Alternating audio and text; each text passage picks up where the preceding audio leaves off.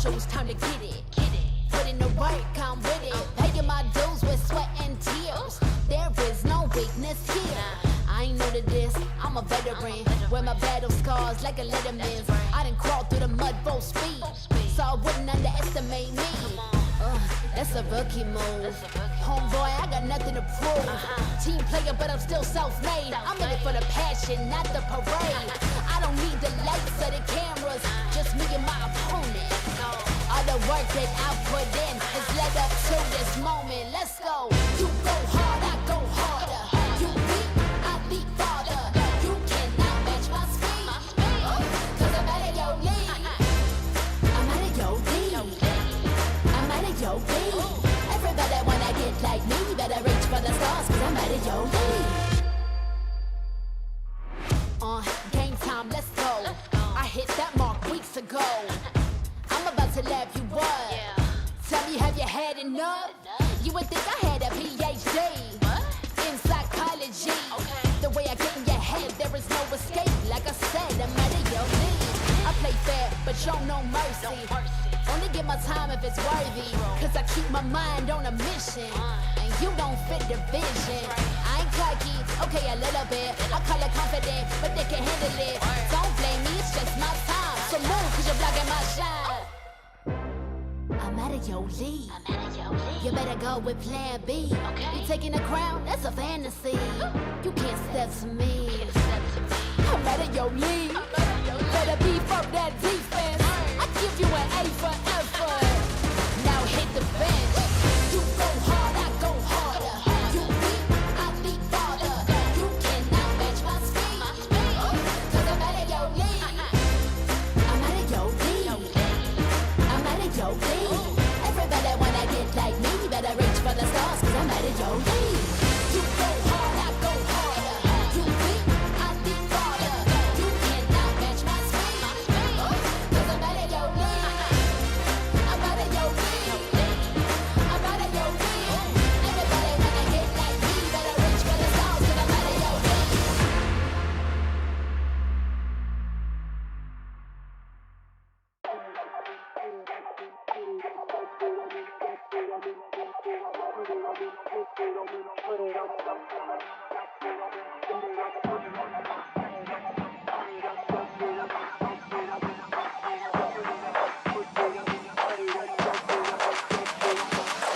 Put it on me, put it on me, put it on, dump it on me, dump it on me, dump it on me, put it on me, put it on, dump it on me, dump it on me, dump it on me, put it on me, put it on me, put it on, dump it on me, dump it on me, dump it on me, put it on me, put it on, dump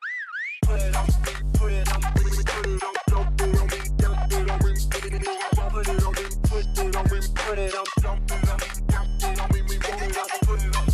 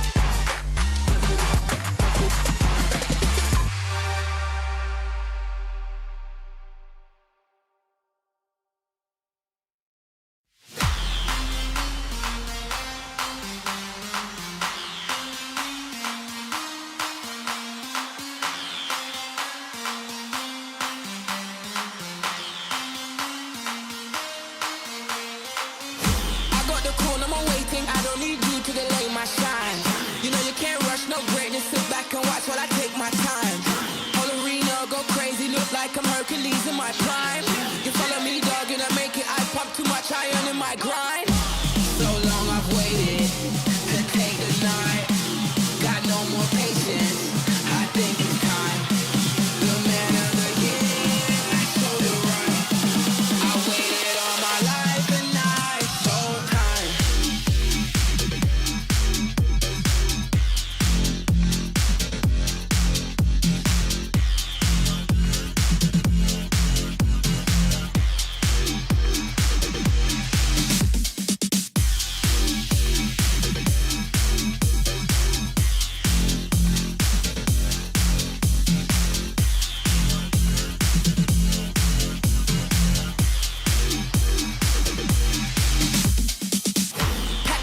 I ain't got no room on stage for no amateur pop stars.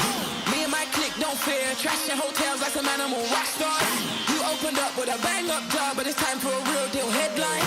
Line so big that I can't find the end. I'm gonna kill this airtime. Don't get too comfy. You make the scene now, they gon' love me. I got the keys now, get your own seat. You must be senile if you think you tag along.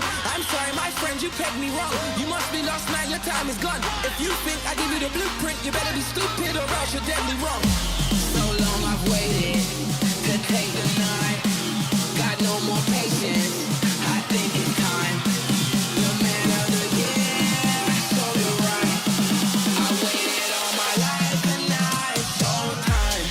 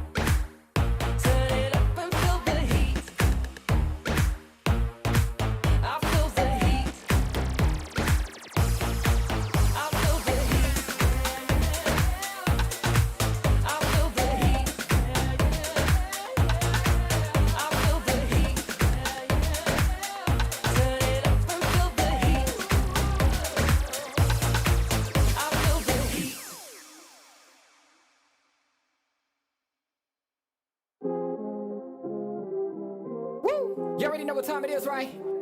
It's your boy Eclipse Darkness. I do this for my people. How I like that. I'm a black, strong man, they can't tell me nothing. What I represent, they try to keep it from me. I done turned a lot of nothing into something. And I'm still out here pushing all they buttons. They can't hold me down, yeah, for nothing. So I'ma stand up. They can't hold me down, yeah, for nothing.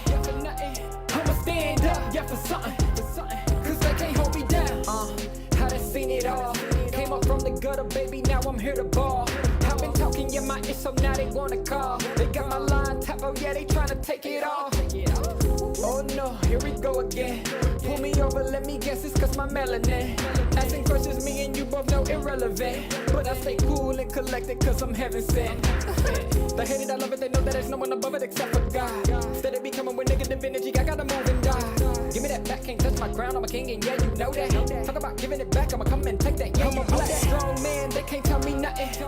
What I represent, they try to keep it from me. I done turned a lot of nothing into something. And I'm still out here pushing all they buttons. They can't hold me down, yeah, for nothing. So I'ma stand up. They can't hold me down, yeah, for nothing. I'ma stand up, yeah, for something. Cause they can't hold me down. Yeah, they know I be about it. I don't do a lot of talking, come and see about it. They gon' try to keep it from you so you don't know about it. I'm a young pharaoh, pick it up and read about it. Here's your opportunity. Telling stories, yeah, to make sure they remember me. Can't hold me down, cause I leave behind a legacy. And don't believe them when they say they who they claim to be. They can't hold me down, yeah, for nothing. Stand tall. They can't hold me down, yeah, for nothing. Stand tall. I'm a black, strong man, they can't tell me nothing. What I represent, they try to keep it from me. I done turned a lot of nothing into something. And I'm still out here pushing all they buttons. They can't hold me down, yeah, for nothing. So I'ma stand up. They can't hold me down, yeah, for nothing. I'ma stand up, yeah, for something. Cause they can't hold me down.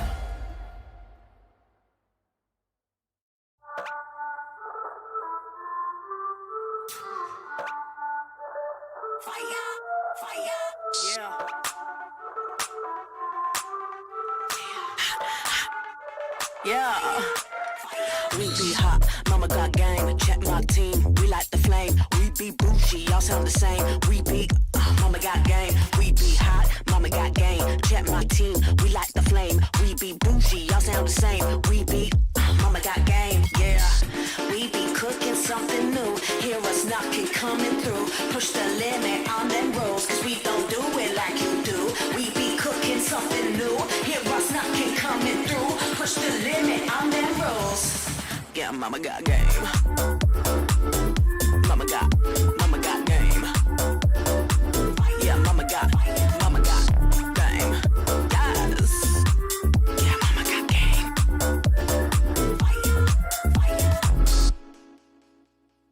Rockin' be rockin' the game. Hear them screaming, they screaming my name. We be up on the fame. We be all of the power, we reign.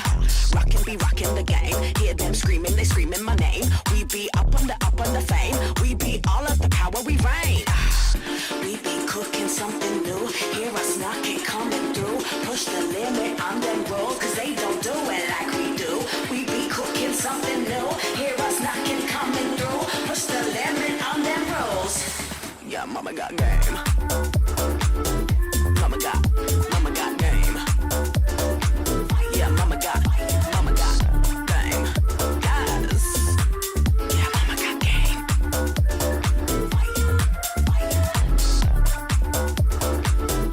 Mama got game.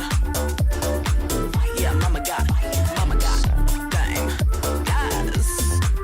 Yeah, mama got game.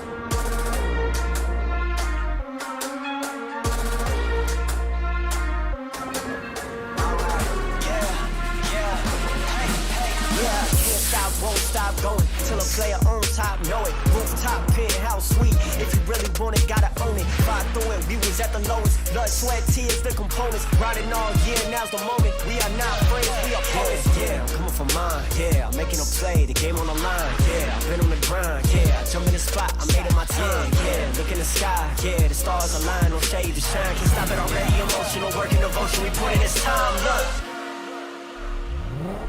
You won't stop my stride. I'll just break your line. I don't tolerate wasted time. You take us down, keep fighting.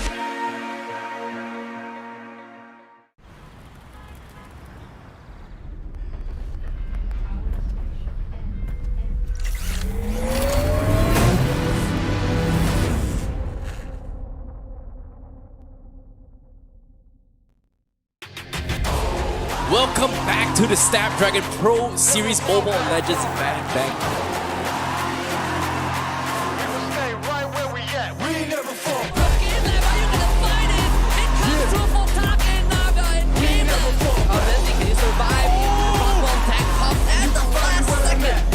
Moria, this might be it. Here comes the Tyrant's Raid. Gang the backslide. Shizo is...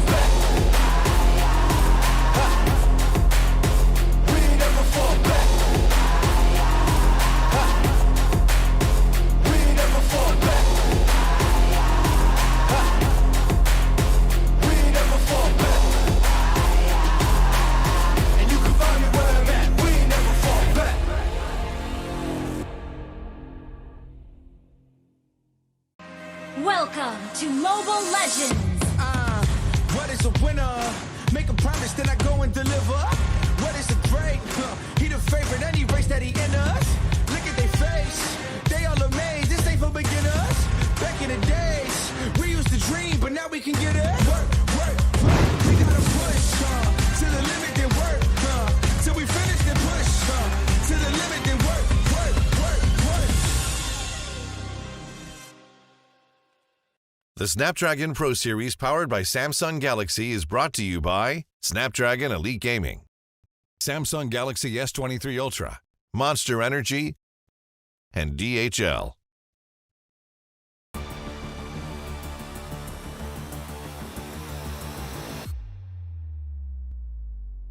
Pero Jay goes in. It looks good. The RWM onto Spider Mouse. They need to get rid of this engagement tool. Final Slash pushes Vex underneath the turn, but he flickers all the way out. So Buck might actually die. Pops the Winds of Nature just in time, so the crossbow tag doesn't kill him. And now Rinder's apathy doesn't connect on anyone, but it's Lord JM, and as well as KZ all by himself.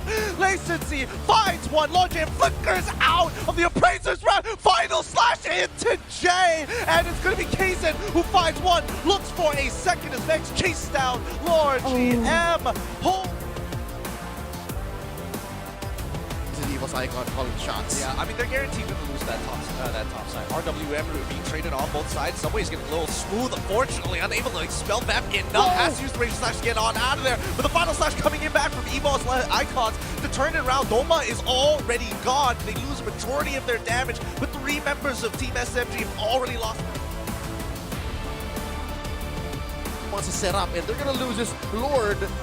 And at least they didn't lose more members, unless... Oh no, Nico! Well, they've already got the kick. I mean, the vengeance is keeping Valdora alive as long as possible. Sasa, one more tick was going to take him out. He ends up dying regardless. Rico gets his immortality pop. Sasa is still trapped in the corner, but the rest of the team has covered for him. Body blocked, in a matter of fact, willing to sacrifice the wave down.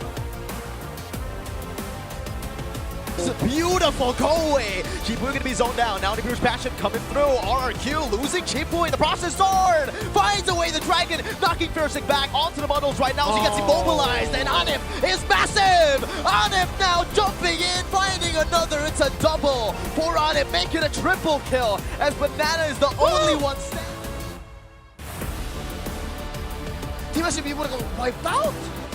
Oh, that's just unfortunate, and now they have a man advantage. Sasa just wailing away at this Lord. Yep, he's penetrating multiple people. Feather Airstrike looking good for the lethal counter, committed onto the kills, and not actually the 50-50. It's getting low, and now it's going to be Sasa. He takes one, but it's Doma who steals away the Lord in time. Sasa wins out that fight, but this one, a triple kill for Sasa. It looks great.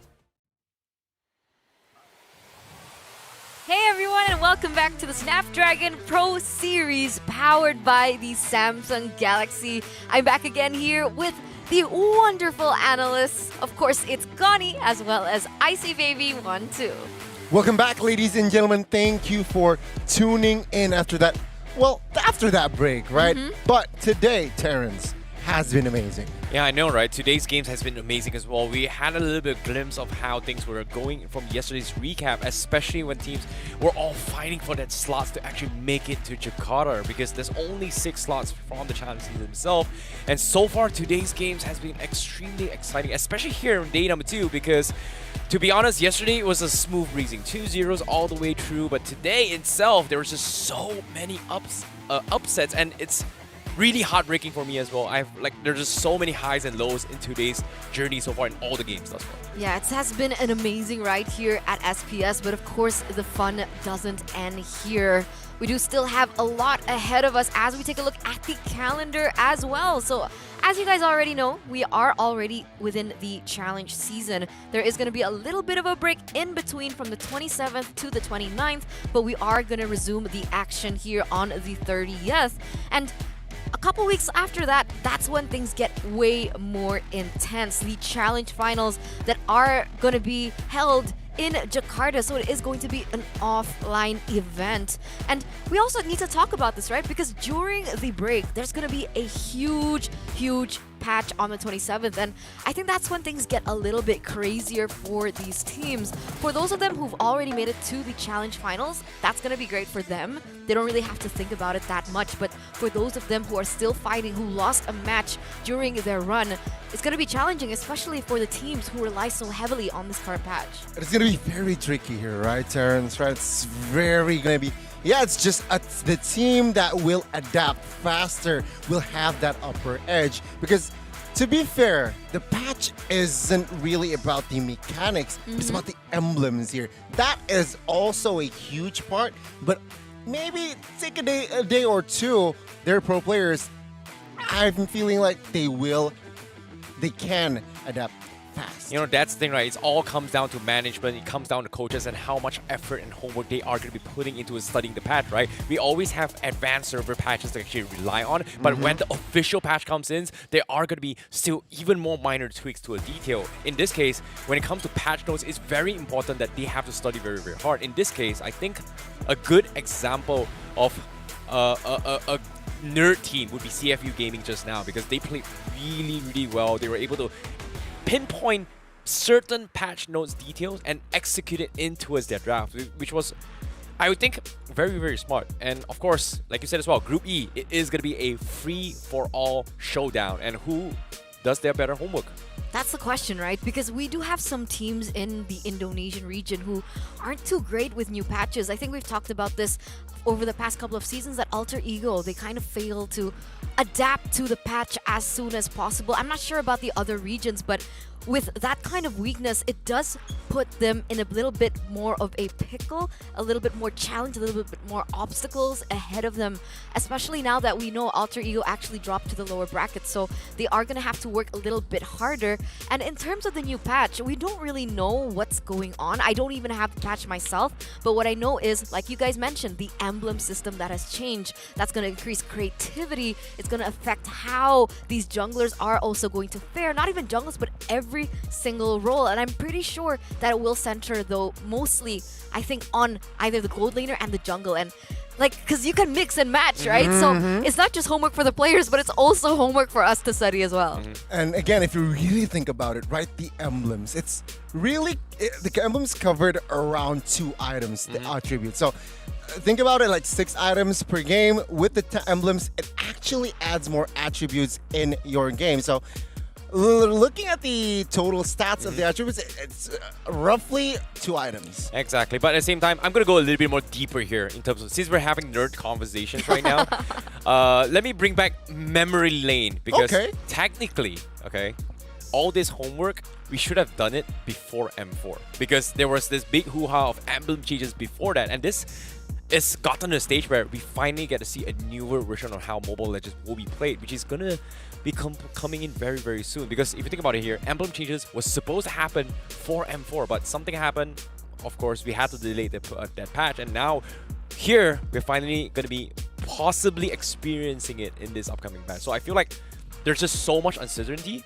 And to bring up to the point you do mention as well, MPL Indonesia, there are a lot of teams that are not very flexible in their adaptability. Same can be said for Malaysia as well, because in Malaysia, in terms of their play styles, they do lean on just, oh, okay, patch note comes in, you know what, let's try out the previous patch heroes and then just go with it. Hopefully, hoping that it still can be reliable. And even today as well, we saw a couple plays as, I think it was Dewa United tried to bring out that Faramis and Digi composition, it just didn't work out. And that's what I find interesting. This is going to be a far-fetched assumption, but I'm usually centering my focus when it comes down to new meta and new patches to the Philippines, right? Yeah. So it really does come to that. Can Indonesia and all the other regions, because we have Cambodia as well, we have Malaysia, we have Singapore, can they adapt and innovate as quickly as regions like the Philippines? You know, in certain aspects, yeah, the teams that is hard to adapt will have a disadvantage. But in some situations, the team that is quote-unquote hard to adapt, it means they have that their identity, right? They have a solid ground of idea, which perhaps, yeah, they're just uncomfortable to step off their comfort zone. Sometimes it works, but of course, in the long run, you have to adapt. Yeah, you do. It's so important, and I keep saying these things even within a series. It's not just adapt to the patch, but you have to also adapt to the players and, you know, adapt to a new format style here in the competition, which is really interesting. And I just heard of it. I had to study this because I couldn't wrap my head around it. But just to remind you guys at home watching, we are at the challenge season once again. We already went through the open qualifiers back in that days. Open finals also done and dusted, and now we're in the challenge season. So we talked about this, right? Who is going to be able to qualify? I think because that the region of the local tournament, the offline tournament is in Indonesia, they do have the 2 slots, right? So that is why we see EVOS Legends in the challenge finals already getting that invitation there. And is there something interesting or something that we need to highlight about this new tournament format? You know what? It seems like even from the 4 phases that you see on the screen, you see 4 different formats, right? Open qualifiers, the teams needs to experience a single elimination. Open finals, they need to experience Swiss 6 round. And in this current phase, they need to experience the GSL format. And later on in the challenge finals, they will experience a double elimination. So it's just so interesting seeing all these different formats. Agreed. And at the same time, I'm going to talk a little bit more from the perspective as a team, or a perspective from a coach direction, right? When it comes to the previous season's format, especially for MPL, etc., there's this thing called the regular season where they are divided into group stages, etc., etc. But in the group stages, usually the top 4 kind of qualifies, the bottom team of that respective group kind of get eliminated. So the difference between that format and this GSL is that format, you can kind of save strategy and then just troll around, you know, intentionally lose the game. It's fine. When you make it a playoff, that is where it matters. But for here, it's a little bit different because if you lose a single game, you are forced to play more games and fight for your qualification ticket, which is a very, very difficult task to do. And based on this here on the screen here, from the open qualifiers as well as the open finals, teams who played more games are put in a very, very disadvantageous position because they are forced to go all out, bring in pocket strategies, review all their compositions to other teams because they have to go all out. And here I thought that the GSL format was more forgiving, right? Because of the double elimination, but it turns out it's brutal on these teams. And usually that's the thing, right? Because usually in the regular season when we talk about our respective MPLs, like these teams do have the ability to hide things and they save it up for the playoffs. But this time, you're really pulling out all the strats that you can get, and maybe that's why we see really incredulous picks, right? Guinevere jungle, that's not something that we're accustomed to, especially in this current meta. What else? Grok EXP is not common as well. Arlet, Rome, okay, we saw that at MSC to be fair, but just, I love it. I just love it. I love the variety indeed, right? It just brings out sometimes the best in teams, but also at the same time the worst in teams when situations aren't in their favor. But then again, in this current format, I love it's new to me, the GSL format, but man, boy, I love the GSL format. Yeah, I agree. You know, when it comes to GSL formats here, it just shows you that sometimes it's not just training your mechanical skills or awareness as well. You also have to train your endurance, which is something that a lot of teams really lack when it comes to competing in international stages. Sometimes it might be flights, it might be this. This gives opportunities for teams, especially for tier 2 and tier 3 teams who do not get those kind of opportunities to kind of experience it, to compete at the best of the best. Because most of the times, why we say, like, hey, new players come in, they don't have competitive experience, is because of the fact that MPL teams are usually the teams that always get those kind of intense tests, you know, stress tests, being put in to prove themselves, if you think about it. And that's why there's a new storyline that's kind of brewing here, right? Even in the challenge season, Evo's Icon, they're an MDL team, and they are now known as the MPL Slayers, and that's a huge title. And without this format, that wouldn't have been possible. They wouldn't have been able to experience all these teams going head-to-head in this current area. But looking at this challenge season, once again, these are the teams that can qualify, and it's going to be up to how they fare in their upper bracket match, because as you know, here our next one up is going to be Bigatron as well as Aura Fire. They are still playing very heatedly and intensely in their current tournament, which is what we're kind of waiting for here. But we also need to talk about this, right? Evo's Icon and MDL team, they're the second team who was able to get and qualify into the challenge finals along with Bren Esports. And that's Bren we're talking about, a former world champion, M2. They were also able to get the gold medal for the Philippines in the SEA Games as well. And I love that Evo's Icon are given the opportunity to learn from this experience. Exactly. And at the same time as well, Evo's Icon, if you think about it here as well, there's just so much tattletales, there's so much rumors, there's so much gossip around. Hey, some say Evo's Icon is better than the main team from Evo's Legends because of the fact that, I quote from Merkel once again, they have screamed each other multiple times, and out of 50 games, they have won almost more than 40 of the games against Evo's Legend, which is very concerning. But at the same time, it just shows you how hungry they are to demonstrate that they can be one of the best of the best. The drive that this young kids have is just impeccable, right? And again, it showed in this current tournament where they just, in this current phase, they won 2 matches in a row. So there you go, you deserve that spot. But then again, their job or their journey is far from over, because there's another phase coming in where, take a look at your bottom part of the screen, the 6 invited teams are waiting, right? Onyx, EVOS Legends, RSGSG, Burnex, Todak, and Echo. All 6 teams looking hella scary. Yeah, and they're all finalists. They won. They're champions of their respective region, right? Onyx was first place. They just won MSC as well. They were able to win it against Echo and Blacklist. And for EVOS, they have a lot of things that they can be proud of in their own right as well.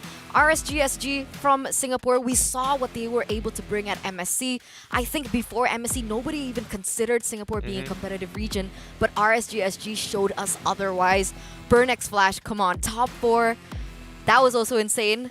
Todak and Echo, also #1 in their own respective regions. You know, I like that HKG slowed down for Todak a little bit more. But I want it to be respectful. I understand, I get it. But at the same time, it just shows you how Mobile Legends has grown and evolved to an ecosystem where we have starting to mature and give more opportunities to the player base itself. Because if you think about it here, who would have thought Mobile Legends would have gone this big, from changing formats, introducing new games, new teams, and franchises, etc. from multiple regions? It just shows you that there's just so much you can talk about when it comes to esports. There's just so much to watch, because when it comes to competition, who doesn't want to showcase their skills? In this case, who says esports isn't sports?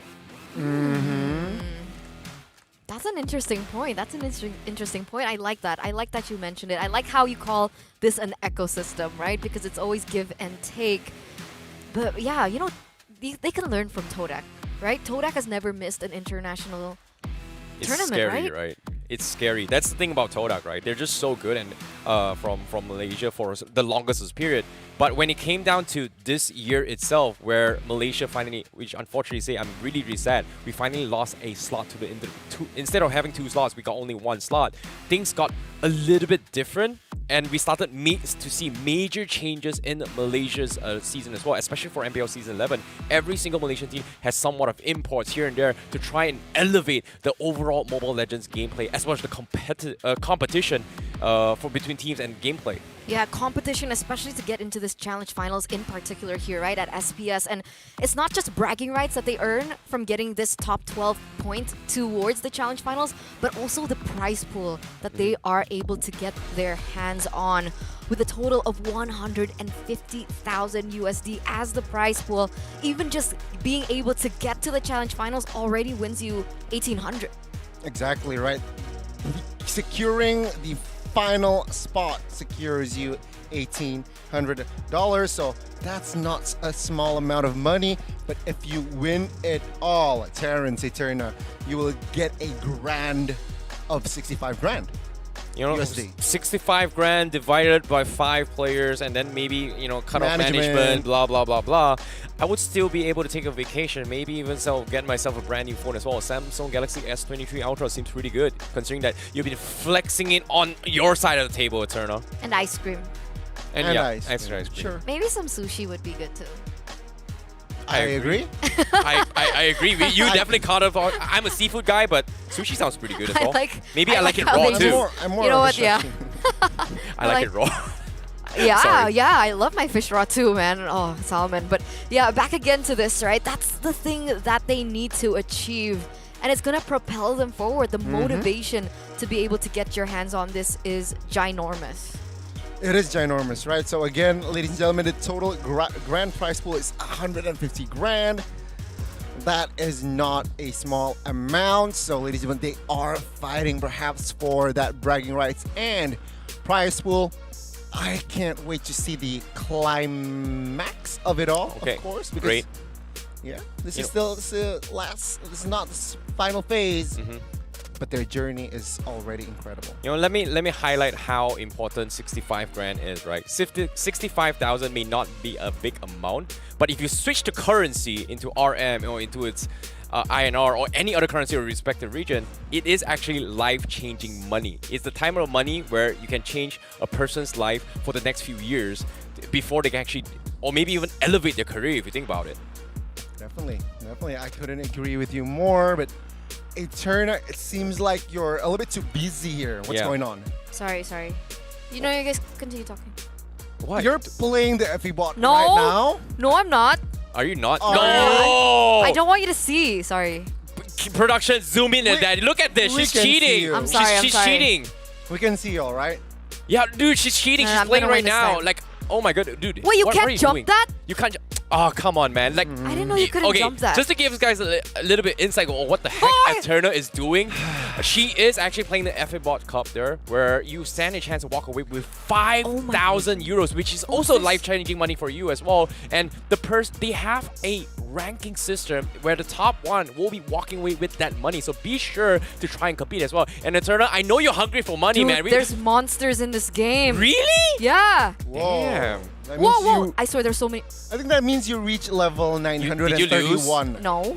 Okay. You lost, didn't you? No, I didn't. Why didn't you show your screen? You're just embarrassed that you No. started a new game, didn't you? No, this is the same game. All right. I'm at 214 points. 214. That's not a lot, I believe. Yeah, you still got a long way to go. You know, if I do recall, rank 1 was the last time I checked the leaderboards, it was about 40,000. I'm not exactly sure. Really? Yeah, it's pretty high. Oh man, I died again. Oh, fine. Okay. The producer said that we need to recap the brackets now. Oh yeah. Maybe I can play again while we recap onto this. But here it is, Group A once again. Like we mentioned before, we have already crowned our finalist here, Bren Esports from the Philippines, our former M2 World Champs. And of course, the gold medalist of the SEA Games this year is going to get their momentum, their journey just propelled forward here in the SPS journey.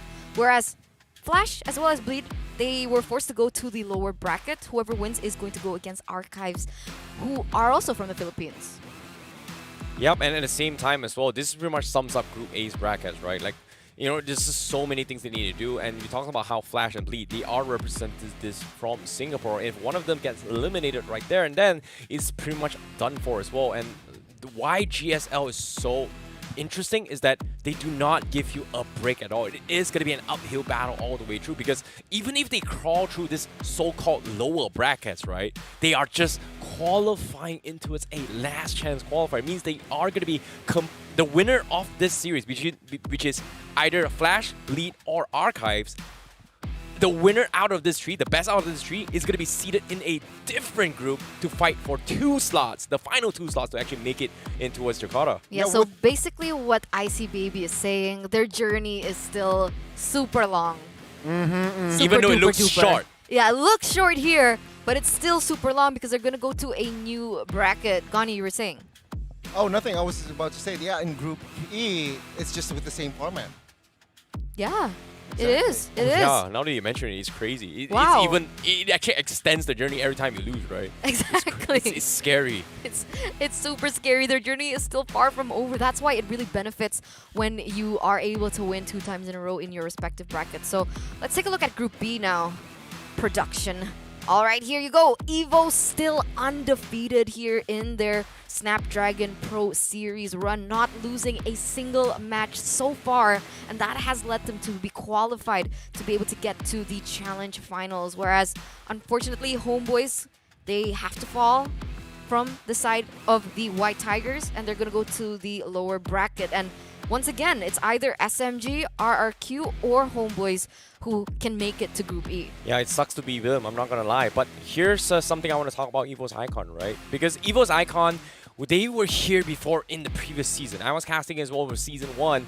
I was very surprised. They didn't look as strong as this. And here's a little bit of a spice for you guys to bring into Jakarta. Evo's Icon made it from the open qualifiers, came all the way here and took the slot to the Grand Finals. Imagine this. Imagine if Evo's Icon becomes the SPS Grand Final channel. That is the true Cinderella story. That's going to be crazy. That's going to be crazy Imagine. indeed, right? Yeah, I mean, looking at their journey, sure, it's still long, but they're on a positive trend, right?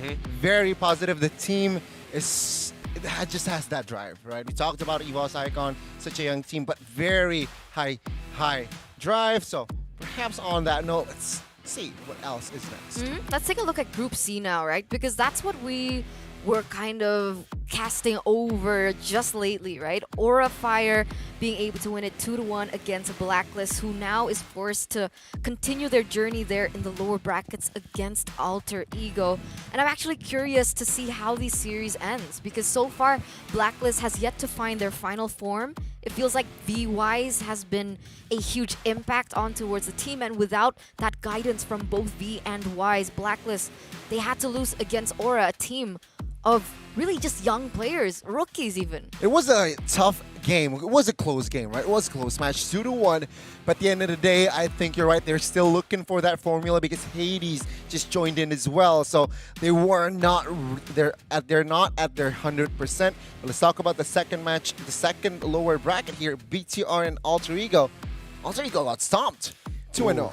That was something that I didn't expect as well, because considering I expected it to be a 2-1 finish kind of situation, but it seems like Alter Ego just completely got outdrafted from the side of BTR. However, that pretty much sums it here, because we are going to be jumping into this BTR versus Aura later on. Now, let's talk about the next bracket right now, which is Group D, and this is something that we just watched before this break.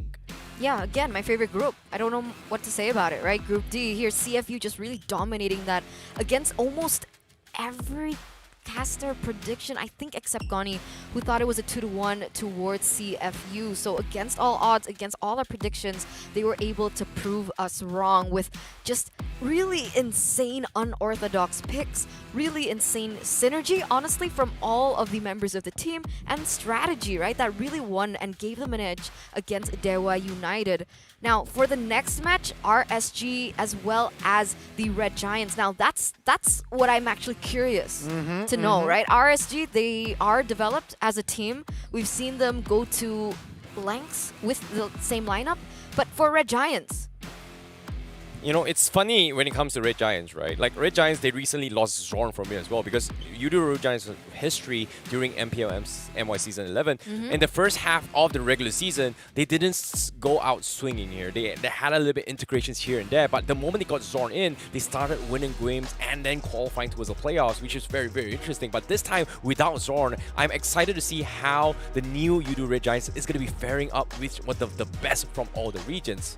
Yeah, and that's why for tomorrow's matches, it should be 3 games. But to take a look at today's schedule, once again, to refresh your memory, we have gone through 4 distinct matches that were very action-packed and surprising to everyone who was watching, and even the casters as well. But we are still waiting on the last match of today.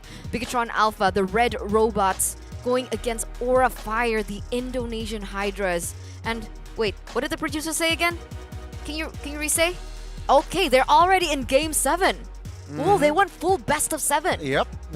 Oh, they went 3-3, so they're going for that last win. Wow. To be crowned the champion. Wait, so potentially both of these teams... Wait, what's... Okay, Aura Fire played more games, right? 2 plus 7? 3. 9? Aura Fire went full. So 13, potentially. 13 games potentially today for Aura Fire, 11 for Bigatron. Yep. That's a lot of games. That's the thing, Are right? they okay? This is why I keep bringing up mental fortitude, willpower, fatigue, stamina. It all comes into play because it's very important. Without all these things, you're not going to be able to compete with one of the best. And here's a little bit of a small tip for those pro players aspiring to be the good ones. Okay? Okay, what is it? You don't just need to be good in Mythical, to be good at the game and push rank for Mythical Glory. Most importantly, you gotta work out and train your stamina. Go running, man. Train your cardio. You know what? Okay, sure. Yeah, you gotta work out. You gotta work out. Okay. If you're not physically fine, how can you play the game? Okay, physical, I get it. But you also have to be strong in your mental aspect and, well, emotional, right? Because sometimes, yeah, you just play, doesn't really tire your fingers. Sure, 5 minutes break, done. But mentally. Let me ask you this, right? Okay. Can you do 50 push-ups? I can. Well, not now. Okay. Not at this What's stage. your maximum push-up? 100. In one go or in a couple? In one go. In one go, maybe 25. Okay, maybe 25. Try. How do you test your willpower and your mental fortitude? Is when the 26th push-up you do is considered the first push-up. I get it. You gotta keep pushing from there. That's how you train. That's why you gotta work out. And best part, if you think you don't have energy, drink Monster Energy. Right, Eterna? Monster Energy? No. 6 out of 10? No. 0. 26 as your first push-up. No, it means like usually, let's say... You have to push your limit first. And when your mind says like, oh my god, my body is exhausted, it hurts and everything. Under all those pressure, you start pushing. That's where the real training actually begins. Yeah, I don't understand. But I do understand something. What?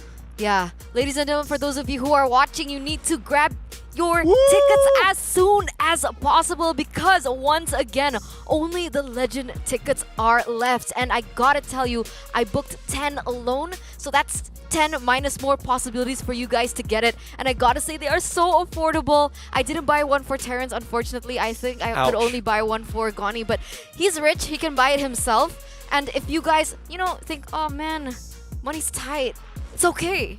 Go ahead and get your raffles, right? Check out the website down below because you guys have the opportunity and the chance to win 2 free tickets as well as 2 free exclusive SPS merchandise. And I gotta say, that's a steal deal. And if you're wondering, wait, who should I go with? You guys can ask Icy Baby. Icy Baby has got it all, right? Yeah. I mean, you can ask He for needs a anything, partner. basically. What do you mean? You need someone to go with, right? No. Like, even if you win, you only have 1 ticket and you don't know who to go with. So, like, you can Why go not? with them. I will play the DHL FIBOT, win 5,000 dollars, buy You're rich myself a already. ticket You can. Indonesia, buy myself a ticket for the Legend tickets, and then go to Jakarta No, to you watch can't. the one of the best. Why not? Because I'm going to be number 1. Oh wow, really? You see me practicing? You do, but guess what? Yeah, what? I need a Samsung Galaxy S23 Oh, to be that. You're yeah, I can't help cheating, you. bro. You're just better with I'm the sorry. Snapdragon chip, sister. I'm sorry, with that I can't help you, right? Because they only gave it to like one of the talents. I'm And then that jealous. talent is me and Gideon. Yeah, why is life so unfair? Why can't I be born as Eterna? I don't know. I don't know. I think a lot of people ask themselves the same question. Why can't I have purple hair? That's my only wish, right? Why The can't I hair. have long hair? The hair. There's a lot of purple-haired people now. Nope, only you. No, because there's No, Yaoi, there's no. Rex. No, in the world it's just you. Really? I checked. Oh, Really? They changed their hairstyle. Damn, you're good. Your analysis is pretty spot on as well. I didn't catch that at all. That was big brain. Poof. I wonder how the Bigatron and Aura Fire game is going.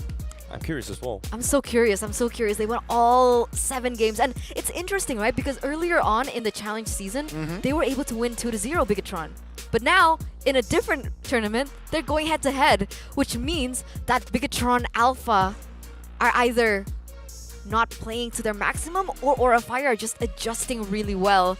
And with that being said, I think we're gonna go through a break first, ladies and gentlemen. We're gonna be right back to give you the best Mobile Legends action between Aura Fire as well as Bigatron. For those of the teams, good luck. We gotta push to the limit then work till we finish then push to the limit then work.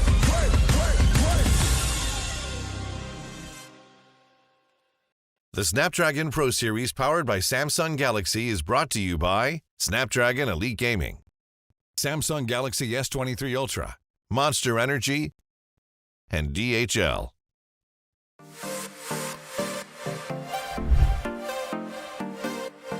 Hello, my name is Declan and my IGN is Deck.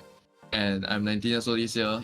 I'm the jungler for Bleed Esports. My journey has been really fun ever since I started in the competitive scene. Even though I was sub for about 2 seasons of MPL, but throughout those 2 seasons I learned a lot and eventually ended up in Bleed and being the main roster of Bleed. I went through a lot of exciting experiences in Bleed where I got to play on the big stage, and it just felt really good to hear like my name being said out by the casters when I made a big play. So I started my journey in Season 3 in RSG where I played a couple of matches, but I was mainly the sub. And after Season 3, I decided that I should sit out for Season 4 because like I was still inside RSG and I was sub. So like I sat out throughout the whole Season 4 where I talked with Bleed and I eventually moved to Bleed Esports during Season 5. Yep, and now I'm here. I just felt that I could be more than what I was last time when I was still playing ML casually, and I felt that I really wanted to play on the big stage. That's why I decided to trial for MPL teams, and when I eventually got in, I just felt that I could actually make a name for myself when doing this thing that I actually like. I think being a Singaporean and a professional gamer is really tough because there is a hard time balancing between school and playing games professionally, because the amount of training you need to catch up with those that are doing this game full time or like are really talented is very time consuming, and I feel that to be able to find that balance is very difficult for a Singaporean. But other than that, I feel that there's a bit of adjusting I had to do when I first played seriously, because the trainings I was really behind in training and like I had to learn a lot. Yeah.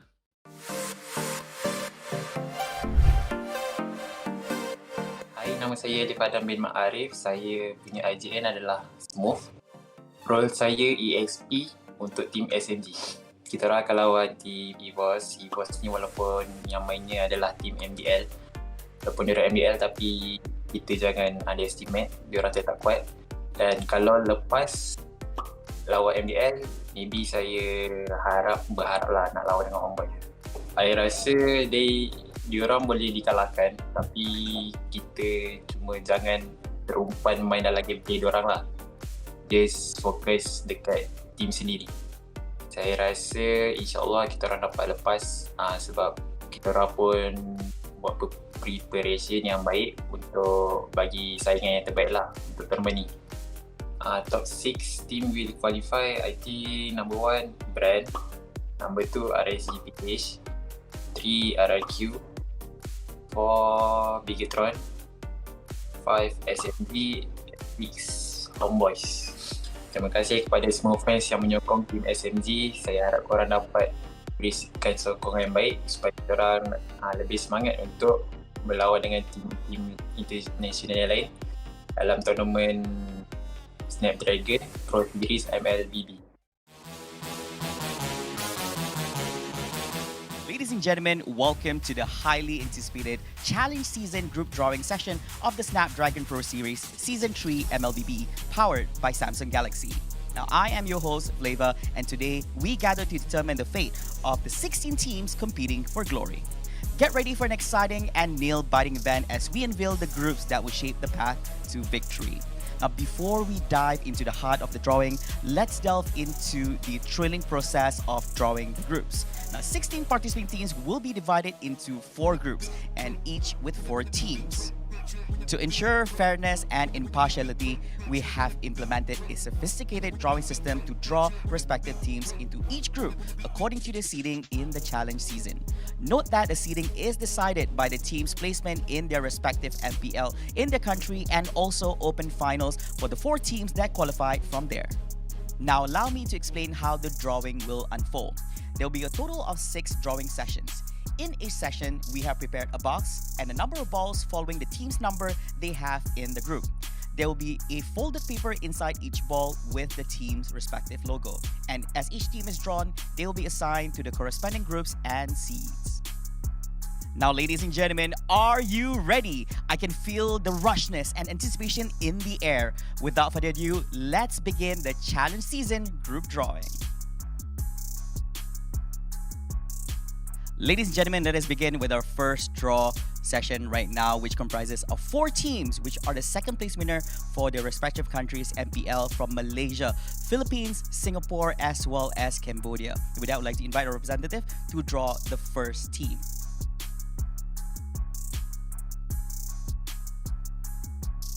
And the first team is Team Flash from Singapore. Now, Team Flash will be placed in Group A as the first team. Now let's have a look at which team will be placed as the first team in Group B.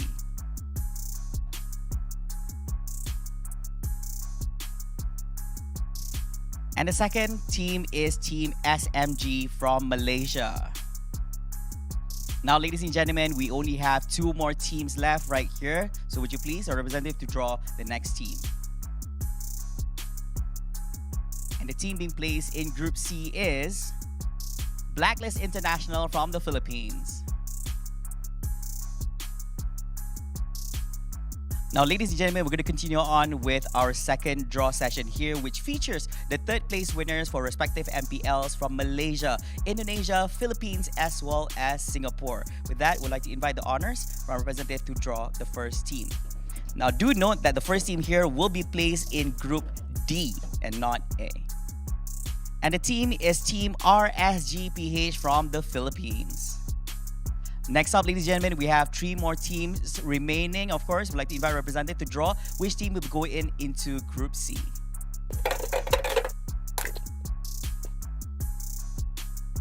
And the next team is Team Alter Ego from Indonesia. And of course, ladies and gentlemen, we have 2 more teams remaining here for our second draw. And of course, what we have left is actually our representative from Malaysia as well as from Singapore. Now, the next draw here will be placed in Group B, whereas the team that has not been drawn will be placed in Group A. With that, we'd like to invite to draw. And the team that will be placed in Group B is none other than Homeboys from Malaysia. Ladies and gentlemen, for our 3rd drawing session, as you can see here, we have 2 balls being placed in the box, which means that it represents 2 teams, which are the 4th place winners for MPL Indonesia as well as MPL Philippines, which means that we have Team Brand Esports as well as Team Rex Regum Kion or RRQ. With that, we'd like to invite our representative to do the draw. Now, do keep in note that the team drawn here will be placed in Group A, whereas the other team that's not being drawn will be placed in Group B. and the team is Team Brand Esports from the Philippines. Into Group A, which means that Team Rex Regum Keon RRQ will be placed in Group B. And of course, ladies and gentlemen, we have come to the fourth drawing session, which comprises of two teams. One of them is actually the 5th place winner of MPL Malaysia, which is none other than Yudu Red Giants, as well as we have the 5th place winner of MPL Indonesia, which is Team Bigatron Alpha. So the first team being drawn here will be placed in Group C, whereas the other team not being drawn will be placed in Group D. With that, I would like to invite representative to draw the ball.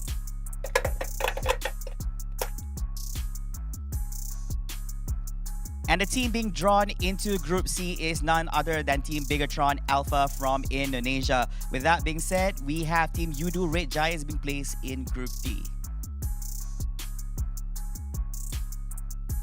We have finally arrived to the 5th draw session here. And of course, as you can see here, we have two balls representing two teams, which are the top two teams in the open final, which is Team GPX as well as Team Aurafire, and both teams are from Indonesia. And the first team being drawn here will be placed in Group D, whereas the team that is not being drawn will be placed in Group C. With that, would like to invite the draw.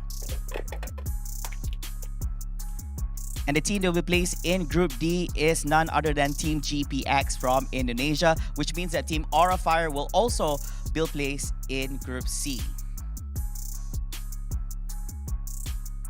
And of course, last but not least, ladies and gentlemen, we have come to our final draw session, which is the 6th draw session, where we have our final remaining two teams. Now, these two teams are actually the 3rd and 4th place in the open finals. We have Team EVOS Icon as well as Team Archive Esports. Now, EVOS Icon is from Indonesia as well as Archive Esports from Philippines. Now, the first team being drawn here will be placed in Group B, whereas the other team that's not being drawn will be placed in Group A. With that, I would like to invite the final draw.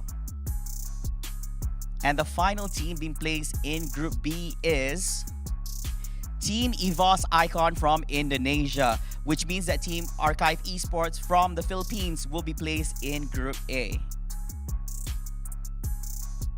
And there we have it, ladies and gentlemen. The groups for the challenge season have been determined, and let's take a moment to appreciate the thrilling matchups and exciting rivalries that will unfold on the battlefield. As we conclude this exhilarating group drawing session, I want to extend my best wishes to all the teams competing. May your strategies be sharp, your teamwork exceptional, and your determination unyielding.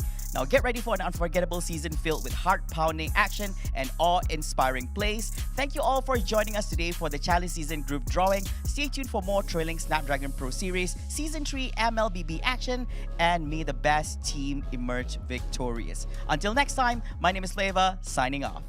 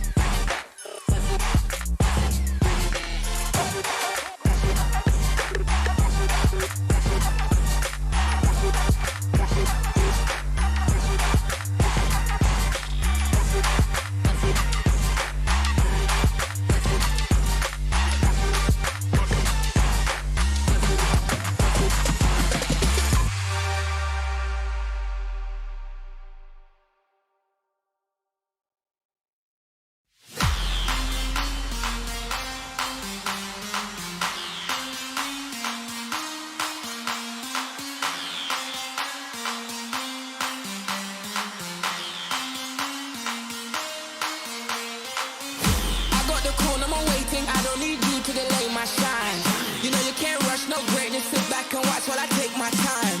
Whole arena go crazy, look like I'm Hercules in my prime. You follow me, dog, and I make it. I pump too much iron in my grind. So long I've waited to take the night. Got no more patience. I think it's time. The man of the year, show the right. I waited all my life and now it's so time.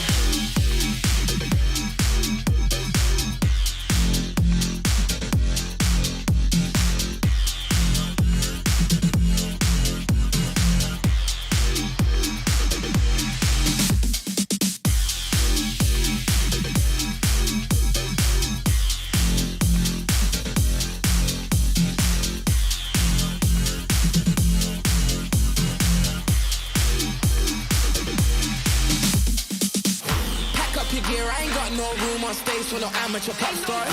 Me and my clique don't fear, trashing hotels like some animal rock stars. You opened up with a bang up job, but it's time for a real deal headline.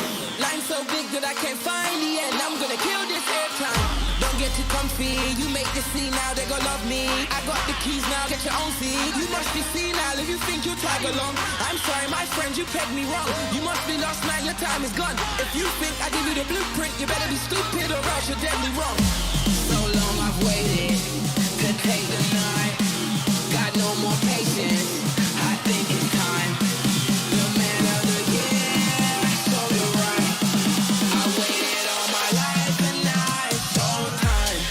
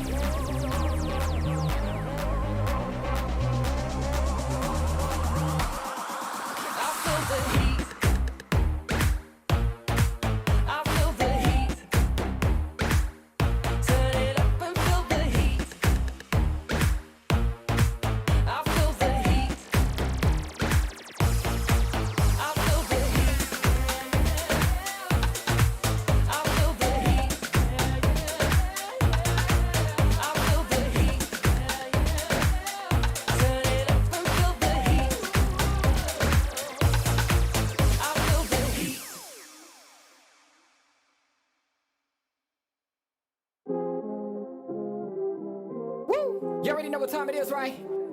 It's your boy Eclipse Darkness. I do this for my people. How I like that. I'm a black, strong man, they can't tell me nothing. What I represent, they try to keep it from me. I done turned a lot of nothing into something. And I'm still out here pushing all they buttons. They can't hold me down, yeah, for nothing. So I'ma stand up, They can't hold me down, yeah, for nothing. I'ma stand up, yeah, for something.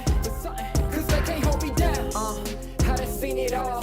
Came up from the gutter, baby, now I'm here to ball. I've been talking, yeah, my ish, so now they wanna call. They got my line tap, oh yeah, they tryna take it off.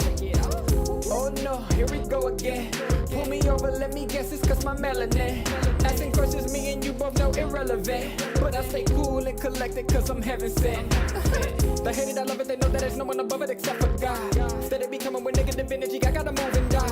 Give me that back, can't touch my crown, I'm a king and yeah, you know that. Talk about giving it back, I'ma come and take that, yeah, I'm a black, strong man, they can't tell me nothing. What I represent, they try to keep it from me. I done turned a lot of nothing into something. And I'm still out here pushing all they buttons. They can't hold me down, yeah, for nothing.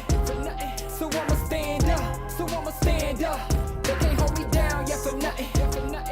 I'ma stand up, yeah, for something. Cause they can't hold me down. Yeah, they know I be about it. I don't do a lot of talking, come and see about it. They gon' try to keep it from you so you don't know about it. I'm a young pharaoh, pick it up and read about it. Here's your opportunity.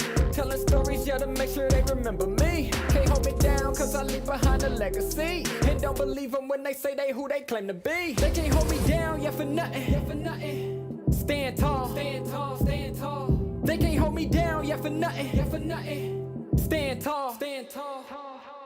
I'm a black, strong man, they can't tell me nothing. What I represent, they try to keep it from me. I done turned a lot of nothing into something. And I'm still out here pushing all they buttons. They can't hold me down, yeah, for nothing. So I'ma stand up. They can't hold me down, yeah, for nothing. I'ma stand up, yeah, for something. Cause they can't hold me down.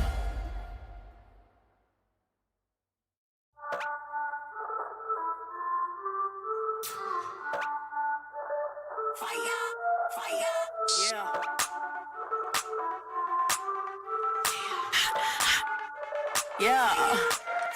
We be hot, mama got game. Check my team, we like the flame. We be bougie, y'all sound the same. We be, mama got game. We be hot, mama got game. Check my team, we like the flame. We be bougie, y'all sound the same. We be, mama got game. Yeah. We be cooking something new. Hear us knocking, coming through. Push the limit on them rolls, cause we don't do it like you do. We be cooking something new. Hear us knocking, coming through. Push the limit on them rolls. Yeah, mama got game. Mama got game. Yeah, mama got game. Yes. Yeah, mama got game.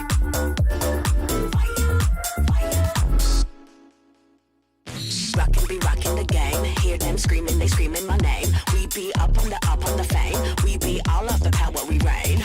Rockin' be rockin' the game. Hear them screaming, they screaming my name. We be up on the fame. We be all of the power, we reign.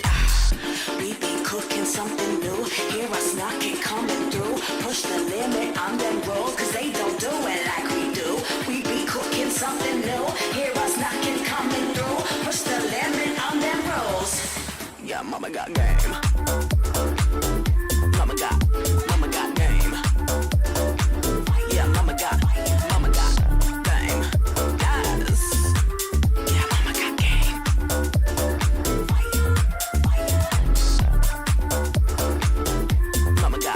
Mama got game. Yeah, mama got game. Yes. Yeah, mama got game.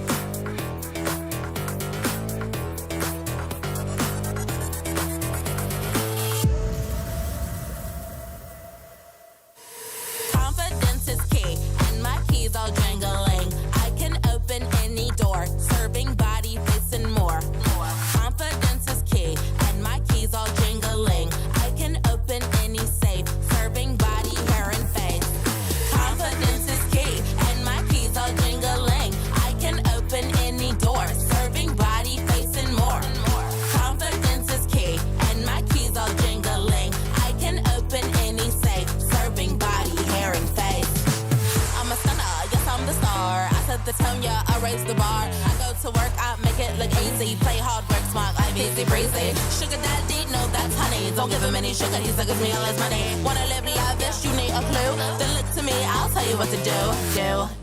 Repeat after me. Confidence is key, and my keys all jingling. I can open any door, serving body, face, and more.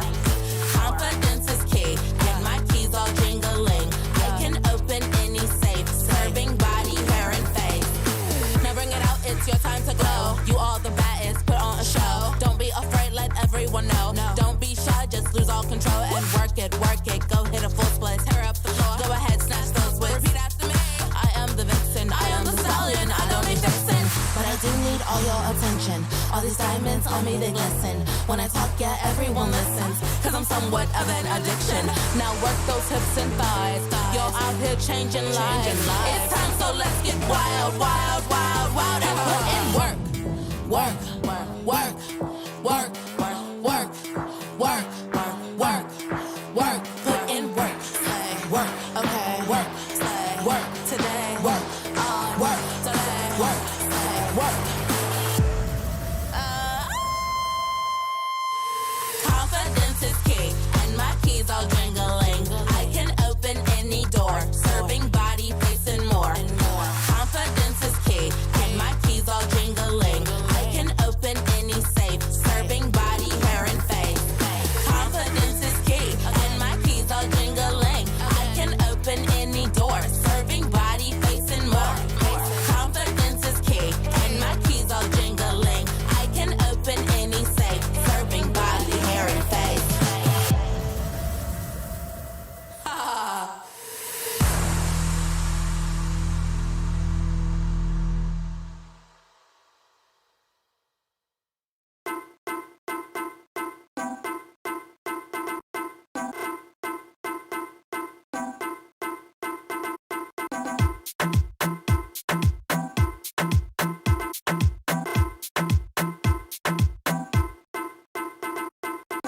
Number one in the street, so that one a bang bang. Everybody touch a road, everybody bang bang. Then I wanna so neat, everybody bang bang, bang bang, bang bang. This I wanna so good, this I wanna bang bang. This I wanna so wicked, everybody bang bang. Sun a shining, everybody bang bang.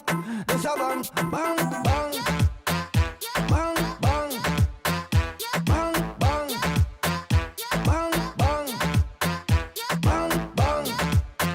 Bang, bang, bang,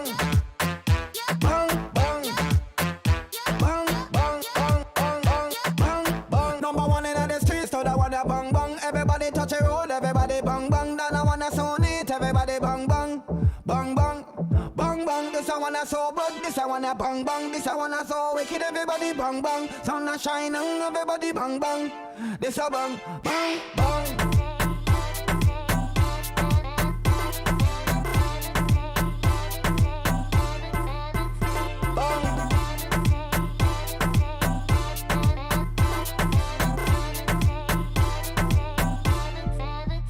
Bang, bang, bang, bang, bang, bang, bang, bang, bang, bang, bang, bang, bang, bang, bang, bang, bang, bang.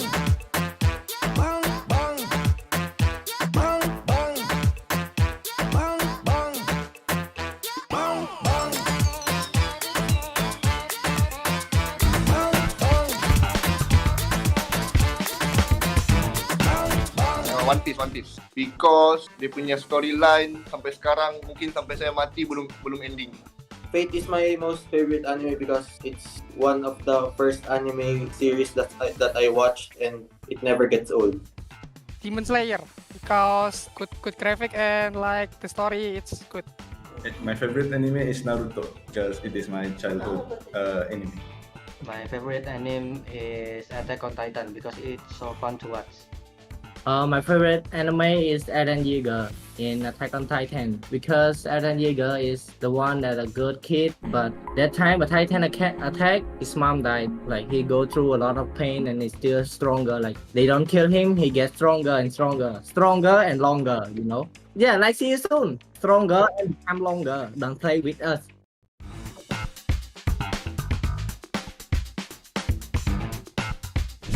pizza from Pizza Hut, and the menu is chicken lover because it's very tasty. Burger from McDo because we always order McDonald's. My favorite food is noodles. In Indo mie ayam karena enak bro. In Khmer it's fine, but everybody is want to come here from another country is Prohok. You guys know about that. It's not spicy, it's not sour, it's not sweet, but I don't know how to describe. A little bit salty. You can eat with rice, white rice. It's good. Nasi lemak because I like the type of food that fits me lah. Saya ni jenis yang makan apa yang ada. My favorite food is orang yang masak tu orang yang kita sayang.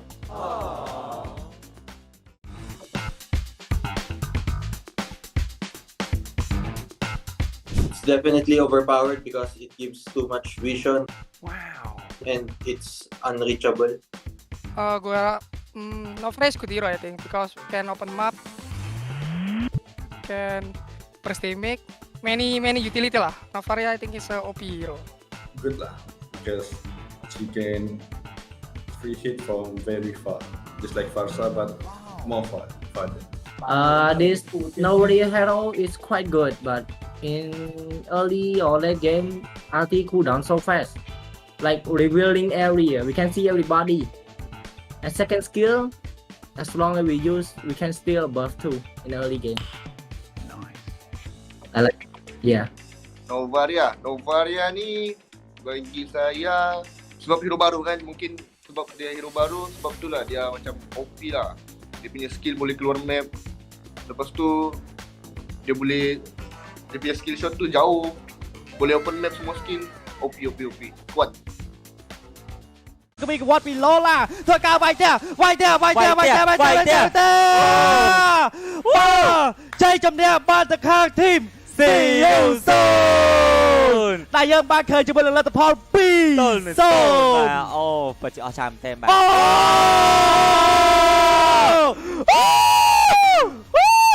ราสมาร์ทว้าวเนี่ยเลือกเปลี่ยนไปอะไรปีโซนเป็นอะไรที่สันไม่ราสมัครเปิดจีดมาภาษามันดื้อมาตรงไอ้เลยlạiดื้อđó thì với cáiดื้อcái chưaดื้อthòng nè thằng mấy đây chân nghe thấy ai cả sám này boss Selamat kembali ke Snapdragon Pro Series Mobile Legends Bang Bang. Might be a chance straight to the bag and they found the dive. Menerbangkan seorang Sorizo, tapi sorry Jack.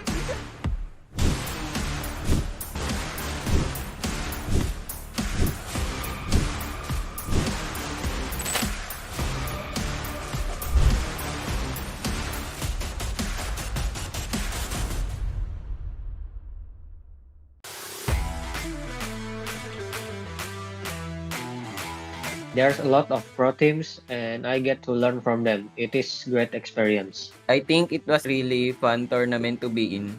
I get to fight with some of the best players out there. This tournament is a really good opportunity for us who are not in MPL yet and not competing on a world stage because it will help us to get an experience on competing against other countries and learning from it. That's why it will help us to be more confident in ourselves because we're winning in every game. That's what it matters. My thought on this tournament was very outstanding because it gives people a chance to fight against other countries. I wish it will be held offline and meet my fans. I wish there are more MPL teams to join the tournament so I could have a battle with them. I think SPS will be more competitive. There's gonna be a lot of teams that will join in the tournaments, such as MPL teams, and I hope it will be held offline because I also want to destroy them in a offline tournament. I think SPS MLBB will bloom in the future because this tournament is truly an opportunity to fight other countries, and it was a most exciting journey to be part in this SPS MLBB tournament. Thank you Samsung and SPS for the amazing tournament. I very enjoyed a lot. Thank you Samsung and SPS for this amazing tournament. It truly gives us players some opportunities. Thank you Samsung and SPS for the amazing tournament. I enjoyed it a lot. I would like to thank Samsung and SPS for this amazing tournament because it's really a pleasure to play in this league and it really helped us to be more good in the game because there's a lot of competitive teams around there that we get to play and we absolutely destroyed them. That's why we're more confident now and yeah, we're ready to destroy the other teams. I love you, Samsung.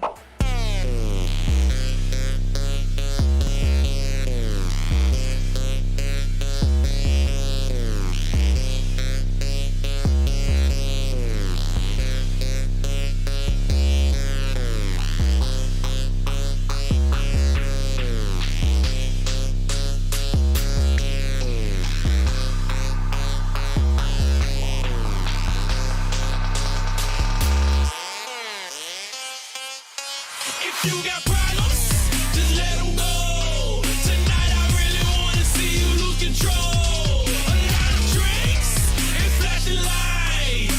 Don't just make you wanna go and start a fight. Don't it make you wanna dance and hit the floor. Make you throw your hands and drink some more. We tearing up the club until it close. Tonight I really wanna see you lose control. I thought in this spot tripping out with my crib. Me and my people get broke while we don't like following rules. Swerve crew, standing on couches and tying our shoes. Bands laced up, and when they be drumming, you know we gon' do what we do. Turn up, turn up, turn up. And we gon' keep going until we start seeing the sun come up. And I'ma keep drinking whatever they keep putting up in my cup. And please tell me if I am tripping, but I think I can send my cup on the top of a butt. We don't ever do a lot of sleeping, partying all night and every weekend. Tearing up everything that we geeking. The party loving, you know we the reason. 2 cuddles, drinking, impaired, stinking. That your couch is semen, so we jump high 'cause I'm beaming. I just wanna see you put your hands up to the ceiling. If you see a hater, tell them get up out they feelings. Tonight I wanna party, put my feet all in the couch. Please don't make me come and stop the taste about your mouth. If you got problems, just let them go. Tonight I really wanna see you lose control. A lot of drinks and flashing lights.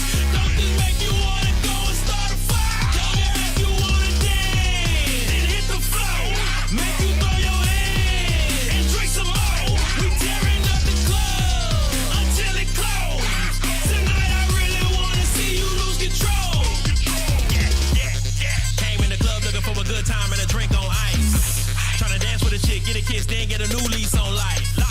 And the party real live and the DJ live with the neon lights. And then I had to start bumping the guns and telling me about something that he just don't like. Listen, homie, I ain't here for that, and ain't hearing that, and ain't really in the chitter chat. You get to talking all that jibber jab, then I'ma hit you with a bit of jab, and you been feeling every little bit of that. So back up, this is not your house and not your table, homie, this is not your couch. Too cool, but trust I am not no slouch, 'cause I will knock all the taste right about your mouth. It'll get real crazy, the party pumping, music intense and your heart is jumping. So you may wanna head to your car or something, you don't wanna be the one getting stumped for nothing. I be turning up in every single place that these people try to invite me in. They don't start problems, but when they start with me, they gon' have to come fight me then. I just wanna see you put your hands up to the ceiling.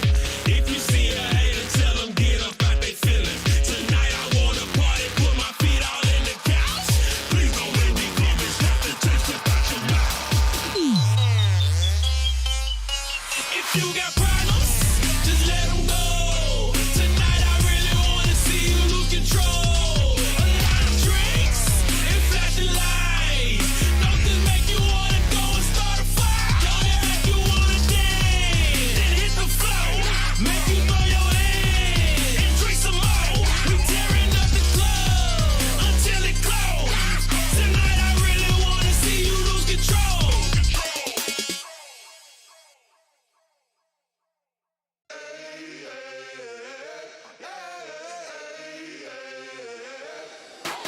Call the Babel out, call the priest. Back to life, I'm under siege. Breaking the chain, unleashed. My true power released. Reached my hand into the sky and made the stars align. 'Cause when I left it down to fate, it was taking up too much time. It's a miracle, it's a curse. I will not be deterred. If you predicted the worst, bon appetit, eat your worst.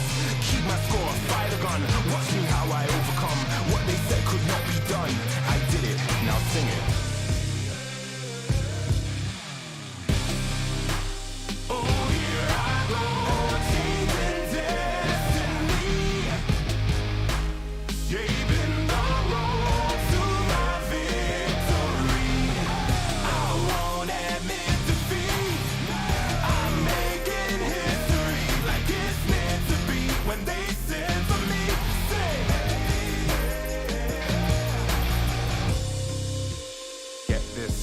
witnessed the birth of a legend. The past tried to trap me too bad. My future beckoned, I crashed, and yes, I burned. Hardest lesson that I learned was how to take a fall and crawl back out the dirt. Now I'm back from the grave, revived. Time after time, they tried to take my life, and still I wouldn't die. Survive, now come salute him. No man can dispute him. Back and I am biting, street fighting, Ryu Hadouken. What they said could not be done, I did it. Now sing it. Oh, here I go, changing destiny,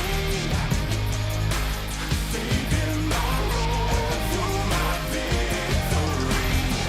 I won't admit defeat. I made it history like it's meant to be. When they said for me, say no man can dispute him. Might as well salute him. What is written isn't done. Watch me how I overcome.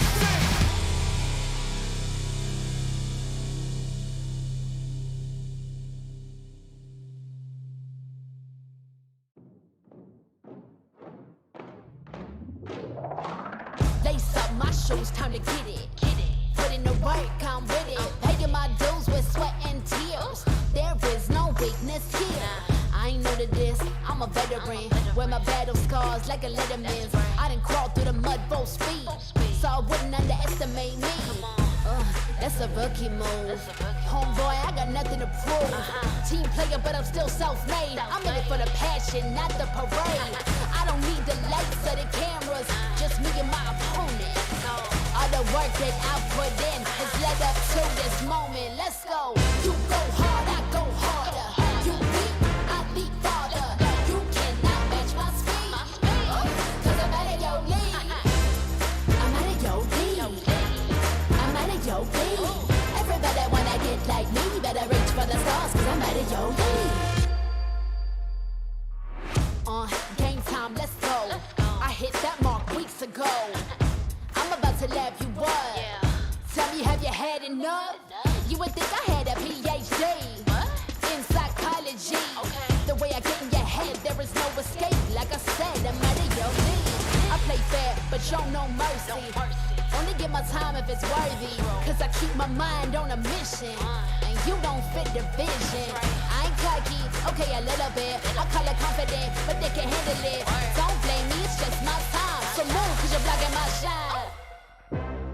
I'm out of your league. You better go with plan B. You taking a crown, that's a fantasy. You can't step to me. I'm out of your league. Better beef up that defense. I give you an A for effort. Now hit the bench. You go hard, I go harder. You leap, I leap farther. You cannot match my speed, cause I'm out of your league.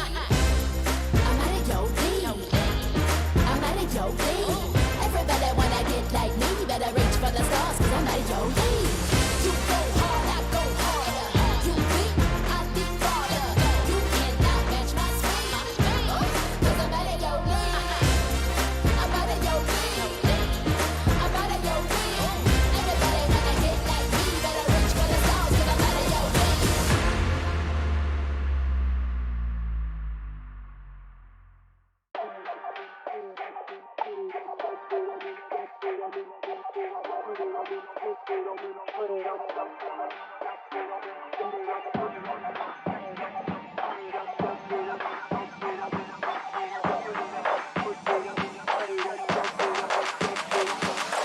Put it on me, put it on me, put it on, dump it on me, dump it on me, dump it on me, put it on me, put it on, dump it on me, dump it on me, dump it on me, put it on me, put it on me, put it on, dump it on me, dump it on me, put it on me, put it on me, put it on, dump it on me, dump it on me, put it on me, put it on me, put it on, dump it on me, dump it on me, put it on me, put it on me, put it on, dump it on me, dump it on me, we want it up, put it on.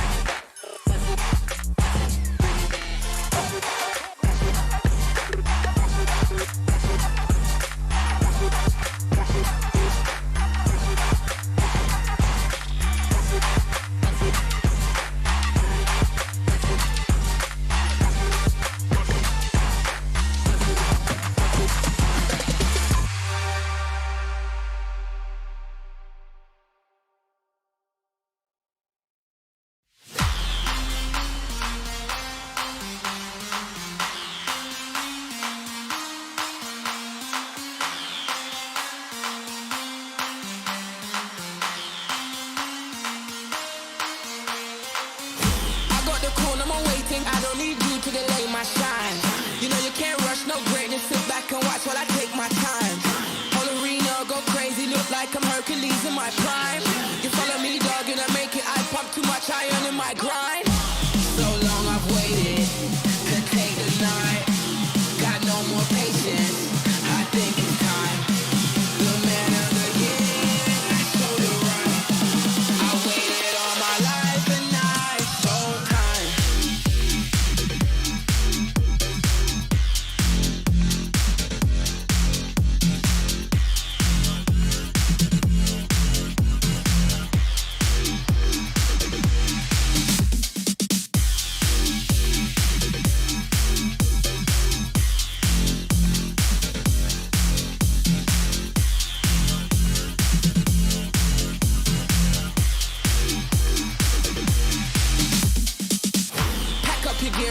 No room on stage for no amateur pop stars.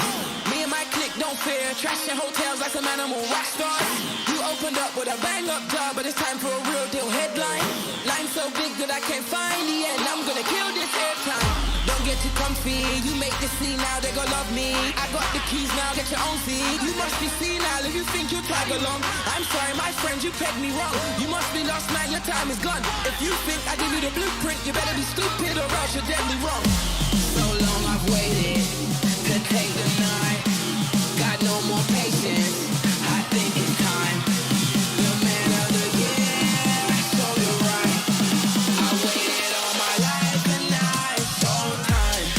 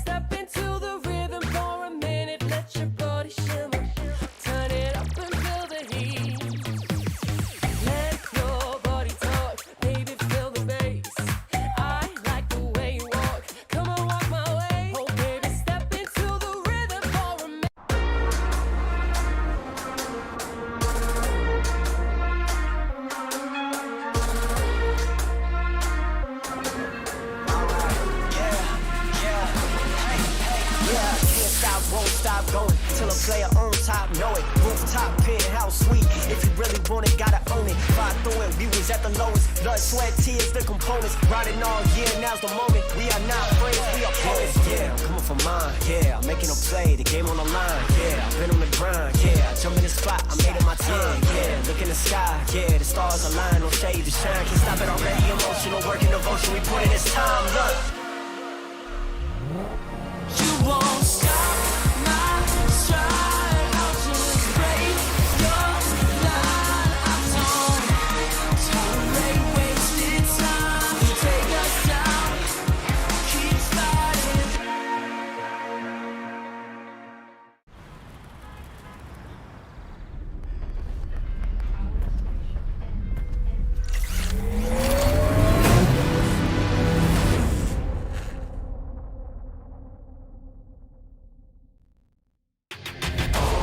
Welcome back to the Snapdragon Pro Series Mobile Legends Bang Bang.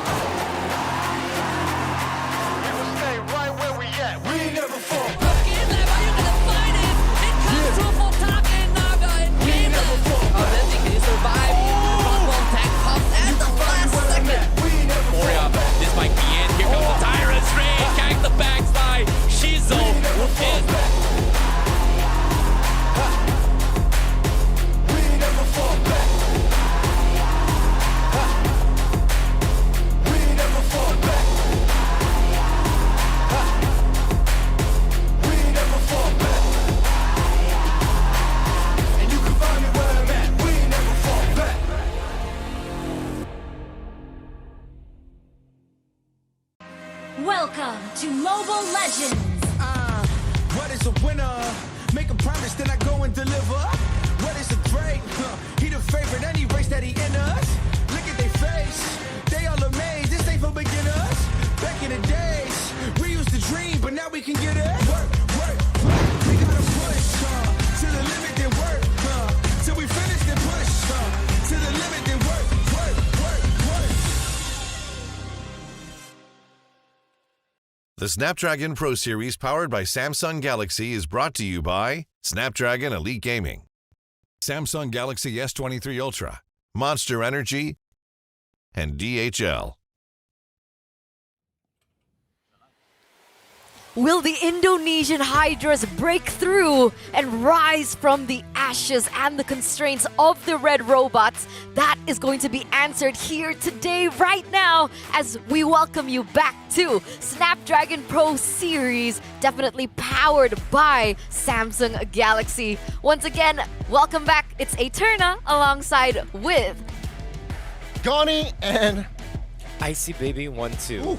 Yeah, we need to work on our synergy for that. I know, right? Yeah, I don't know. I don't blame you, right? After these intense matches that we have witnessed today, we are finally here. We are finally gonna see the conclusion between these two Indonesian representatives collide once again. And for those of you who kind of missed the action, we just want to update you that it was Bigatron being able to win 4-3 in another tournament. So they are coming from a full best of 7 series. And the question is, do they have what it takes to endure forward here? Because it's still going to be another best of 3 ahead of them. And with that in mind, whoever comes out victorious here is going to make their way into the champion finals. So that's going to be interesting. That's something that we're also excited for. And for those of you who don't want to miss the action, go ahead and get your tickets now.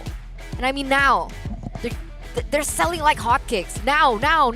Only the Legend tickets are available, and you guys can get it in the website down below because it's so affordable. It's only 20,000 rupiah. It's so affordable, I nearly choked myself there. It is very affordable. Ringgit-wise, it's only 7 ringgit, so why not spare 7 to come to Indonesia and witness the climax phase? Yep, and considering that how things are going as well, you guys, if you guys are interested in getting some exclusive merchandise, why don't you guys join us on raffle here and click on the link, type in this link right down below and claim yourself some tickets and maybe that really nice sexy shirt like that. I think I would look good Your in black shirt? though. Yeah, you see, it's our shirt. It looks good in black. It does really look good on the design, but yes. Best of 7. They need to endure another potentially best of 3. Yeah, it's not going to be easy. Like, even when we were watching that game, it looked very tiresome, right? They were just bringing out everything they could. They were just, squeezing the energy that they have left, that mental energy, even not just for the players, but also for the coaches. And I'm actually worried about their mental state right now. I mean, luckily they do have Monster Energy to pull them through, but it's going to take more than energy, right, to be able to win this, especially for Aura Fire, who just lost. They don't have the momentum in their hands right now. Yep, at the same time, when it comes to mental fortitude, this is going to be their second chance, especially for Aura Fire. If you think about it, because even though they lost that tournament, this time it is going to be their second chance, potentially getting their revenge match, because this is a match to decide who will be representing Indonesia. Exactly right. So again, it's just a matter of sheer will here. Bigatron Alpha, they have the momentum, but the question is, will they go hard again? But man, indeed. And the question is whether or not they're going to bring their main 5 lineup, because as you all know, Bigatron Alpha does have a little bit more flexibility to play with in comparison to Aura Fire. And with that in mind, let's welcome the official team lineup for the Red Robots.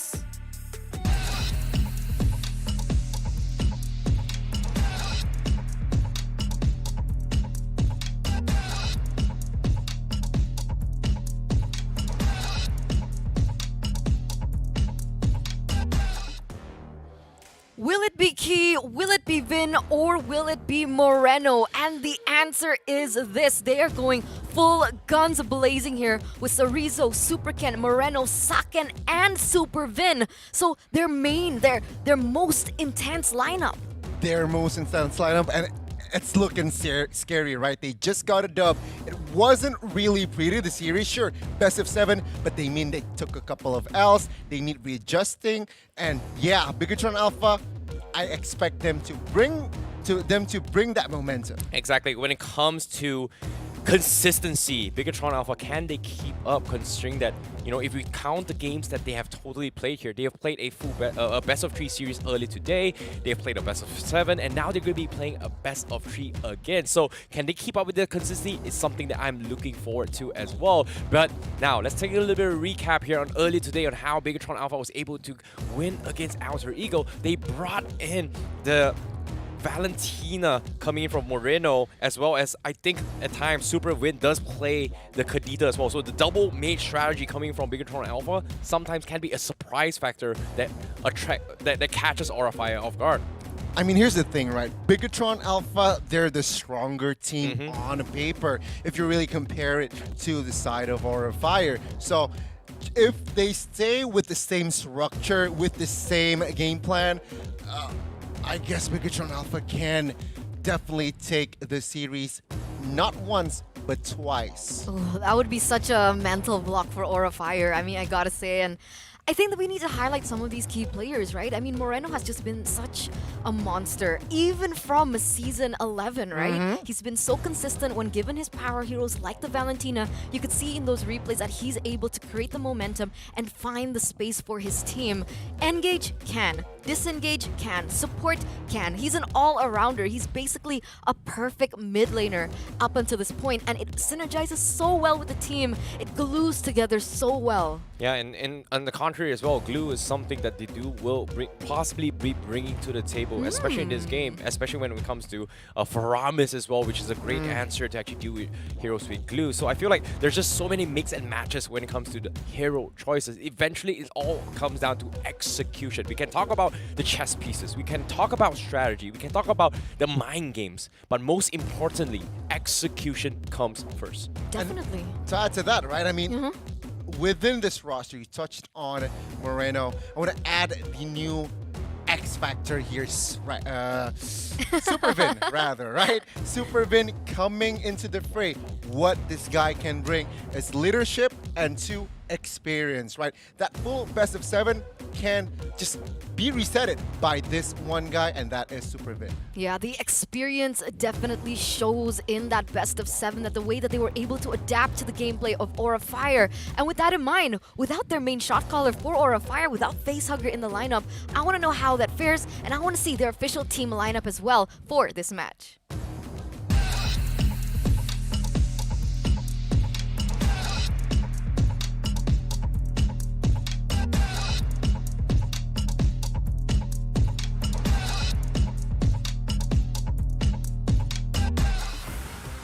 For the Indonesian Hydras, it's going to be Palevi, Van, Reza, Kabuki, and Hai. So still the main 5 here for the side of Aurafire. And there's a lot of X factors for the side of Aurafire as well, right? Because in the series that they played earlier here at SPS, it was Blacklist's game to win.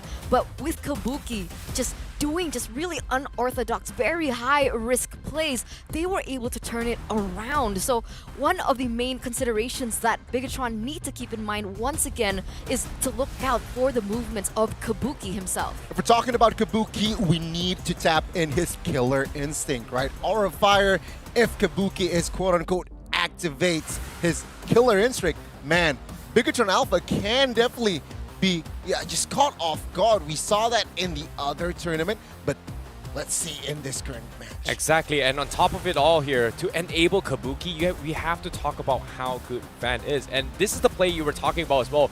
That game where Blacklist kind of lost here is because of the fact that Kabuki was able to make a play in a 1v2 situation, taking both Ohab as well as Haji in that scenario, giving them a little bit more space to actually make a potential comeback. So this is not exactly the easiest game as well, but considering that Aurafire took game number 3 in the series, it shows that they do have the capabilities to find opportunities to turn things around. However, early execution is still a little bit sloppy coming from Aurafire. Yeah, I think that department is what they need to somehow repair on, right? If they have prepared that, man, we can see a best of 3. But looking at the team head-to-head here, it's quite even, though in SPS, it's leaning towards our fire. Yep, at the same time here, let's talk about the priority picks and bans coming from both sides, right? Like Bigatron Alpha, they kind of want to play around the fact that they want to enable their mage here because of the fact that Selena is something that may or may not be in the pool, or maybe not be picked. We haven't seen too much about it here. The reason why we're bringing up Selena, even though it's not shown on here, is that it could be a possibility to kind of threaten certain compositions, such as Faramis as well as Diggy. But the most pick here, I feel like when it comes to these bans here, they do have a general idea on how each team kind of want to abuse the current meta. In particular, 1-1, even though it has had very, very bad success rate during MFC, but here we've seen wins thus far. Yeah, and you can see even from the most picked and bans here, if you shift your focus onto Aura Fire, you see the 1-1 and you see the Joy. And what does that tell us? That tells us that Aura Fire really needs to activate their side lanes in order for them to do well in the game. If Kabuki is given space, if he's given a lane matchup that he's able to win, either weak or even the strong side, he is able to make the most out of it. And the same can be said for the EXP laner as well, Pal Levy. We can't really say who he is, but what we know from him and about him is that he is very strong when it comes down to his execution and performance, and we see that kind of reflected here. A different playstyle with Sorizo for sure, but what are the one things that we can highlight from both of these players? It's very close, right? KDA, KP, DPM, GPM, damage taken per minute. It's very close between these two, and we got an even matchup, especially if we're talking about that EXP. But in this current tournament, most pick for Sorizo is just chill, right? 2 heroes, Glue and Paquito. Meanwhile, Palevi showed a lot of heroes as well with that 3 hero most picks. You know, it's pretty clear indicator, even though it's kind of neck and neck between the top side here, the DTPM department shows a very clear turn on their approach on how they play the XP lane, right? Zorizo, obviously, you're playing a Paquito as well as Glue. It shows that BTR is designed in a way where they know how to take calculated risks without taking too much damage. So if they know it's a fight that they can win, they will not hesitate to take an opportunity, get a kill, and then just completely back off. Whereas from Palevi's side, he is more designed to try make space, create opportunities by soaking up a lot of damage from heroes that are very, very difficult to kill. Yeah, not just that, right? Because we also see a distinction in the type of heroes that they want to play. We haven't seen a Paquito being played in the EXP lane so far. Sorizo was one of the only players to bring this up, especially during this challenge season. And that also shows that he's not just looking for the initiation, the engage. He's not just trying to make the plays happen, but even in the statistics, even in the data, we also see that he wants to be the damage dealer as well. He is one of the main factors as to how Bigatron Alpha are able to win it out in that lane. So EXP is super tight, different playstyles from Palevi and as well as Sorizo. And now we touch on the jungles, right? Van as well as Super Ken. Both of these players, they are young, they are hungry, and they have performed exceptionally well. People even say that both of these players are prodigies in their own right. I agree, right? Such young players, but very high talents. KDA-wise, well, head-to-head-wise, Van in this current tournament has a better statistic. Why? He has been so consistent in playing in that jungler position. Neutral objective take and neutral objective take, and as well as looking for those kills, cheeky picks. This guy is the way to go, but I do not doubt Super Ken can pull the same style. You know, just based on these picks as well here, you know, it's funny because Super Ken, he loves getting kills. He loves playing those kind of assassin kind of play styles here. But in terms of DTPM, Van understands his role very, very well. He knows how to switch between being the frontliner as a tank and oftentimes being the guy that actually threatens the backlines. But most importantly, I feel like Van has demonstrated, I quote from Murko, he is a guy that is just so good at video games because he just doesn't miss. And if you give him a gun and shoot a target, he'll probably hit the target 9 out of 10 times.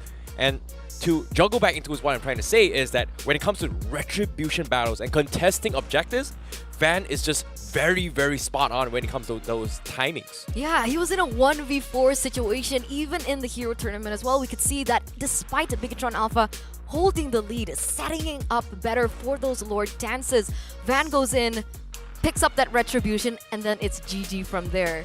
And the only time he missed was just too much going on, right? Glue jumping on top of him. There was just so many distractions that he was literally physically unable to click that retribution, and that caused him to miss. So again, in the AXP, it's close. In the jungler, it's closer, right? Van and Super Ken, very similar style, I must say, but and also very similar talent. So personally, I can't wait to see again those two head to head. But what I really wanted to add on to these two junglers is the fact that we've seen a Super Ken on really weird heroes, right? Alice in the jungle as well. That's something that Bigatron Alpha were able to pull off in the regular season of last season's MPL. So in terms of hero pool, maybe Bigatron Alpha want to pull out their stops here, maybe even, just touch on these weird picks time and time again. I'm not really sure if that's something that they want to explore, but I do know it's something that they can, and that's what is important.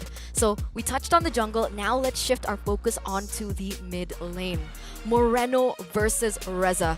I have not seen the performance of Reza too much, so I'm not really sure what he's capable of, but for Moreno, right, you can even see it displayed in his statistics. He has a better KDA, his KP is on point, and when given his comfortable hero, which is the Valentina, you can see the impact he has on the game. Yeah, I mean, this is the only head-to-head lineup that is quite significant, right? You can see by the numbers, Moreno has experience. What I love about this guy is he has that consistency. Regular season MPL, playoffs MPL, and now in this current event, Moreno showed that he is a strong mid laner, very reliable, and well, that's about it. His calculations has been impeccable. Yeah, when it comes to the stats as well here, I think the data is a little bit inflated here just because of the fact that Bigatron kind of just only played 2 games, and the 2 games they played was very, very inflated. So I was very surprised that when it came to the overall head-to-head to the previous 2 plays, which is the jungler as well as the XP, this should have been even close as well, but it just showcased that the reason why BTR was able to beat Alter Ego was because Moreno was able to kind of execute his mechanical prowess. In this case, playing a Valentina is not exactly easy thing to do.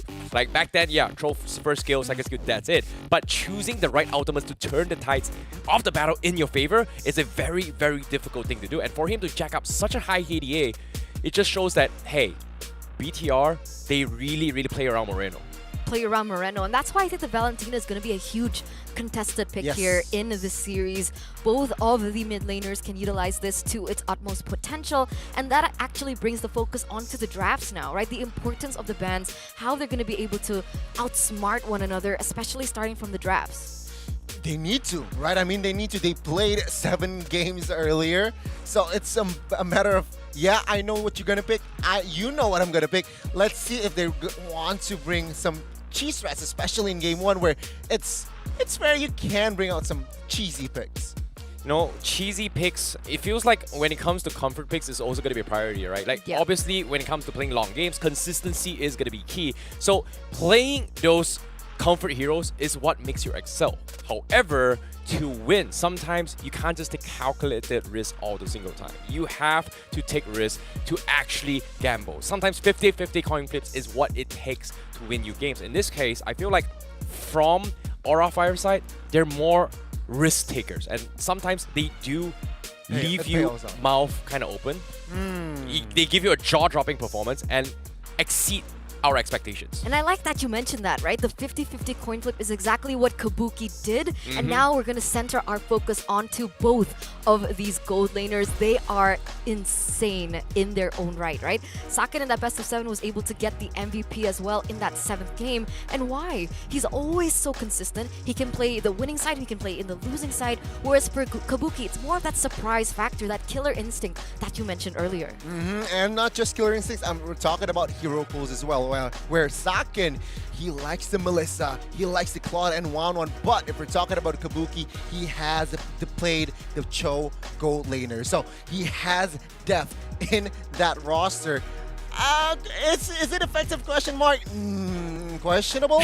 But, you know, used to be. maybe, if he really wants to play that cheese strat, commit to it, that is a possibility. That is an option for the side of Aura Fire. Long story short, based on this head-to-head here, Kabuki has a very, very big variety of hero pools to choose from. He doesn't mind taking an L to actually try and commit other things here as well. I'm surprised he didn't go for the Harif pickup here, even though it was kind of on and off in the previous season and the patches as well. But for now, stability is going to be the key, because Kabuki, from the side of Aura Fire, is going to be the go-to backup plan for Aura Fire in case everything doesn't go well. In particular, I feel like the jungler coming in from Kabuki, from Aura Fire is a very, very big standout for me, if you think about it. Because if he doesn't do his job, Kabuki has to find a way to salvage the situation. Yeah, that's the problem, right? If Kabuki gets shut down earlier on, he does have the mechanics to be able to, you know, just try and alleviate that gold gap, right? But if he gets Shu shut down, if he has too much focus, then it makes it very difficult for him to turn online. And I like that you kind of missaid Kabuki and jungle, but the fact is Kabuki can play jungle. I think 2 seasons ago, we could see that Kabuki would get flexed to the jungle position on the Fanny. So that's where he gets that killer instinct from. The fact that he's able to utilize these really high mechanical heroes and translate that into the gold lane really shows the way and the playstyle that he has. Yeah, I mean, I feel like in general, Aura Fire is such a proactive team, right? Meanwhile, Bigatron, they're more programmed, more structured. So this clash of style, yet again, we are definitely going to see.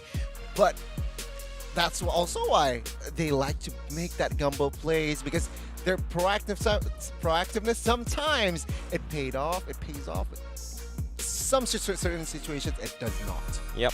At the same time, what if could ifs here, but now let's talk a little bit more on both high as well as super mid, because personally I'm a big fan of what they have installed here. Because if you think about roamers, right, we always think about, oh, the fronty beefy tanks just standing up soaking up damage, but guess what? Not every tanks in the world can play multi-roles. In this case, High and Super Vin are really, really good highlights to talk about, because they don't just play the fronty beefy tanks. They also play mages as a roamer. They also play important, crucial ones to find kill opportunities, which is pretty much Kadita, Selena, Faramis, as well as Novari are great heroes that can be flexed into that role, and not many tank main players can play those heroes. And I gotta add on to that, right? Other than the fact of their hero pool, other than the fact of their versatility and the flexibility, we gotta give hands to Supervin, right? Supervin not only is mechanically gifted up until this point, he proved me wrong, honestly, coming into this tournament, but he also has the brains. The macro sense is what makes him important. That leadership role that Bigatron Alpha, the young Bigatron Alpha, really needed. And it's so great that he was able to fill in that role, being able to be that big brother of the team. Whereas High, he's more of a follower. And that's what I was worried about for Aura Fire. That's why in their game against Blacklist, I was like, you know, I don't know if Aura Fire can do it, because the big brother at the time was Facehugger, right? Facehugger not only was head of shot calling, he was also head of the drafts as well. And that brings me to the next point, right? The coaches showdown. Aura Fire are against the mad scientist himself, right? Coach Aldo, the architect is what we used to call him in the Indonesian MPL. And we see that in the drafts. Oh man, I'm scared. I'm scared for Aura Fire once again. I understand that you're nervous here, but it seems like you doubted your Aura Fire team once again. What's going on? That. I mean, we saw that. Like, Aura Fire and Bigatron, they've met up multiple times, right? I smell Bigatron won? condescending. No. Contradicting. Why? Why am I contradicting? I thought you were like Aura your heart, Fire Your heart fangirl. can say something and your brain says otherwise, and that's what it means to be a professional Okay, caster. fair enough. But then again, here I feel like I stick to my Aura Fire roots. Well, not roots, but I just love Aura Fire in this tournament. So let's talk about the drafts now. It's already deep in that first phase where it's Owlet first pick, Valentina and Lancelot. Yeah, they met each other 7 games today, so they know what will happen. And now, seeing how the drafts are here, very quick openings coming from BTR right from the get-go here. Immediately, Arlott, Farsa, as well as the Beatrix being the opener here coming from Bigatron. But from the side of Aura Fire, they open up with the Lancelot as well as the Valentina. So I'm curious to see what is going through their mind. But because these are very quick picks coming from both sides, it feels like they have a very, very good read on what they want to do in terms of game strategy and game plan. So I'm surprised that this is happening, but I like the Valentina from the side of Aura Fire because of the fact that Moreno has more options to work with by taking advantage of the IMU. I mean, they've met each other for like 7 times in a row already. So I think they kind of know each other now at this point, right? And that's why the bans of the picks are coming through really, really quick. And they're sniffing out these heroes that Van could potentially use in that jungle position. And so the Hayabusa... Wait, this is wrong. I think... Oh. Right? I think Aura Fire is supposed to be on the first pick, Bigatron on the second. So okay, I got a little bit confused, but yeah, let's continue from there. Actually, no, I need confirmation. Hang on. But yeah, I mean, looking at the composition right now, it's the Melissa here is 88% win rate, so very prio and very reliable, and that is why also Bigatron here, they will commit to that Melissa in that position. Just to confirm, the logos are just wrong. So it's still Aura Fire first pick and then Bigatron second pick. There you go. Yep. At the same time here, I like how Bigatron is just respecting on how Wen is just so mechanically gifted when it comes to contesting objectives, right? Heroes that can actually do that are heroes like the Fredrin as well as Hayabusa and Martis. These are 3 very, very strong heroes that Van can potentially pick. However, now, when it comes to dishing a lot of damage and then threatening the Lord with the Retribution battle here, I think early today we did see the Balmon pick up. I don't think I've seen Van kind of play it, but this might be putting Aura Fire in a spot where, hey Van, what else can you do? Can you play not just the Frederick? Can you just not play the Hayabusa as well? Can you play something else beside these 3 heroes? And in this case right now, it feels like what other good heroes that can actually go head-to-head against a tank Lancelot right now? I mean, there's Martis, there's Balmon well, it's for him banned. to choose, Akai. Besides Balmon. Well, Balmon's open. Akai is also still up and available, right? So there are still choices for him, definitely. But you can see here, Bigatron Alpha, they're going to go for the next pick. And I think that's really smart. I think that's really good, right? The Kaja, the pickup potential that it has against the Farsa and the Beatrix, it's going to make it a little bit more challenging for these backlines to deal the damage that they were intended to. You know, it's going to be very tough game here, I feel like, for Farsa, right? You can't ult without feeling insecure, because when you ult, you're stationary and Kaja can just flicker, pull you into your team. So a very good pickup, which I'm quite surprised Aura Fire did not ban out in the second phase. But okay, second phase here, what will they pick is the question for that jungler position. Fanny can be an answer, but because of the Melissa, Melissa and Kaja. Oh, I was about to bring up the Bane. We did see a lot of Bane today here as well. You know, I was very skeptical about the Bane pickup just because of that it doesn't dish out a lot of damage in early game here. I was still riding afraid like, oh, it's just a meat shield. But sustainability is going to be key. But guess what? Bigatron, they bring in the Masha as an XP lane to contest against the Arlott. Yeah, now if I was Beatrix, I'd be like shaking, right? Because not only does it answer the Arlott in lane, oh no, this is going to be an Arlott roam. So it's Lapu Lapu in the EXP lane. So very interesting matchup. We don't see this too often. This is like, if I closed my eyes, I didn't see anyone, I'd be like, okay, that's an Onyx draft. Yeah, right? Boots has been the only one to play it in this meta. True, you're right. They're trying to replicate that success, and seems like, and not just the Beatrix, the Farsa can sweat in that game, right, with the Masha presence. So again, a good addition to add dimensional. Yep, to be honest, I like the draft as well. Masha seems very convincing BTR for me. Okay, BTR, or a Fire. Let's go. Casters, take it away. 2 teams fresh off of a hot battle, but the war isn't over just yet. They are fighting for that slot in the Snapdragon Pro Series Challenge Finals in Jakarta. Aura Fire, Bigatron, Alpha. I actually want to hear your take on the draft, Gideon, because I'm hearing a lot of Bigatron aura from them? Oh yeah. The draft is looking mighty fine, and I think a lot of adjustments have been made since their previous matchup in their full best of 7. I don't know how they have the stamina for this, but we're looking on high on Arlet once again. Even Cerezo deciding to go for this Masha. The first couple of engagements have already begun with an early invade coming in from Reza as well as High. A quick flicker from High, but now he's dead. As Vin and Moreno are going to chunk him down. They try to give the kill over to Supercat. They want to get a bit more, and Reza flickers out into safety. So far, so good, but a great start for Bigatron Alpha.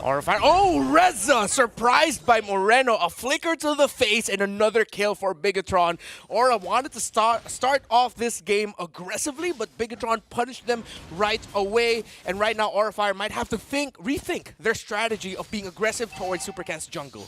This is the level of polish we're expecting from both of these teams. They're extremely warm, they're prepared, and they will take every advantage possible to end this game as quickly as possible. And I cannot stress the fact that they played a full best of 7. And the fact that we are still seeing them fight out here, we are all in for a treat. Topside Zakan getting pressured here. And we've seen all throughout Snapdragon Pro Series so far how important Melissa is. Reza, though, getting pressured. Reza still has the wings by wings. He gets to go out for free, but that puts him at a very dangerous HP for this upcoming turtle fight. Yeah, and now with 7 seconds remaining, let's see who can get into good position first. See here Moreno still waiting to hit that level 4. Reza as well. Here are the 2 junglers. Whacking at the turtle.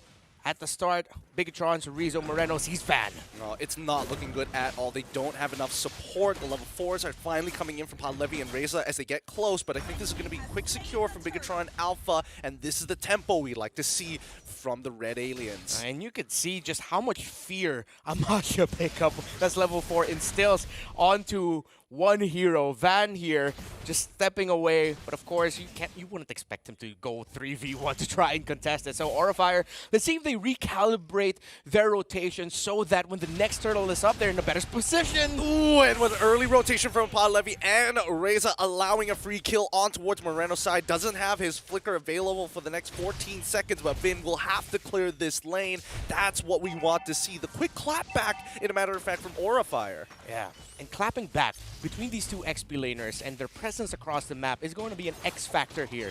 Palevi at times will be able to get out of lane quicker, and then he'll be able to rotate, but then there are times where it's going to be Cerezo, as we saw in that turtle. Meanwhile, topside, here mid actually, High. Couldn't get anything there. So both teams just trading abilities in key areas, trying to get some key recalls in on the opposing side so that they have more presence in their opposing jungle as they try to get vision and try to get even more disruption. But Supercat is actually down here bottom trying to get resources there. I can only imagine that their fingers are shaking just to not have to use their battle spells, because again, you know every single time that battle spell is down, the opposing team is going to hit as hard as they can to punish you for utilizing an important resource. Now, topside, the quick rotations in is 4v5, but a quick flicker coming in for Vin to make sure he doesn't get hit by that final slash. This could be a redive as we see the feathered airstrike, Bennett's rage, and even the deadly catch. Sakin comes back in to clear off the last cart minion, and now Bigatron Alpha are safe. Aura Fire back away. Oh, Zakan actually blocking the snipe there for Super Vin. As you see, the XP both cutting each other's lanes, and they are present in the opposing side junglers, but it's actually Cerezo deeper into the jungle of Van, trying to disrupt him as he's trying to get his orange buff. Meanwhile, that's going to be Palevi doing the same thing for the purple. Van is going to be set back, and that means it's actually going to be Super Ken closer to the turtle for Bigatron. Oh, they can do this all day long, right? And now Aura Fire. Ooh, great Divine Judgment, and Final Slash is coming up for both sides to try to make the play, but in the end, he's at least a quarter of his HP. This neutral objective doesn't look good. Oh, the stun actually goes through a Vin. He ends up dying regardless. Moreno sitting backwards, and now Supercan, he's finished his neutral and now starts to chase the members down one by one. High, he's got nothing left in him other than a flicker. Supercan can't even get that out of him. Oh, good thing Supercan just stepped back just a little bit, or he would have received just a little bit of damage as well from that final slash. But we're seeing here the stories of 2 junglers, both of them being invaded, both of them constantly getting pressured. And I think that's going to be the trade all throughout so far. Who's going to be able to get into position first? Who's getting disrupted more? So XP laners have been doing their jobs with differing effects, but that is the trade to expect. Now, next up, though, let's look at the roamers here. You have, of course, a Arlott roaming for Aura Fire, but the strong pick-off of the Kadita paired with Kaja rather, paired with a Valentina, might be detrimental for the health of Aura Fire. What is that game sense coming out from Super Vin, right? The Yeah, last good read. second, lightning bombs away from the final slash. Topside rotations have been made. Palevi, he feels like he has to use his ultimate just to clear this wave. It sucks because Masha, there's just too many health bars to deal with. Yeah, and because of that, it's going to be Cerezo going to be able to get topside turret. Meanwhile, bottom side Aura, will they commit a play here? But without the minion waves, they decide to pull away. And now you see here, actually, yeah, coming from 7 games, figures are hot, but Super can. He should be able to secure this kill with the final, with the Phantom Execution. Even going to go for the invade, seeing that he's 2 levels ahead of Vaughn. This should be a free steal for him. Does he have Retribution? Yes, he does, but still, Vaughn is able to secure it. Supercan doesn't mind. He knows he doesn't have Retribution. He could technically go mid-wave and back into the purple, while bottom side tier 1 will fall. Okay, so Bigatron Alpha have been setting things up for Saken really well. The position of Moreno and Vin, they just really wanted to secure that tower. Van, again, I believe he was able to secure that. The health was actually on him after that Scale Lizard pick. And they find the Divine Judgment once again. Feathered Airstrike to follow up to look for a trade. Doesn't get anything. And so far, I feel like Aura Fire are on the back foot, but not by that much, right? That 2.5 doesn't feel as far as we would like to imagine it to be. They pull the turtle. Key ultimates down still for Aura Fire. Feathered Airstrike not there yet for Reza. Moreno doesn't have his IMU. Oh, the final slash is looking good, but nobody else is there to follow up, and Moreno finds a final slash of his own. They're going to take him out, and again, the staggering here from Bigatron Alpha. They are riding off of their previous victories' momentum. Yeah, I had to correct myself there. He actually had the IMU, committed the final slash. Big help, Palevi going in. Yep, he gets it. I mean, Palevi, he's trying his absolute best, but I don't think he can sustain. Wow, he's sustaining a lot longer than I thought he was going to be, but that means that Super Vin, with this assist, will be able to get a fleeting time. Bot tier 1 collapses. That looks a little bit like a little bit of hesitation coming in from Aura Fire. That was Palevi going in. He got some key hits in with the Bravest Fighter, but Aura Fire decided, sorry man, we just don't have the resources right now. We don't have our ultimates. Our abilities are on cooldown, and Palevi, his sacrifice, just didn't amount to anything there. Yeah, I think it's one of those moments where Aura Fire, they're starting to really feel that fatigue, right? Yeah. I mean, the decision-making isn't as sharp, and you can tell that even the mechanics as well, it's there. They are going on pure autopilot from this point onwards. Is that Supercan going in for a 2v1? Yes, it is. He's going to get back out, but now from here on out, Supercan dominates the jungle. Everything should fall into his hands. Borax Thunderbelt on him. He's still diving. No, right? He should be okay. I mean, wait a minute. A majority of the members of Aura Fire are already here. They finally find an opportunity to punish Supercan, but there's just not enough damage onto Rez's side. Cerezo opens up the map, and Moreno very close with that final slash. Doesn't have that flicker, but look at Socket. Again, tier 2. Like, the macro from Bigatron Alpha is still crisp. Yeah, and Aura Fire, it seems like they're overreacting to what Bigatron Alpha are trying to do all around the map, and they're not reacting enough to the split pushing of Saken. 6,500, almost there in his gold.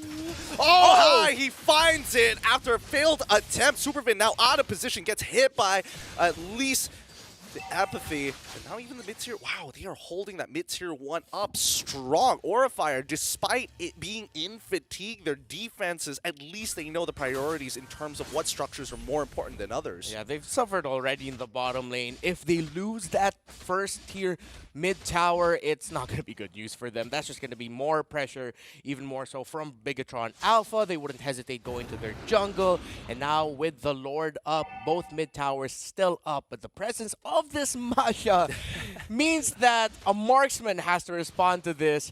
And with that bit of info, Bigatron, yeah, they're starting the Lord, and they might get it without any contention, but Aura Fire will try. Yep, they got the final slash from the IMU. Ken is trying to make the play, but Vin unfortunately gets pulled on backwards. Moreno keeping the back line available as the Bravest Fighters already come out. This 50-50 is looking extremely dangerous. Saken not getting in. Feather Airstrike being committed as well. It's going to be Bigatron who walk away with the Lord, but 2 kills fall into the hands of either side. Trading 1 for 1. They're able to get a second one. Cerezo has been untouched. Nobody can deal with these 3 health bars. Man, Cerezo, it's like he's telling Reza, you burst my team, I'll scratch yours.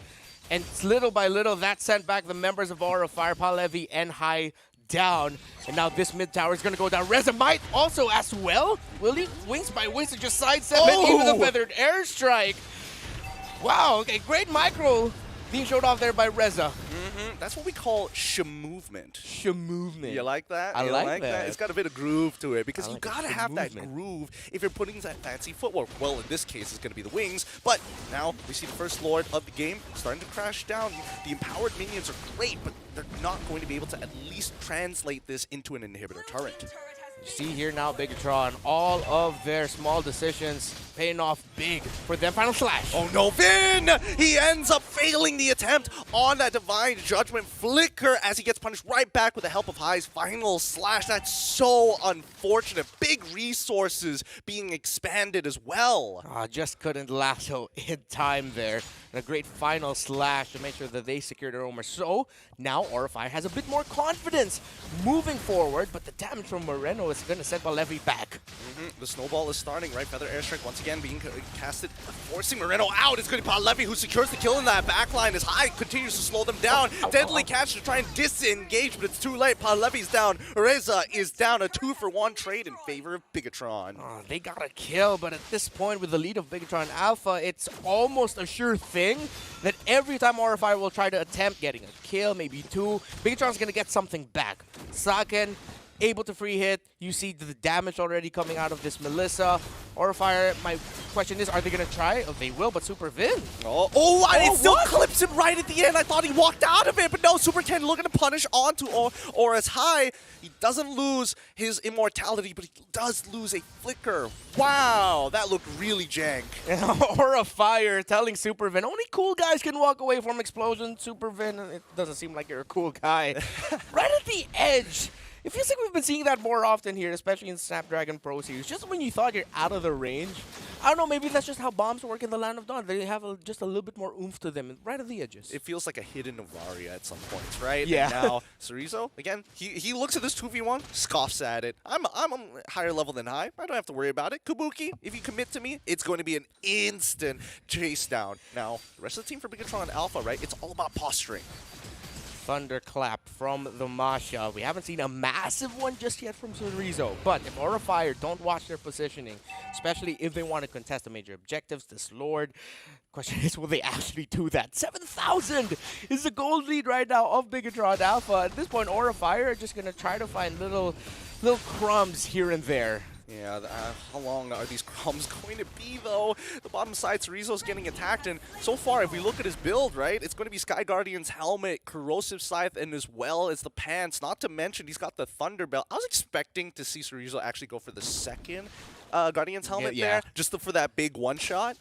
Yeah, I thought so too, but it seems like he's thinking differently here. Wants a little bit more slows to be dished out by his Scratches as well.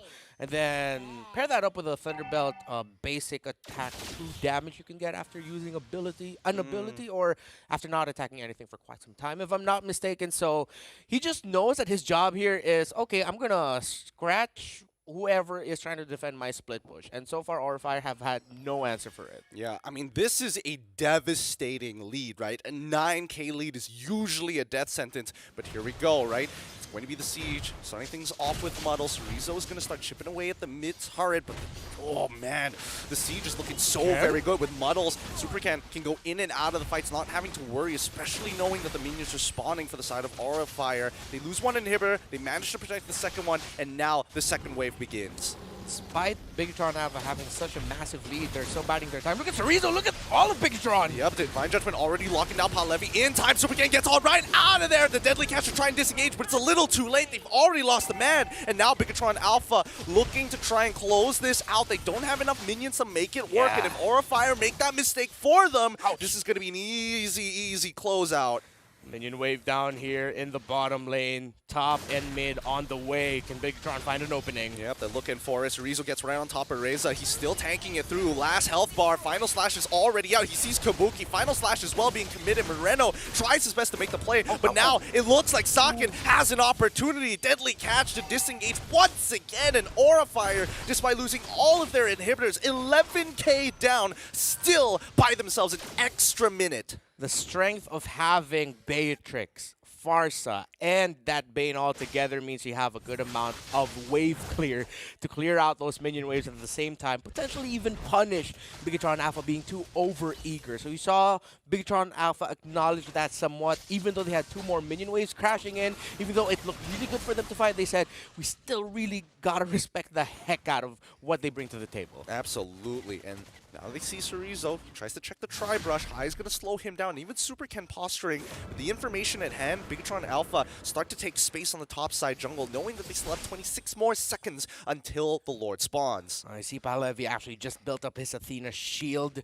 knowing that Moreno is one of the things stopping him from being able to freely go after the backline here of Bigatron Alpha. The burst coming out of this Valentina, who at this point doesn't have a Divine Glaive just yet, but the lead is that big. Oh, the Divine Judgment looks good, but unfortunately Saken has nothing else to auto-attack. It's going to be up to Super Ken to finish that off. The final slash for Moreno finds 2. Deadly Capture disengage. It's too late. The Muddles has done more than enough damage, and even the Inspire being popped. BTR are looking to close this out as soon as possible. High, the next to go down. Saken untouched and unwavering as they look to try and close out this game. Next wave from the bottom side. Does anybody have their ultimates? No. Kabuki, he's got nothing left. No Bennett's rage. They try to go in for the backline. Cerezo stops Kabuki from auto-attacking, but they clear just enough with Von alone.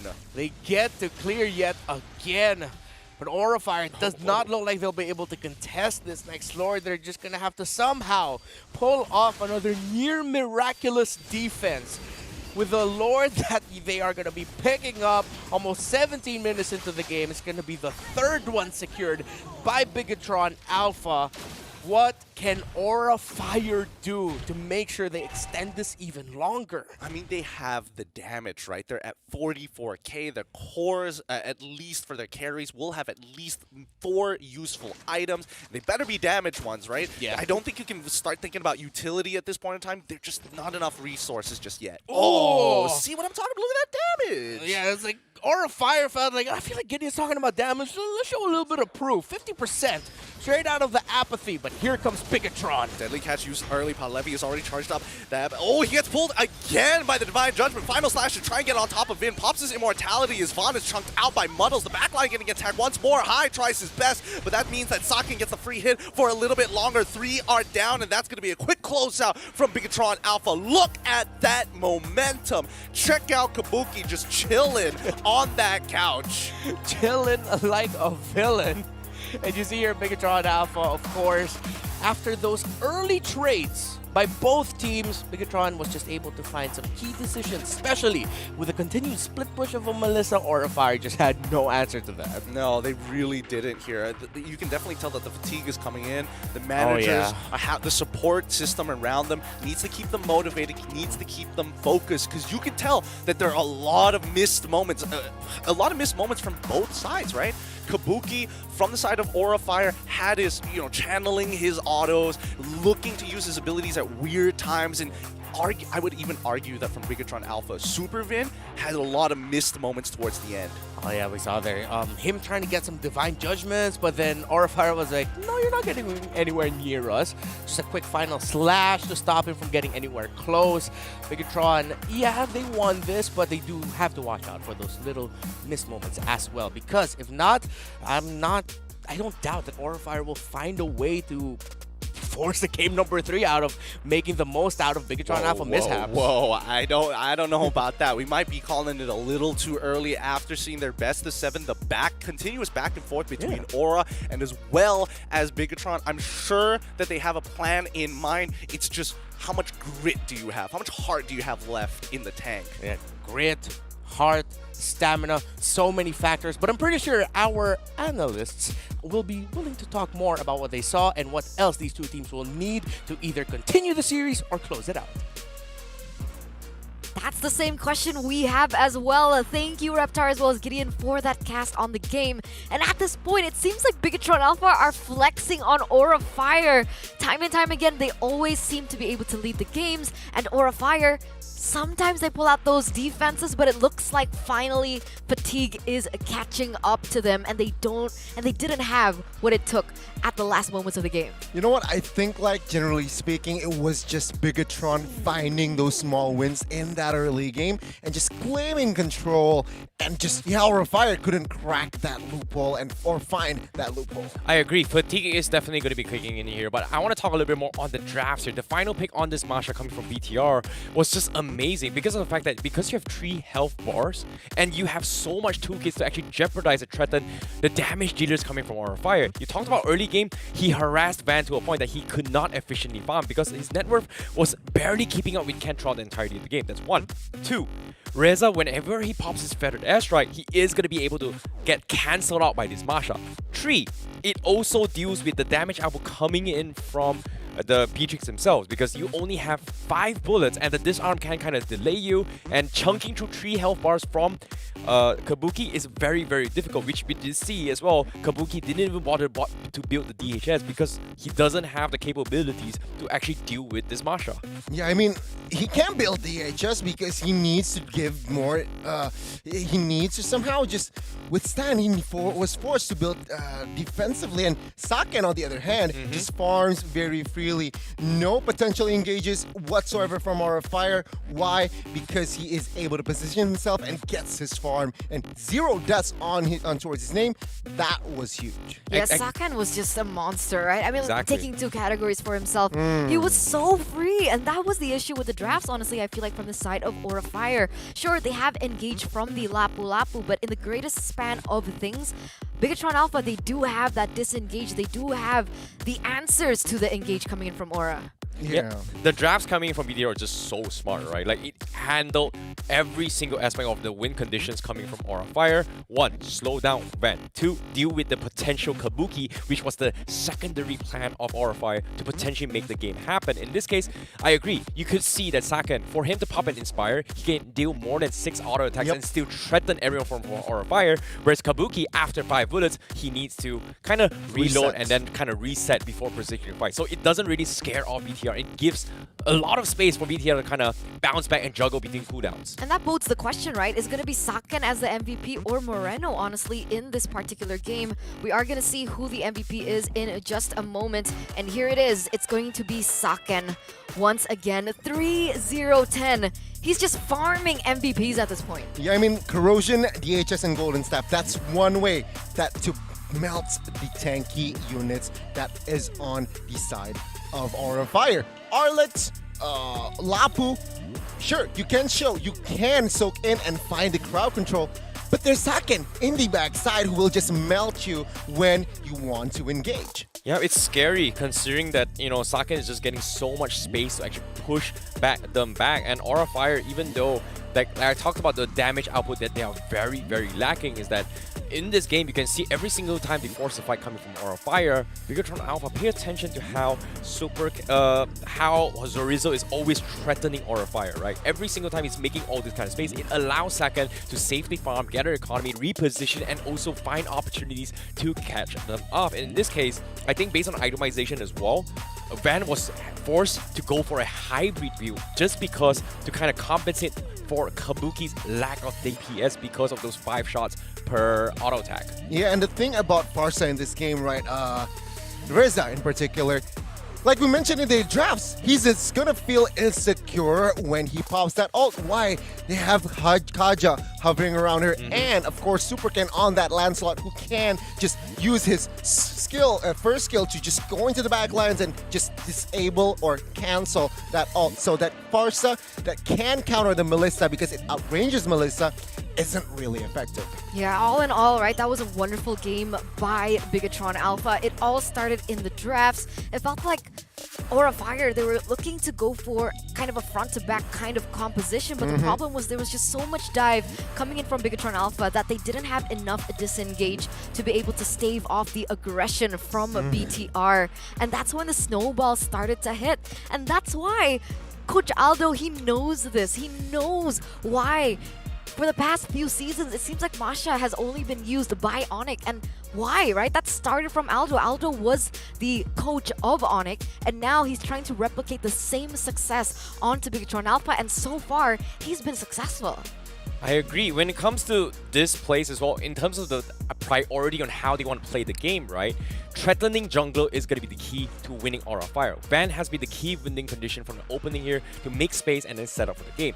So far, if we were to reference from the prior games that they have played here, Aura Fire was given a taste of their own medicine. They tried to bring the Hilda to try and threaten the Fanny coming from BTR in the jungle, but instead, this time, instead of using the Roamer, we are going to bring the XP laner, which was kind of surprising because if you put an Arlott to try and invade jungle, not necessarily that great. Masha, you can do split push. Yes, you may not win the fight against Arlott, but you can kind of leave the lane, go into the jungle, annoy a Bane. And in this case, that is a very, very smart adaptation coming from BTR to kind of tackle this first game draft. A lot of depth in that Masha pick.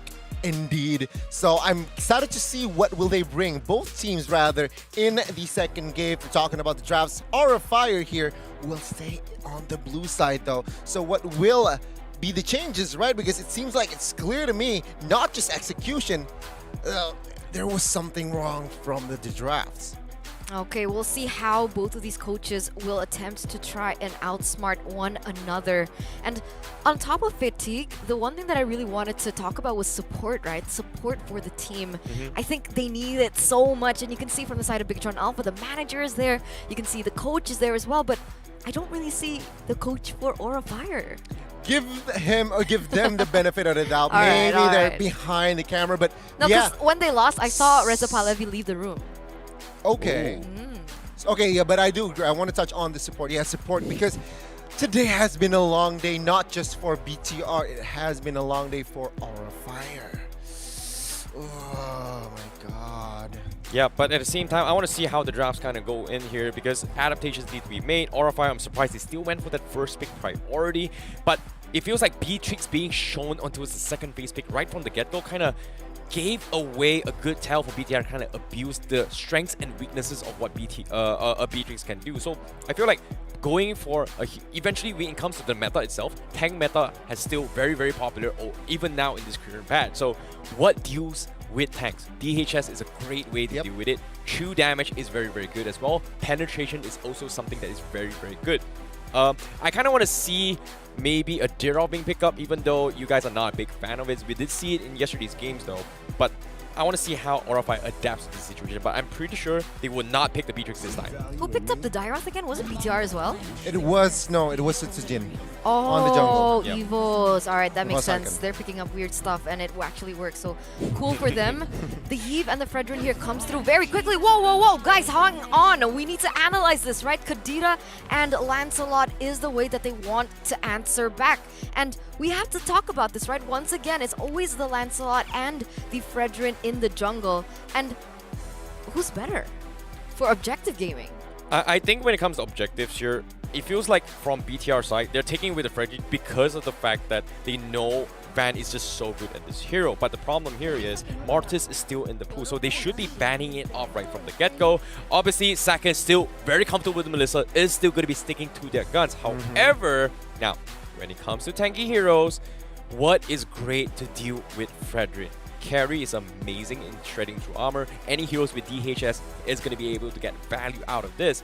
So I wouldn't be surprised that they will be leaning on the Claude, but BTR, all they gotta do is just ban it off. In this case, it was banned. So what other great heroes that can do with it? Maybe... I miss do you think... Lunox, honestly. Okay, Lunox it's super not meta, but man, I miss those times. Actually, Lunox isn't too bad. They can go for a double major considering that they've shown the Kadita.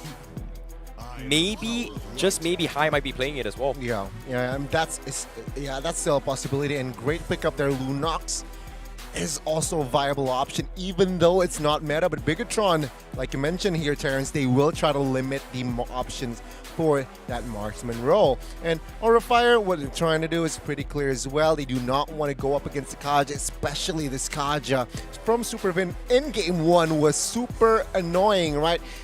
Farsa couldn't ult, basically, and this is also the reason why Aura Fire, let's just ban it out. We want to play it safe. And with this current roster that they have, why they prior the lands, we touched on it. It's good contesting Retribution going up against Fredrin. Yeah, it's just something banned that is so good as well. And now with the Kaja also banned off as well, it kind of allows this Lancelot to actually go free reign. But Kufra is still in the pool as well if they decide to have Super Win kind of play it. But my question here is, if they force this Kadita into his mage role, they are going to be lacking a lot of magical damage. And question here is, could they flex it double mage coming in for Aura Fire or force a mage in the goal lane? Maybe, like you said as well, Lunox could be a possibility, Harif as well could be a possibility, which I don't think is going to happen, but just putting it out there for now. I don't know. I think even Kadita Roamer deals a lot of damage, My main concern is more wave clear, right? Yeah. Is my issue. So they need to think about this, right? Because I feel like Bigatron Alpha in game number 1 were able to capitalize over the fact that they had better wave clear and therefore better control over the map and those side lanes. And I keep repeating that Aura Fire needs to be able to win those side lanes. But here we go. Uranus gets taken out. But in response, they actually go for the Grok pick instead, kind of denying if Aura Fire wants to pick up the Claude. I mean, yeah, they denied the Claude already with that ban as well here. Oh, right. I didn't see that. With the Grok here, it's still a flex, right? They have yet to pick up the Roam and EXP, and it's still a question for Aura Fire. Is this Grok going to Roam or EXP? But in response, Aura Fire calm and composed. They will. Wait. They picked up the Parsa on a Grok. I'm surprised. I'm really surprised by this here because all the Grok got to do is just drop a Guardian's Barrier, boom, your Feather Asteroid's gone. Oh no, preemptively forcing a Farsa to go for Purify just to block it. Not necessarily the greatest, but nice. I like this carry pickup. It deals with both these tanky compositions here. Grok and Frederick is not going to have a good time if they overextend. So punishing them is going to be key. Having those vengeance is great and all, but now the final pick coming from Bigatron to kind of give them that upper edge is going to be very, very important. In this case, XP, I think Yuzhong is a good shout. I love it. Yuzhong is perfect to deal with this Farsa. Man, if they pick up the Yuzhong, that's GG. Honestly, right? Because sure, I understand the carry pick is great for Aura against the Grok as well as the Fredrin, but the problem is her range, right? Carry is so susceptible to these long-range artillery mages like the Eve. So that's already scary. And the fact is now, I would say that carry should be forced on the sprint. And with the Hayabusa coming into play as well, oh man, the amount of just aggression that the Hayabusa has, I don't know. This Farsa's not going to have a good time at all. It's going to be very hard if you're the Farsa here and that carry, but all in all, it's somehow in outdraft, I've got to go to a Bigatron side. Yeah, I like Bigatron as well. I have to agree, right? Even if the Hayabusa had some impact on both of these key backline, the fact is carry can build one, right? So that's kind of a silver lining for Aura Fire here. But the Farsa, they still need the impact from the Farsa. I want to know what the casters are feeling about this draft. So, gentlemen, take it away. So literally right before we came on, we just said, oh, that's a Chad move to the Hayabusa pickup.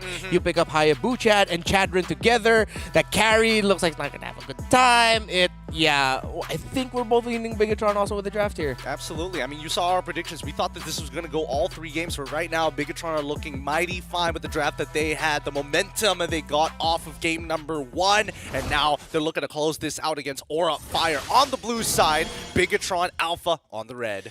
If ever this is going to be their last game, at least we're going to see an anime battle between 2 assassins, a Lancelot and a Hayabusa that's packing a master assassin. So you know Super Ken's job here is simple. I'm going to look for Kabuki. I'm going to look for Reza. And arguably, you can even start it early and start working on high, right? Get those rough waves out, and Moreno is going to have the time of his life when he decides to RWM. If you don't want Aura Fire to scale quickly, take them out right away.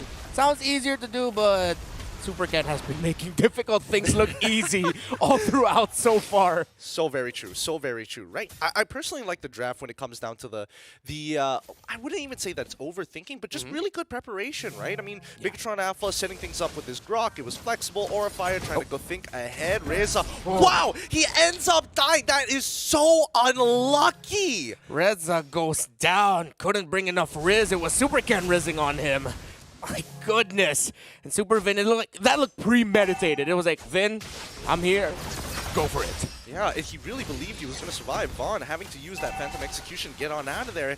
The worst part is that Reza, he was so close to the minion wave, and then damage, just slight damage from the Nature's Barrier. Wow, I'm surprised that Hai is still alive there. Yeah, it seems like Hai and Reza might need to communicate more, considering that they're up against a Master Assassin Hayabusa. If he's going to go one way, he needs to have help. Let's see if that they can fix things out there. Right now, you see Van in the turtle. No Super Ken just yet, so Orifire might actually be able to take this.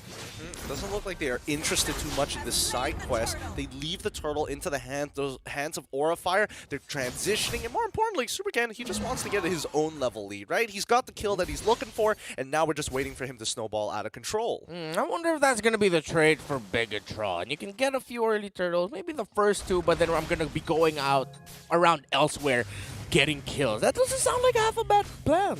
I mean, let's see how this plan works out. Super Vin, great power of nature to ensure that Hai doesn't get any value from his Petrify. Now has to wait 67 seconds. And you see here the strength of a Grok Roamer up against a Kadita. Just the power of nature. Charge up means he doesn't have to worry about getting controlled. I thought Super Vin was actually going to be able to steal that litho with a wall, but it was Van able to use the retry. But imagine, though. That would have hurt.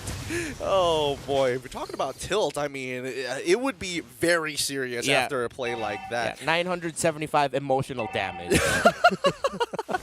Top side, it's still pretty dead lane so far, but bottom side, that's where you're seeing the full engage. Vin already having to use the wild charge. Rough Wage being expanded by Hai. The RWM trying to lock him in place, allowing the kill to fall into Sakin's hands. Quick taunt, back to business in the lane. Orifire got a little bit too greedy there. I understand they needed to get a win elsewhere, but they weren't watching out for the Eve. And Super Vin still hugging the wall, able to get away. Doesn't want to give Kabuki an opportunity here. More importantly, Vaughn, he's been looking for kills all game. To be fair, he's gotten really close. Yeah, really close. Let's see if he can finally get that. The one that he's been looking for after such a long time. I'm really just talking about kills here, nothing about romance or anything. Super Cat and Van still both going for their purple buffs. Turtle in around 11. And now I wonder if the XP leaders are going to join in, or are they just going to continue smacking each other topside? I don't think Cerezo is going to let Panlevi move out of this lane. Look, he's literally chasing him down. He's tailing him. It's like, oh, you really want to go down there? No, I'm going after you. Yeah, this is the kind of traffic I don't like dealing with. Somebody just constantly tailgating me. And now Super Vin, he's in position. He spots out too. I don't know if they've noticed Hai just yet. Super Ken could actually look to contest this, trying to look for the quad shadow. Gets right on it, tries to steal it, and secures it from Vaughn. They walk away. No casualties so far, but maybe Super Vin? No, not even then. Man, unlucky. Or a fire. You've been struck by a smooth criminal. Super Ken at that point. That was Grand Theft Turtle, as Leo would potentially call it. Almost taking down Reza even in the mid. Yeah. At the very least, the quad shadow felt like it was fair this time, you know? Yeah. It didn't feel like RNG wasn't on your side. Super Ken calculated, I guess you could call it. Van able to... Oh, is he going to be able to hold enough? Yes. Holds on to the mid tower. But yeah, that does not look good for Orifire.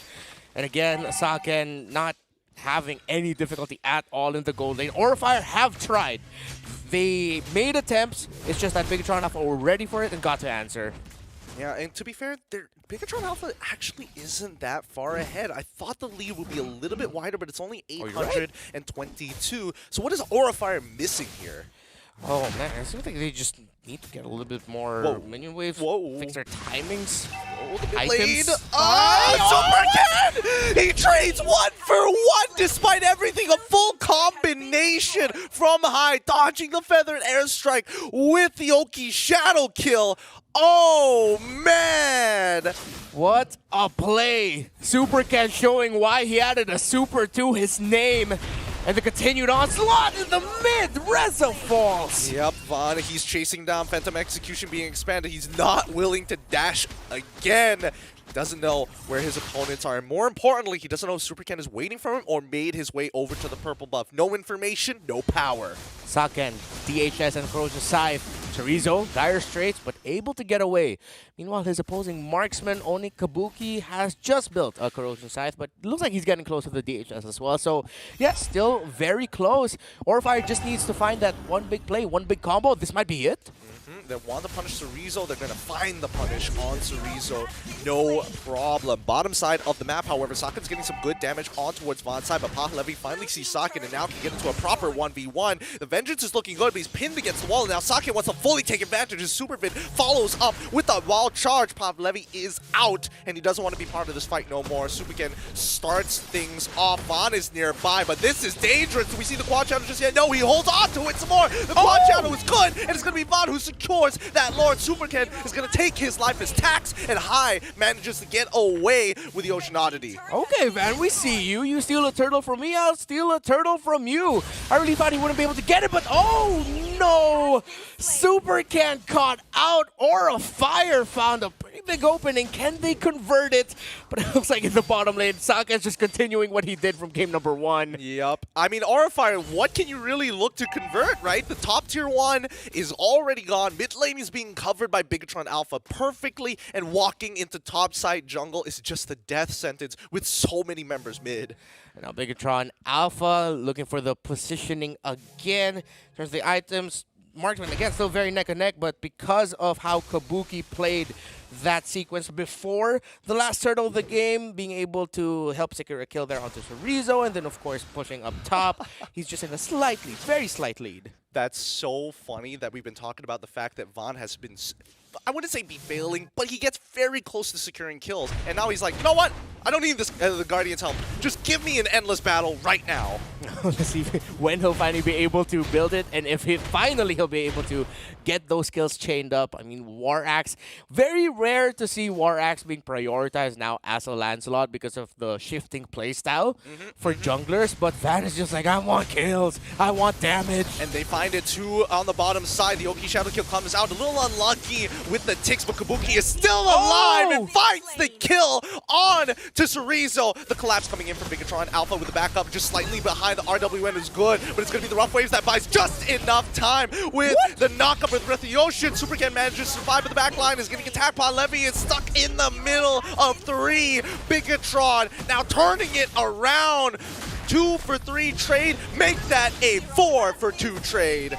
Van, is he gonna try to push the issue here? Going after Saka? Oh! Phantom execution! No! And he's still dodging. No way! No way, he's gonna get it! He's gonna die! The Thorn Rose connects! The iframes are perfect! And Supervid just has to let Von walk away. Cool guys don't look at explosions. Cool guys also say, Mom, I finally did it! He finally got those kills plus more. 3 out of a crazy sequence from Van.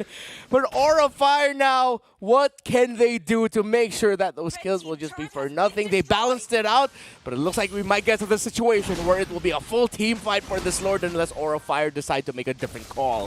Thank God that Von just decided, you know what, I'm gonna get a Zerblade. If I can't get those kills, then fine. No big deal. But he goes for the Thunderbelt instead of the Endless Battle. Now we see a Golden Staff being purchased by Sakin. Power spikes all across the board, but Aura Fire finally with a slight lead of their own. A tremendous read by Aura Fire, knowing that, well, my purple buff's just about to spawn, so that means Superken needs to get his purple buff. We're in position. Let's just rush the Lord right away. So now, Bigatron Alpha, after being in control, they just received a styling and profiling from Van, and now they are in this position, having to defend against a Lord push. Aura Fire, they looked to prioritize that tower in the mid lane, which is still very healthy for Bigatron Alpha. I mean, we heard from the analysts that Von and Superken are just nasty junglers. I feel like they've been playing more hours on Lancelot than they do breathing air.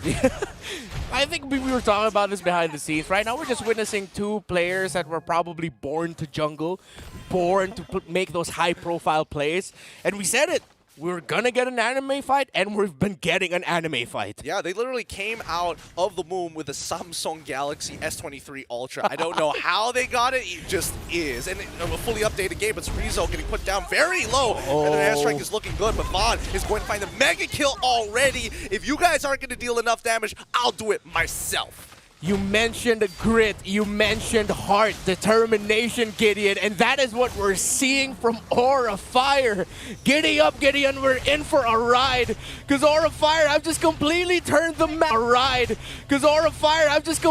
turned the map blue. 2 in favor of them. And now Bigatron have their backs against the wall after leading for so long. I think after they mentally decided, you know what, we didn't qualify for IESF, so we're going to qualify right here, right now, and make sure that we are going to be representing on home soil. Bigatron Alpha, on the other hand, it doesn't mean that they're out just yet. The 3.6k lead developed by Aura Fire, I would say it's minor, but it does mean that they will hit their item power spikes first. Yeah, alongside the items, we also talked about what Aura Fire needed to do earlier. They just needed to chain their abilities together. Once they have their items, make the most out of the combinations. Yes, you're going to lose a member or two in a team fight, but you have the composition that once you've bursted the members of Bigatron Alpha, as long as Kabuki's alive, you still have someone to clean things up with. I just love the fact that despite already having a Thunderbolt, they say, you know what? I need more empowered autos, even though technically it doesn't really stack in the way that you would imagine it to. With the Endless Battle as well, at least he's pretty much at his full build. Sometimes the things we want aren't exactly what we need, but because they're just so shiny, it just feels good. I feel like that's what Pat's just thinking right now. It's just, what do they call it? Do they call it shopping therapy? No. I think it's there's a proper term for this. We'll get back to it. We'll get back to it. We'll remember it. We'll remember it. Yeah, we'll remember it. But for now, Vaughn, he's able to get on out of these situations, and I think he's playing out of his mind. Look at the gold he's earned, 11k single-handedly. With the goal lead this high right now, and with Kabuki and Saka in pretty much even playing field, there's a slight level lead for Kabuki, but they both have their items. Just who can play better for their marksman. And right now, Aura Fire just playing so much better. Oh, look at Bigatron, look at Bigatron! Making an attempt. It's going to be Vaughn who secures that Lord. The Oki Shadow kill, really unlucky, but Vaughn is taking no damage whatsoever. Reza trying to look for the stun up to Super Kid. It looks good! Bang. He hits the shots with a feathered airstrike, allowing Vaughn to jump deep into the middle of that fight. High doesn't see the angle just yet. Bigatron Alpha able to escape. Reza raining bombs over Bigatron, specifically Super Ken. And right now, the Super is slowly fading away from Ken as Aura Fire just keep finding him. It's like they realize this guy's been a nuisance all game long, and they've shut down the Hayabusa sequence after sequence. And I think even for Supervin, right, he's just not finding Reza at the right place at the right time because he is just Reza is holding on to that feather airstrike until the very last second. Yeah, and that's how you know you are playing with a world-class, top-tier mid laner. Key skill conservation, incredibly important for these two artillery mages. Aura Fire, here they are in the mid lane. How many can they get out of this? Well, they get Vin initially, but that's not a primary target. The mid inhibitor is still so close to falling. They drop down Muddles as well as the RW web. They're chasing Kabuki all the way to the back. Saken as well being chunked out, and Supercan forcing him to get away as Reza's feather airstrike is good, but Vaughn, this means no more support. He's able to secure a kill of his own. The resets come through, but Vaughn doesn't care. Takes care of that mid inhibitor, and now the second wave about to collapse. 5v4. Can Bigatron hold on? Final slash misses, actually. Okay. Aura Fire missed some key abilities there, and, well, someone's still on cooldown. Okay, Van?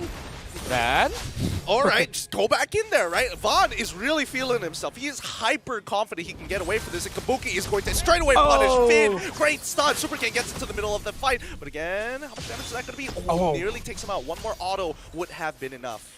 3 fidget spinners to the face, and Supercan forced to go back. Bigatron Alpha. Still, okay, now the story has switched considerably, so a lot of us, I don't think a lot of us expected this. At this point, you could just say, even though the Bigatron Alpha draft was better, Aura Fire are just outplaying them time and time again. They've read how Bigatron and their flow of battle goes, who initiates, who is positioned where. I just really have to give the flowers to, of course, Van. We've been giving the flowers to him. Reza, being able to use the Curse of Crow to stun at the right time to stop Bigatron with their initiation sequences. And, of course, High with his knockups. They've been massive. Tempo breaking. Have their efforts been against Bigatron. I think it's really impressive that High has been using that Breath of the Ocean, not necessarily targeting people to get hit by the knockup, but really forcing them in a position where you're going to get hit by every other ability, right? It's either you get knocked up or everything else. It's your choice. Yeah, so you're just sandwiched between crowd control abilities at that point. It's not a sandwich you would eat. You're just like, okay, I guess I'm taking this. And Bigatron, let's see how much more can they take as Aura now with a massive lead. Looks like they're still prioritizing contesting But again, you have a Hayabusa. He can just use a shadow to somehow steal it. Can Bigatron get away afterwards? Halevi taking quite a bit of damage here. Sakin doesn't want to walk up in front of Supergan, tries to make a play onto the backside. It hits Kabuki perfectly. He's locked in. His Winds of Nature has to be popped. The Feathered Airstrike to slow them down, but it's not enough as Rizzo cancels it out. The back line getting attacked, and they find it! High hits the jungler, and now he's running for his life. Good luck securing the Lord without a retribution, sir, as Vaughn now able to free hit onto Moreno. A 3-for-1 trade, and now they're going to back up. One of the popular phrases by Echo of Philippines and the Philippine pros as a whole. This looks endable for Aura Fire. Will they force game number 3?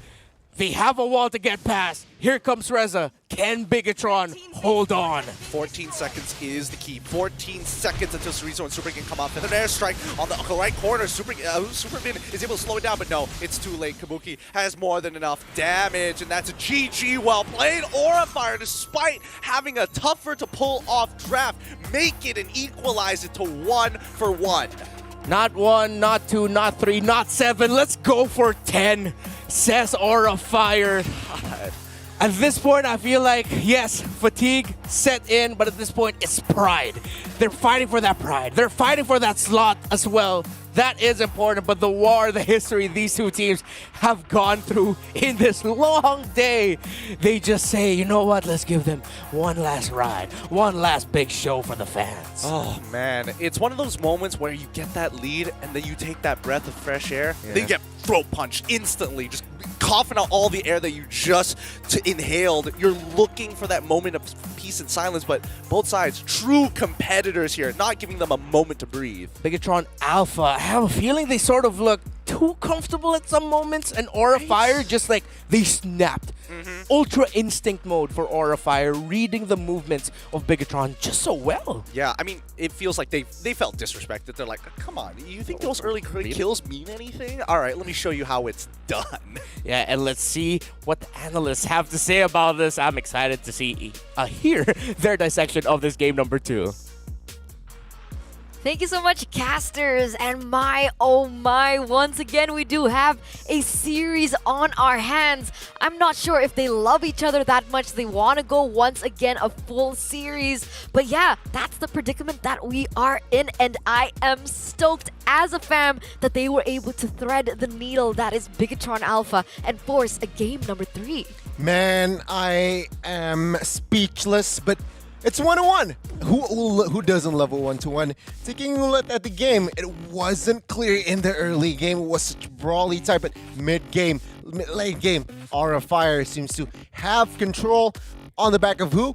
On the back of their jungler, Van. Taking a look at this build, he even built BOD. Usually, it's enough. One item, endless battle, full defense, right? But no, this guy knows that once he claims control, he wants to kill because a lot of juicy targets in the composition. You got the Hayabusa, you got the Eve, and you got the Melissa. I agree, and this is a very interesting playstyle as well because of the fact that Ken is going to go for the traditional damage Hayabusa. He opted to go for damage item first and then kind of juggle between a hybrid build. And I feel like BTR, even though there were a couple of moments where BTR should have won that initial engagement because they were able to pick off Kabuki as well as, I believe it was High in the bottom fight as well, which we will catch a little bit more in the highlights. Van actually ego-checked in a 1v3 situation to allow them to make a little bit more comeback to kind of scale back in towards this game. So based on this damage out department as well, Van has got 45,000, which is more than Kabuki considering that he is the jungler. Wait, is that one of the highest gold per minute we have had? I think so, this series. Dude, 923 for a jungler? I mean, we've seen similar things in MSC, but here in SPS, that is something rare here. A diamond in the throw, and it's insane. Yeah, I agree. It's just so much like the moment you enable Van to do his own thing, this is where Aura just pops off. Like, BTR had this idea to shut down Van from game number 1. Game number 2, if you allow Van high mechanical skills, high mobility, and playmaking heroes in the jungler, he is going to deliver. In this case, he definitely delivered in this game. And another department that our Fire finds victory in second game is Kabuki, right? He is able to find that space, but of course, without a doubt, if we're talking about MVP here, my money's on Van. Yeah, give it to Van. Give it to Van. He needs it, right? He was the reason once again that things ended very differently for Bigatron Alpha that ultimately led to their demise here in game number 2. Once again, the amount of retributions he was able to land when they decide to contest, as well as the fact that he went into a damage build Lancelot. The adaptation he did in-game was just really the cherry on top for Aura Fire. Yeah, this was the fight I was talking about as well, because BTR was able to set up in a situation where Aura Fire should have lost the head-to-head numbers here, and BTR was able to get so much out of this fight. But when they tried to ego check and dodge Van, Van was just completely destroying them, which is kind of scary because I feel like Van shouldn't be able to pull this off, and BTR, they kind of disrespected that. They didn't expect Van to hit this one. This was a 1v3 moment. This moment I'm talking about as well is like, hey, BTR, they got a numbers advantage. They thought they can kill off Van, but surprise, Van hurts really a lot. Oh, the first skill, right? The puncture. And he no doesn't cooldown. die. No cooldown yet. He perfectly timed the target, so no cooldown on the first skill. And in this current highlight here, we see that, yeah, there's still mistakes from inside of Aura Fire, but Aura Fire still just manages to out-mechanic finding the right compensation. Yeah, you can tell that, you know, Van at the end, even though he was on the Lancelot that he usually goes for the defense build, at the end of that he was like, okay, you know what, I think my teammates are tired. It's okay, let me just pull up my sleeves, get on my back, because that's exactly what he did. He carried that game number 2. Yeah, it's crazy to see how Aura Fire is able to find moments of brilliance despite such a long day for them here. I think totally right now, considering here, they have played a total of 10 games in the last 5 to 6 hours, including the best of 3 earlier today. I think that's a total of 13 games that has 12 been, sorry, 12 games that Aura Fire has played, and for BTR it's 11. Yeah. Yeah. Luckily, they were able to 2-0 in that first match they had of the day, right? But Aura Fire went 2-1. So, yes, if they do... Oh, no, they are going to make it. So, it's officially going to be the 13th game that Aura Fire has to endure. Oh my god. Just between those two, by the way. Yeah, and I'm feeling a little bit of a caster curse. What happened? After What the happened? drafts. Tell us. Yeah, I'm gonna churhat a little bit. What's the English for churhat? It's like sharing what you feel on a deep and personal level. But you know, after the drafts of game number 1, I was like, you know what, Aura Fire, and then they lost. Empathy. Feel bad, I guess that's the right word. But at the same time, I want to talk about the drafts, because when it comes to the execution coming from BTR, it feels like they just don't have... They couldn't do what they're going to do. And it was just Reza kind of outplaying, setting up, and enabling the rest of Aura Fire to find opportunities to play a setup. And it's crazy because whenever BTR kind of takes the bait, they find a way to just turn the tides in their favor. For sure. I'm still sad a little Don't bit. be sad. I think I need a little bathroom break, guys. And I think the players need a break too. With that, ladies and gentlemen, we're going to go through a break. Just for a second. We'll see you after. We gotta push to the limit and work till we finish and push to the limit and work.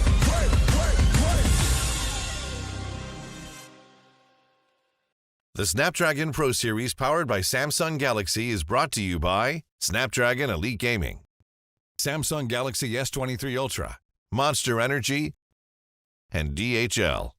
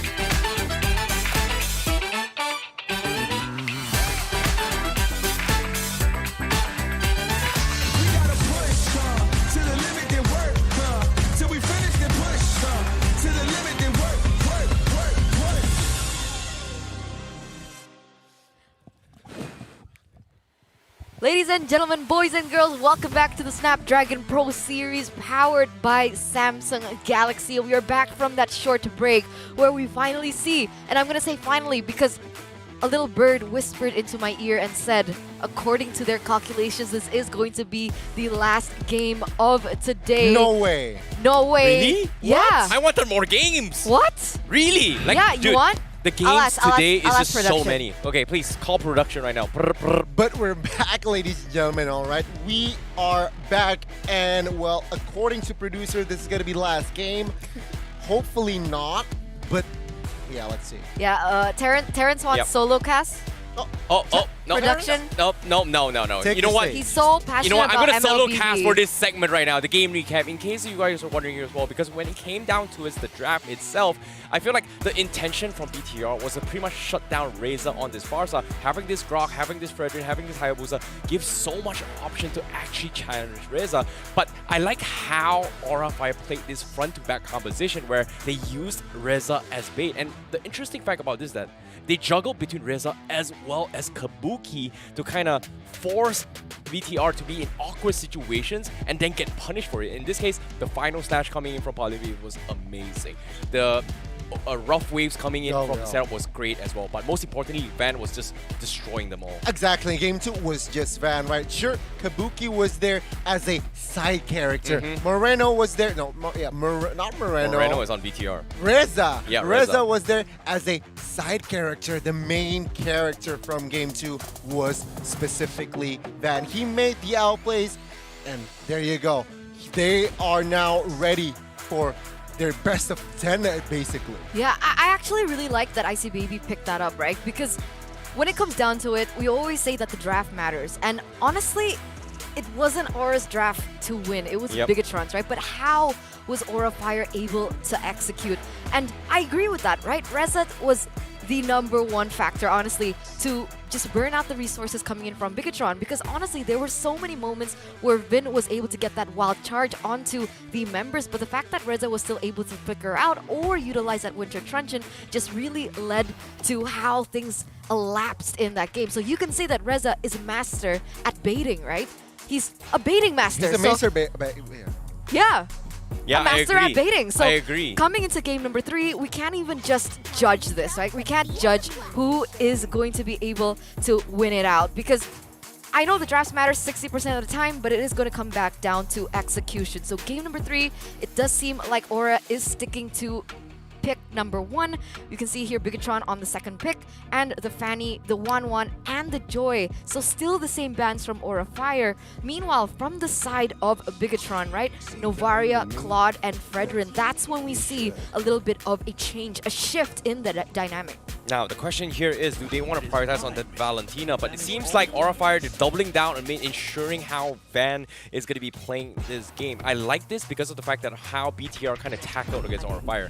Finding ways to shut down Van. Game 1, great demonstration here. Game 2, the moment you let him play his Lancelot, he's pretty much uncontrollable. So this time, it comes down to how BTR is going to be able to deal with a very, very annoying Lancelot this time. Yeah, they need to readjust, right? Because, okay, Lancelot Game 2 was unstoppable. They need to find the right formula to be able to counter, either mirror the movement or just stop this Lancelot, find a good hero that can pick this off. But okay, response is going to be Beatrix and Eve. Beatrix, as you all know, win rate very low, but it seems like it's still prio here. So Aura Fire, they need to think twice. What are they going to do with this Beatrix? Meanwhile, take a look at the Melissa. 10 times being picked up, 80%, so only losing twice. So a very contrast of win rate. Let's see, will it increase or decrease? Yeah, it's a battle of comfort picks right now, right? Because once again, Van is on the Lancelot.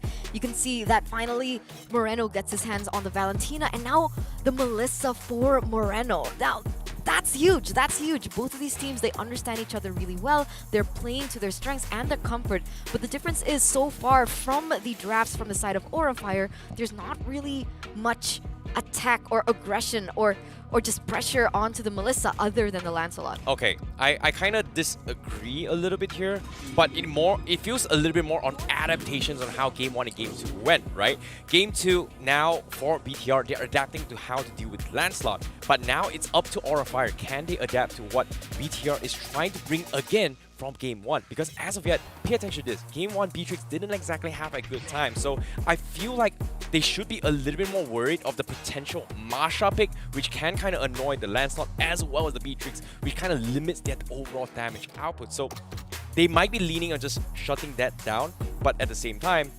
Arlott is already picked as well, but that's the thing about this style of heroes, right? Flexibility is key. They can still play this as a roam Arlott. Maybe that's a forced roam Arlott from the side of BTR because we haven't really seen Supervin pull this off. But yeah, maybe there's a first time for everything. But Aura Fire here, they seem their plan is straightforward. You don't have a jungler. Let me limit that option, right? Hayabusa, even though he wasn't really shining in Game 2, it seems like Aura Fire just want to play it safe. Well, I mean, I guess, sure, at the end, he didn't really shine, but in the early stage of the game, the reason why Bigatron Alpha was so able to gain control of the momentum was the kill pressure coming in from that Hayabusa, right? So they're trying to deny that early kill pressure, but back again, honestly, Bigatron Alpha, they still have a lot going on for them, right? You still have the Martis for that early game, Balman, even, honestly, the Amon that we see really pop off here in SPS.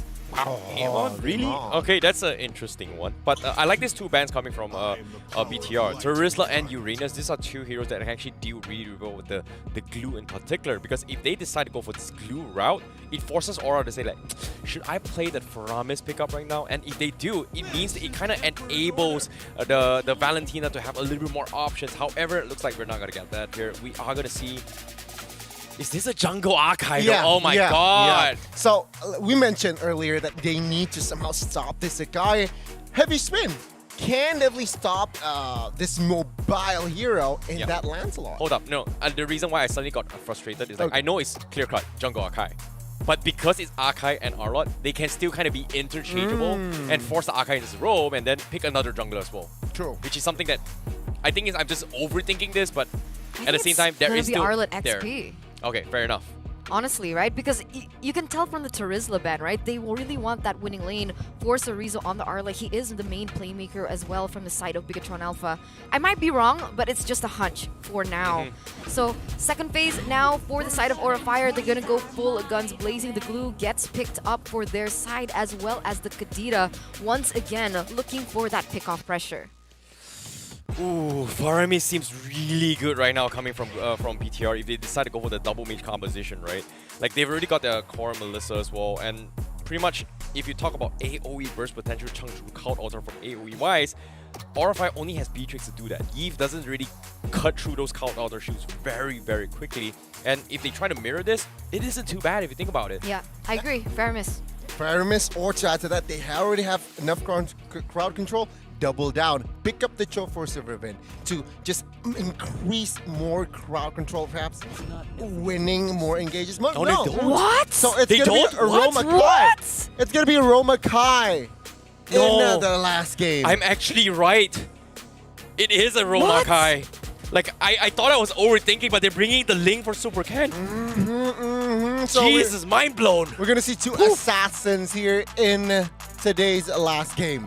Oh my god, finally! I was talking about this the entire day, right? I was like, I really want an assassin v assassin matchup in the jungle. You got it. And finally we get to see it, the battle of mechanics, and it's gonna be piloted by none other, the two Indonesian prodigies making their way from the MDL, MPL, and now they're going head-to-head on the international stage. I couldn't ask for a better closing of today, and with that in mind, I can't wait. So let's go straight to the casters. Take it away.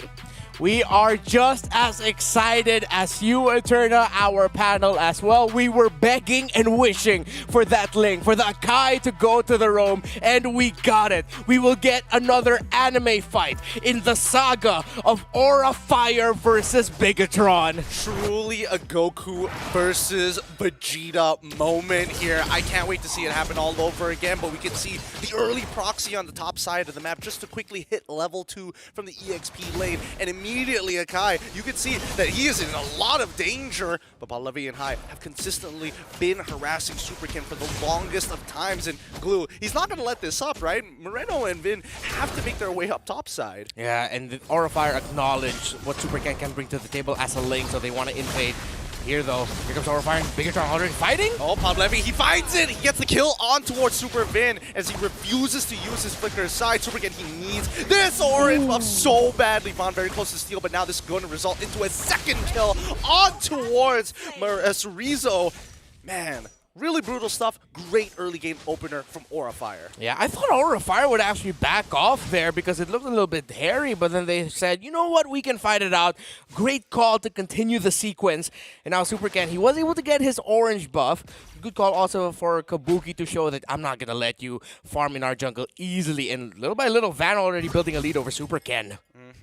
Oh, and again, he's unable. He didn't have his retribution in time. And Von, he's just going to keep on doing this, right? He's trying to stop Supercan from hitting his level 4. Supercan forced to use his retribution to hit level 4 now. And they're going to head back into base. Now, keep in mind, because of that early retribution, the timers are a little off with the turtle up top side in 6 seconds. Yeah, so Aura Fire will look to actually build on that, see if they can get the turtle down quickly, and then just take it right before Ken can fly on and live up to his super name. As Moreno and Cerezo will go up and try to disrupt Pahlevi, knowing that the glue will be a nuisance. But speaking of nuisance, they continue to annoy Super Ken. Oh, the Tempest Blade's already coming out. He didn't want to get hit by the Breath of the Ocean, and now he doesn't even get his purple buff as well. Vaughn is able to steal it away. They find a return kill on towards high side, but at least this makes Super Ken really struggle from this moment on. Yeah, the story of Link so far in the Snapdragon Pro Series has literally been, you cannot get your purple. If you really want to, you're gonna struggle for it. So far, that's been the story of Super Ken. He got it earlier, but the second one is massive, so he's forced to go to the orange side jungle of Aura Fire instead, try to take that. But Hai is just TPing right in front of his face as they freely take. He gets it. He gets the kill. He gets the kill. I thought Super Ken was going to be able to survive, but apparently not. Also used this ultimate as well. Not entirely sure how that occurred. We might get a replay of that some other time, but in the moment, it's going to be Bigatron Alpha falling significantly behind in the first 3 minutes of the game. So if there's an imaginary checklist of what Aura Fire need to do, they've been doing it, right? They've been crushing it, in a matter of fact. You can see that Vaughn, he's really feeling himself on this Lancelot in all 4 members' face. Superman can't seem to lock him down, and that retribution did not go into the right place at the right time. Supercan winning that out, but Vaughn, you can clearly tell the EXP lead is making the difference. Now, usually when we think about links, the mechanics, the raw mechanics usually come in the team fights. How well can you quickly get your blades? But now Supercan really needs to show off the mechanics just to secure his purple buff. And look at Aura Fire, they're still here. They really don't want to stop in their invade. Yep, they're pestering him, and they know that they have retribution in 2 more seconds. He's able to secure it just in time, gets away. Supercan just has to watch him walk away. Cerezo trying to turn this around, finds the initial hit on towards Von's side, the real world manipulation to counter engage, but they still find the kill. That's nice from Supercan. However, Sakane has been able to hold back Hai and Kabuki at the same time. Good team play from Bigatron. And that was a warning shot by Bigatron. Now that they are willing to clap back, and they can clap back against the constant invades coming in from Aura Fire. Finally, little by little, Supercan gonna be able to catch up to the Lance here in the mid though. Just a little bit of a skirmish. They're trying to get this kill on towards Cerezo. The split, got the max stacks. He's going to pull him out. Reza's going to try his best, denying his exit point. Cerezo says, you know what? I'm coming for you, Reza. Jumps right at him, and finally, Pahlevi is off. Has the final slash as well to help Moreno secure the kill. Yeah, it looked like a bit of a buy time, though, actually, just for Supercan to get a little bit of gold from the shielding of the turret up top. Oh, these two teams, they just continue the action. I like this. This is juicy. This is quite literally sweaty. It's getting hotter in the studio now because of what we're seeing from these two teams. Super Vin, once again, he's got his ultimate. He can tactically push away the rest of the members of Aura Fire, but it's a bit of a struggle for Vaughn with the iframes. Hai is able to get away with the Ocean Oddity. Kabuki is nearby, and this is going to be a non-contestion from the side of Bigatron Alpha. Slow them down as much as they can, but expect to see Vaughn show up by that purple buff. No contention. Does this mean another invasion by Aura Fire? It looks like it does. Super Vin. Oh! The lockdown, it looks good. Vaughn, he can't get back up. He's used all his dashes and falls into the hands of Cerezo. The real world manipulation to turn it around to look for a trade kill. They find it. Sakin keeps himself alive against Hai. In the meantime, the time bought perfectly by Cerezo allows Super Ken to actually breathe, and now catching up in EXP to Vaughn. And I like this. Split the map. Get wins elsewhere if you're struggling in some certain areas and that tower up top falls. But because of all of the focus Aura Fire has been dishing out, Sakin again on a Melissa, relatively okay laning phase. Actually, it looks like he seems to be faring just a bit better compared to a Kabuki, if I'm not mistaken. I mean, we can look at the item builds right now, right? It's 200 gold in favor of the Beatrix, and yeah, right here, all the differentiation is right. Oh, yeah, you forgot your glasses. Yeah, I'm having a tough time seeing it right now. Don't worry about it. Don't worry about it. Slight leads on mainly. Oh, even Ling actually overtaking Vaughn in the gold lead ever so slightly. So he's recovering, and still he wants to make sure that he's chasing people down. So Cerezo final slash already out and exploited, but now 30 seconds till the next turtle spawns. All right, let's see who's going to get a win before that turtle. Will it be a pick-off? Will it be a skirmish turned into a big team fight? Because with these many bodies looming close, relatively close to the mid lane, usually that's a recipe for something bound to happen. But Aura Fire, because of what Vin showed against Van earlier, pinning him down with a heavy spin, seems like Aura Fire are now way more careful and way more hesitant. But this means that Super Ken has finally recovered for such a devastating early game. Final slash from Cerezo doesn't connect onto Hai in time, so he's not going to have his ult for a little bit. Do they still want to contest for it? Super Ken is going to try. Phantom Execution and Bennett's Rage coming out at the same time. Super Ken is able to secure this turtle. Moreno finds Hai with the help of Sakin, takes him out. On the opposite side, real world manipulation from Reza is going to help take out Super Vin, so it's going to be Roam for Roam. Heavy spin flicker just to send back the members of Aura Fire so that Super Ken can easily take that turtle. Bigatron, after being just absolutely invaded early on, we thought Super Ken wouldn't be able to catch up, but they've made the right decisions, the small decisions to turn it into a big comeback. Still very even here though, but the gold lane still relatively untouched. Let's see who will finally be able to get a big win there as we look at the gold leaderboard. Kabuki close to 6K, Sakin not too far off behind. Yup, and Super Ken second in the gold earning charts, man. Surprising turnaround for the side of Bigatron Alpha. Aura Fire, I mean, now that they've lost momentum, it's going to be a standard game, right? Yeah. It's just going to be down to who can press the buttons better. And it looks like Cerezo is going to start things off terrified already. Palevi can't seem to get out, forced to flicker away. And that's a very big battle spell. 50 more seconds until the first Lord spawns. Yeah, that might mean a little bit more confidence from Bigatron Alpha. They don't need to watch their position too much because, again, one of the biggest threats that the glue can bring to the table is if the slam and the pass, sometimes he can just use the flicker to maximize that. So they can be a little bit more reckless, but not too reckless. They slowly walk up as mid lane gets cleared. They're looking for opportunities, but it doesn't look like they're going to find it. Super Ken back on that purple buff. He's going to happily take it, no problem, but I feel like Aura Fire at this point, and especially for Bigatron Alpha, they've really adjusted to make sure that Hai doesn't get maximum impact. Yeah, and adjustment has been a theme for both of these two teams. So Vin taking a fair bit of damage in the mid, though, Palevi. Looks like Palevi's going to be fine with the split just in time. Sakin is not too worried about getting flickered on at the very least, but Palevi, without that ultimate, it's going to be a bit tough to survive this upcoming Lord fight. Yeah, let's see who'll be able to get it. A position up top there by Van. Super Ken and Van over here they are. They see each other, but Vin! Oh, he flickers in, and he's trying to push Van out of the way. Phantom Execution being expanded as well, but heavy spin gone. Palevi could continue to chase it. Yes, they are! They're going to take out the Roamer first. Immobilized, locked down by Hai. The trade back instantly from Hai before the passive is able to connect. No Petrify, but it's a roam for a roam, 4v4. Palevi tries to open up the map. Cerezo gets a good final slash on towards Palevi and jumps onto Reza. Sakin is going to follow up and a stolen RWM to secure the kill. What a stun there, right on time by Cerezo, making sure that Palevi will go down. But again, the story with having a Lancelot and the Ling on the board, even if you have your key frontliners down, they don't care. They have the capability to just swoop in and steal objectives. And right now, Bigatron, see if they'll consider the reset or even just go for the final push onto the Lord to make sure they secure it themselves. Let's find out here. Bond, they're slowly slowing three. it down. Phantom Execution as well. Heavy spin, and he secures it! No way! Super Ken was a level up on him. The rest of the team just making it difficult. Nicely done by Kabuki to work with his jungler. It feels like Aura Fire was telling Van, man, we first picked your Lancelot. Please take this Lord. And Van said, oh, absolutely, I will. Super Ken now will be forced back a little bit. We were just saying it. These two assassins really don't care that much. They have the ability kit to just steal it away, and they did. What a play by Van.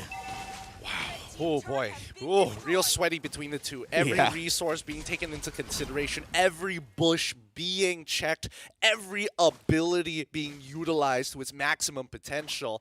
A little unlucky, at least for Super Ken, but at the very least, right, he's able to split the map. Mid, getting hard contested right now. Vin sees high, he hits two! The rough ways doesn't get as much damage as he would like, but the mid tier 1 finally falls for Bigatron Alpha when the Lord is going to chip away on the tier 2 on the bottom side. And unfortunate there for High that Moreno and Saken weren't exactly at the center of the rough waves, just at the edge of it, so he really wasn't able to maximize the damage. Meanwhile, Super Ken and Van have their own thing going on up the top. Super Ken might get spotted out here. Tempest of Blades already used. Oh no, he's locked on! The great grab coming in from Palevi, buying that extra 0.5 seconds to allow the rest of the team to collapse. And now without a jungler, Bigatron Alpha are going to have to try and go for this defense with outside lane pressure.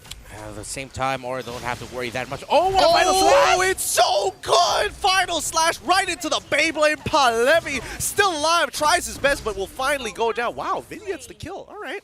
Wasn't expecting him to get the kill. Yeah, maybe he was thinking, I kind of want one too. I mean, it wouldn't be so bad. Yeah. They were able to get it, but Aura Fire able to get that mid lane turret. Moreno has the RWM on him, so in the next big sequence between these two, you're going to have to watch out for that. Yep, Aura now with a 4.3k lead on their side. Huge gold swing thanks to the structures. In the next 55 seconds or so, either Bigatron Alpha needs to get resources away for Aura Fire, or maybe Aura Fire could look to get a fight. Yeah, look at the two marksmen. 3 kills already for Kabuki. 4 assists for Saken. Not to say that he hasn't made an impact. Those assists means he's able to deal the damage, but of course, look at the goal disparity between the two. Already a malefic roar built by this Beatrix. Still on the way to a Wind of Nature, if I'm not mistaken, here for Saken, if he really wants to build that. But considering that he's up against a Lancelot, yeah, that would be tremendous help. And let's not even forget about the 1.56k coming in from no other than High, a roamer. Kind of shocking, the fact that he still is able to afford both, with Magic Worship, by the way, not Mystery Shop, both the Clock of Destinies and the Divine Glaive.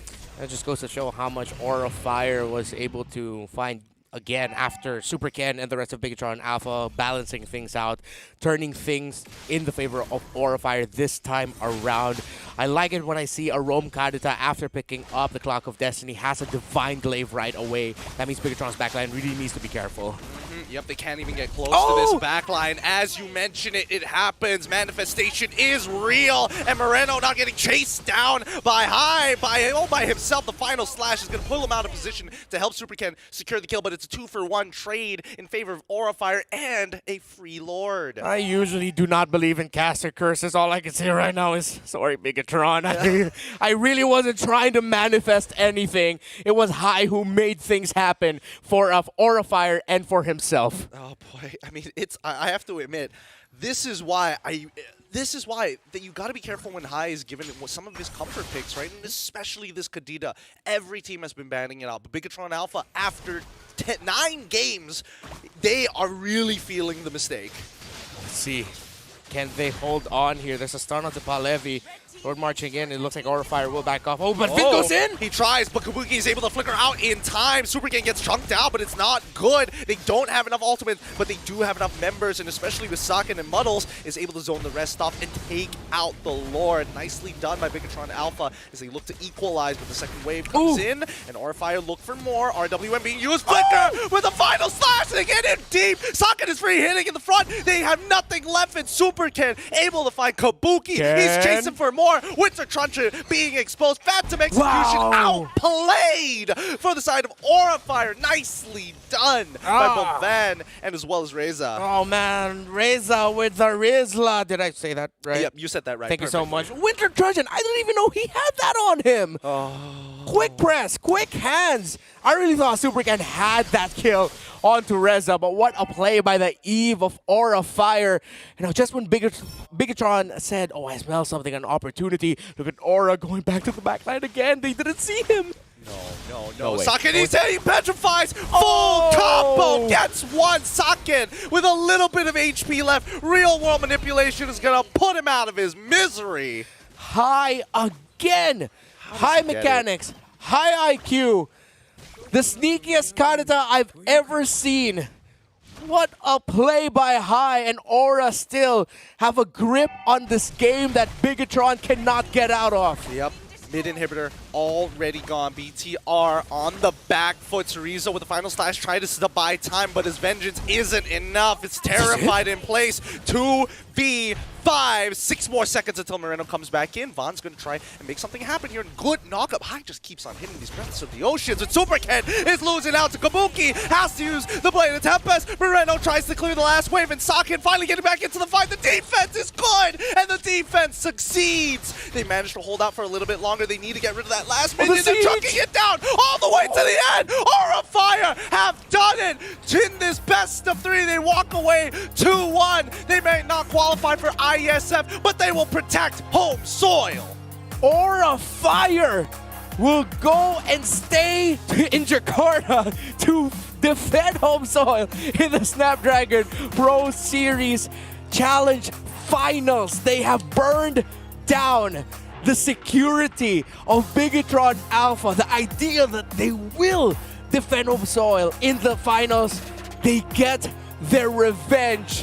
What an end to the saga for now. Wow. Truly, this is going to be a story told amongst the MPL Indonesians for a while. Both sides at each other's throats, but still, they are bound by blood and just sweat. Honestly, at this point, might as well tears. Clip it, story it, reel it, make sure that it will be shared for years to come. The saga that these two have went on throughout this day alone. So even before that, they've gone through days of another tournament before this. The story that these two tell, these are the times where you think, is life really this scripted? Usually reality is a little bit more surprising than fiction, fiction itself. That is the term. Oh man, I am tired. I cannot imagine what these players are feeling. Just the raw exhaustion and finally just the pressure being lifted off of their chests. Massive amount of respect to Bigatron Alpha and Aura Fire. Thank you so much for tuning in for this game. My name is Reptar. This is Gideon, but it isn't over yet. The panel will dissect what just happened. 13 games, no problem, as the Indonesian Hydras melted the Red Robots in their own seat. What a comeback by Aura Fire. Aura fans around the world, they must be proud. They really must. And if you really think about it, right, previously in the best of 7, it was 4-3 to Bigatron. Bigatron added a point. Aura Fire added 2 points. They're at an even 5-5. That is intense between Bigatron and Aura. It's crazy because it kind of reminds me of how back in the days the Romans have the gladiators stuck in the middle of the Colosseum, just pouring hearts and soul, bloody sweats and tears, just trying to survive. In this case, the survivor will be Aura Fire. And however, it's not over yet for BTR though. They still have that last chance qualifier down the bottom. But let's dissect the game a little bit here on how things went down here.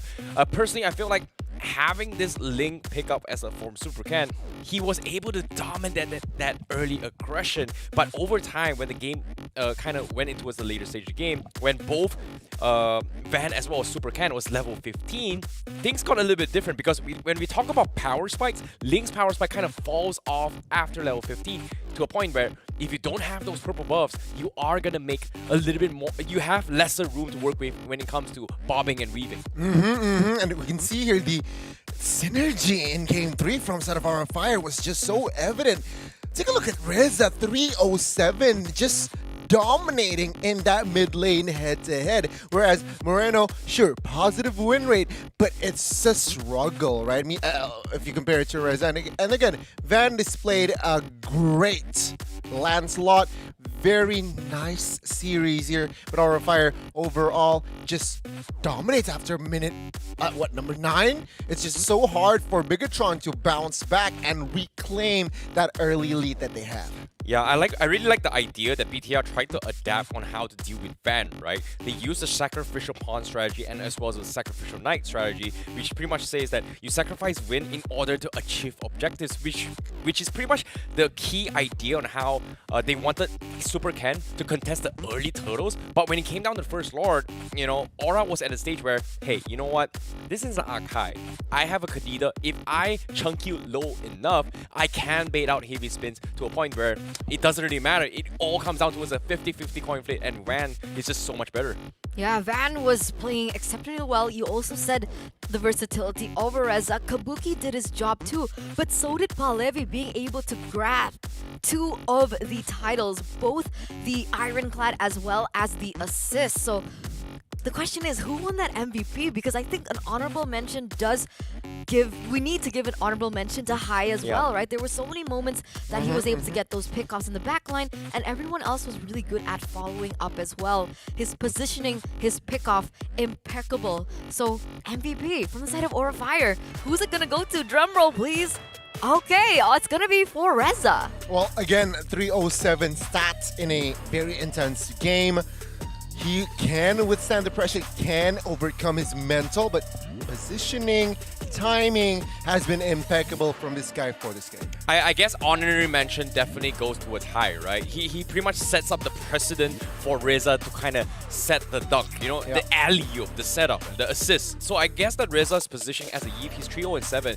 If you think about it here, it's not that easy to actually, I would say, outmaneuver a Ling as well as an Akai, which is crazy because there was one time Super Ken could have wiped out the members coming from Aura Fire, but it was Reza with his Winter Trunk and Clutch to allow Van to get a very easy kill onto his Ling, especially towards the 12-minute mark there, where things got a little bit spicy because it felt like BTR should have completely swept Aura Fire in that engagement. That was huge. It caused a great miscalculation, and at that point they needed the damage coming in from the Ling. So that was a huge dub for Aura Fire in that small minuscule moment of hitting that Winter Truncheon. And you can see how things panned out here for both of these teams. And looking at the highlights, it's just after here, minute number 14, it was just Aura's game. Bigatron, when you're on a Ling, it's very hard for you to find that loophole to bounce back. All you can do is just split, which he did. But it's again Aura Fire just reading out. And this was the play where Bigatron was able to shut down Kabuki, but it was just member here. This was the play. Here's it. Yeah. This was the play I'm talking about. Sorry, not 12-minute mark, it was the 15-minute mark. But at the same time, as this is where we start to see the power spike fall off coming in from Super Ken, right? Because Ling is, we all know for a fact, Ling is super dependent on the purple buff, and ever since the snowball kind of choked Bigatron into its base, there's no way that Bigatron could have pushed out to contest that for the purple buff, which allowed Aura Fire to kind of step on that wounds where Bigatron just could not make a comeback. So making sure that they could not get those purple buff on Ling was pretty much the key winning factor that allowed Aura Fire to close up these games. However, with that being said here, congratulations to Aura Fire though. Yeah, congratulations indeed. They are going to be the next Indonesian representative to move forward here straight towards the challenge finals in Jakarta. So that kind of gives, actually no, I can't say that. I was going to say Ryan doesn't have much of a headache, but if either one, yeah. Oh, wait, no, because Bigatron qualified to ISF, right? Mm-hmm. All right, so that's a little bit of a job alleviated for Ryan there. I bet he's just smiling from toe to feet there, smiling. And if we take a look at this now, right? So already 3 teams have qualified. We have Evo's Icon, Aura Fire from Indo, Bren from the Philippines, and now 3 more slots are left. We are going to crown 1 more tomorrow, if I'm not mistaken. And then for the next 2, they're going to have to fight for it in a completely new bracket. It's going to be tough. It's going to be intense. But mind you, Bren Esports, M2 champion, Evo's Icon MDL, Aura Fire Season 11 was 8th. So the contrast of the quote-unquote achievements the 3 teams has is amazing. They really, really grew up from back then. And I can see the little smirks coming on Eternal as well as Gani, because today seems to be an Indonesia day. Pull out the Indo flag, right? Might as well. Do you have one? In the back. Mine's here. Oh! Flexing a little. But that yeah, was good. I like this. It shows just a small amount of time gives these teams the ability to improve that much, and we're giving birth to so many amazing players already. But it looks like we're on a call with the winner. Let's invite him in. Who is it? Is it Hai? Is it Van? Is it the coach Paul Levy? Or are we gonna see the 2 mysterious players finally come on stage? But wait a minute, it's Bay Buki. That's what they call him in Indonesia. Kabuki, put your headset on. Oh my god, a lot of girls are so jealous of me right now. Halo Kabuki, apa kabar? Kabuki bisa denger nggak? Oh no, we can't hear him. Kabuki, kita nggak bisa denger Kabuki. Ada mic-nya nggak? Mic-nya udah nyala belum? Man, just a second, right? Hang on. We are dealing with it, Dude. but it's Kabuki. Yeah. The man that outplayed Blacklist earlier. It's Beibuki. It's Beibuki. Yeah, they were the reason why Blacklist was sent down to begin with here. It was, like we said as well, it was Blacklist game to win, but Kabuki made a miracle. So for them to actually overcome those odds against Blacklist and also taking a dub from BTR despite playing a very, very long day, and to keep up top tier performances coming from these 2 teams, it just shows you that you don't just need to be good at the game. Mental strength, mental fortitude, and also being persistent is going to be the key. And as of yet, I feel like Aura Fire is just one step closer. And I really want to pick towards the minds of what Kabuki was thinking in that play, because it felt like all hope was lost against Blacklist. And also, recently, they took a L against BTR for the IESF qualification. So I feel like there's just so much mixed emotions that is going to be going through Aura Fire members' minds. But it feels like Kabuki, I feel like there's so much we can ask about, especially for today. Yeah. Okay, Gani, do you want to translate or do you want to ask? I want to ask. You're the translator, Kabuki. because I'm the guy who doesn't understand Indo. You want to rock, scissors, paper it? Yo, please, we have a time Okay, competition. best of 3, Best of 3, okay? let's go. What do you mean? We can ask together. Let me cast this No, here. it's Ladies fun. and gentlemen, It's would fun. you like to Mini see tournament. a rock, paper, scissors competition? Let's go. This is a best of 3 format between Scissors, Eterna and paper. Connie. No, wait. Do Okay. it the right way. Which one? Rock, paper, scissors, shoot. Ready? Okay? Rock, paper, scissors, shoot. All right. 1 Best of Eterna, 3, best of 3. 0 Gani. Rock, paper, scissors, shoot. Oh, 1 to 1. We're like Bigatron and Aura Come on. Fire here. I like it. 1 to Okay, 1. one more. Rock, paper, scissors, shoot. Oh, no! So what do you want to do? Oh, I I want want to ask. I want to talk to Beibuki. Yeah, I mean, we can ask. Like, all 3 of us can throw out questions. What do you mean? Oh, you're so nice. You're like Reptar. He's a gentleman. Good guy, Gani. He's a Oh, gentleman. he's double G. Triple What? G, though. Huh? What's double Triple G? G. What's triple G? What's triple G? I was thinking gentleman Gani. Oh, What's the third one? Good guy, Goni. Oh. Smooth. I like that. Is that how you pick up girls? By complimenting myself? No, I think like women like confidence, right? And you go like, hey, they call me a triple G, good guy Gani. Oof. Maybe it will work on you, Terrence. Yeah, I'm sorry. I just tried to imitate. A new love story brewing, I think, on the caster desk. And for Group C, once again, this is a little bit of a recap of what happened, right? Aura Fire were able to win it against Blacklist, Bigatron moved forward against Alter Ego, but this time around, it's not a 2-0 for Bigatron, it's a 2-0 for... Wait, no. It was 2-1, right? Okay, 2-1. It was 2-1 for Aura Fire. Yep. And that actually allowed them to qualify to the challenge finals in Jakarta, Indonesia. However, for all the Bigot Troopers out there, don't worry, don't be sad. Don't worry, Mirko. I know you're kind of crying backstage there because he was so confident that Aura Fire was going to lose to Bigatron. They do still have the last chance. So if Blacklist wins, they'll move forward. If Alter Ego wins, they'll move forward. And whoever does will face Bigatron. And whoever wins that match is going to go to Group E. So still a long way to go for these teams who unfortunately had to go through the lower bracket. But because it's not a single elimination, they do have a second chance. You know what? I'm pretty happy, right, with the results for now. Group C, 1 Indo, secure already. You're right. And on that note, let's talk about the Indonesian who was able to secure the ticket as well. Beibuki, apa kabar? Bisa denger nggak? Bisa. Bisa ya? Oke, ini ada Goni, ini juga ada IC Baby di ujung sana. Kita bakal ngasih beberapa pertanyaan ke Beibuki ya. Oke. Kabuki, hari ini rasanya gimana dulu deh menang nih? Gimana rasanya udah menang? Rasanya cukup senang aja sih. Cukup senang. Tadi kalah di turnamen lain, skornya 4-3. Sekarang menang 2-1. Sebenarnya skornya masih imbang nih 5-5 nih. Nggak mau main lagi, sekali lagi gitu. Cari satu aja gitu. Enggak, udah mau tidur semuanya. Okay. Next question perhaps. I need a translation. Okay. So basically, Sorry. Goni asked, how are you feeling? And he's like, I'm happy. And then Goni also asked, how are you feeling? Like you went full series, both of these, but in total, like you mentioned, right, it's a full 10 games. Don't you want to play another game just to settle the score with Bigatron? And he's It's like, 5-5. no, we want to sleep. Champions need sleep. Okay. Guys. But yeah, continue. You have a question perhaps? No, I want to see what you have to ask. You're the one that won rock, paper, scissors. Okay. I have a question. Baibuki, aku punya pertanyaan. Kan tadi pas lawan Blacklist di game yang ketiga ya, itu kan lo hampir kalah ya. Terus tiba-tiba lo bikin play yang 50-50 risky banget, tapi akhirnya itu bisa memutarkan balikan situasinya. Nah itu shot call-nya siapa sih?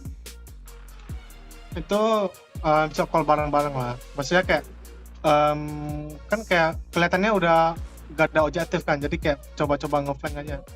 Oh, jadi sama-sama bukan Kabuki yang kayak oke, gue bisa nih, gue ada insting, gue hajar aja. Enggak, bareng-bareng. Kayak kelihatan, oh bisa nih Buk. Nah terus dicoba, oh terus bisa. Nah, yang ngomong bisa nih Buk tuh siapa? Enggak sih, sebenarnya dari aku sih. Maksudnya iyalah dari aku. Tadi kayak kan hike mati kan, terus kayak aku lihat kan, oh ini udah gak ada objektif, terus kayak nyoba-nyoba aja nge-trap. Tapi awalnya tuh ragu, cuman kayak ternyata nggak ketahuan kan, terus dapat deh. Okay. So translation please. Maybe later on we can after the interview, but one more question. Satu pertanyaan lagi nih Kabuki, mungkin ESL kan masih nanti sampai Juni. Seberapa percaya diri Kabuki sendiri nih untuk memenangkan juara 1 di turnamen kali ini? 80% deh. Oh, that's quite confident. Jadi cepet-cepet satu-satu lagi, fans pesan kepada fans mungkin last message buat Aura Fans yang lagi dukung Aura Fire. Makasih buat Aura Fam udah dukung kita lah. Soalnya kan season lalu kita sempat hashtag 8 kan. Terus masih aja Aura Fam kayak mereka masih setia lah, masih dukung, nggak yang kayak dukung tim lain lah. Terus makasih aja kayak masih dukung kita. Oh, that's so sweet. Explanation please, explanation. We'll translate in just a bit, but with that in mind, terima kasih banyak Kabuki. Gue tahu lo capek. Makasih udah sempetin interview ini. Rest well dan congratulations karena lo udah berhasil lolos ke Challenge Finals. Sampai ketemu di Challenge Finals. Rest well. Tenang, you guys got it. Semangat. Thank you. Semangat. Oke, thank you. Salam buat yang lain. Now, please tell me. Yeah, okay. I know you're Come on, so man. eager. No, I know the other regions, they're so excited as well because I need to translate your hands on, man. Okay, so the question that I asked was whose shot call was it in their blacklist Okay. game when they went for that crazy 50-50, Okay, right? okay. Initially, he was like, oh no, it was everyone. Everyone pitched into that. And then, Okay. like, his story didn't kind of like Connect. So I was like, I kept pushing him, and eventually he said it was his shot call to do it. Okay, So he wanted to give credit to his team, but that initial call, I think we can do this, was Kabuki himself. And I asked about like how confident are you in winning it all Okay, in wow. ESL, and he said 80%. I wanted him to answer 100% though. The confidence, but I agree. I considering that it has been a long day here. Actually, I wanted to ask a little bit more. Maybe in the future I will get that opportunity because, to be honest, right, it's not easy to play like 10 games in a row. I wanted to ask like, how do you keep up the morale and motivation to stay awake and play for more than 10 games in a day? So It's many crazy. questions. Exactly, I there's wish so we had much more time. Maybe in the future when they are in Jakarta, when they win again, that's the perfect time to ask them about this story. Yeah, bring back Beibuki, man. Mhm. But yeah, that leads us to the end of the day, and we've got to remind you of the spectacular plays that all these teams have put forward and performed this for you guys. So let's take a look at the best plays of the day, the top 3, and we're gonna start with Super Vin.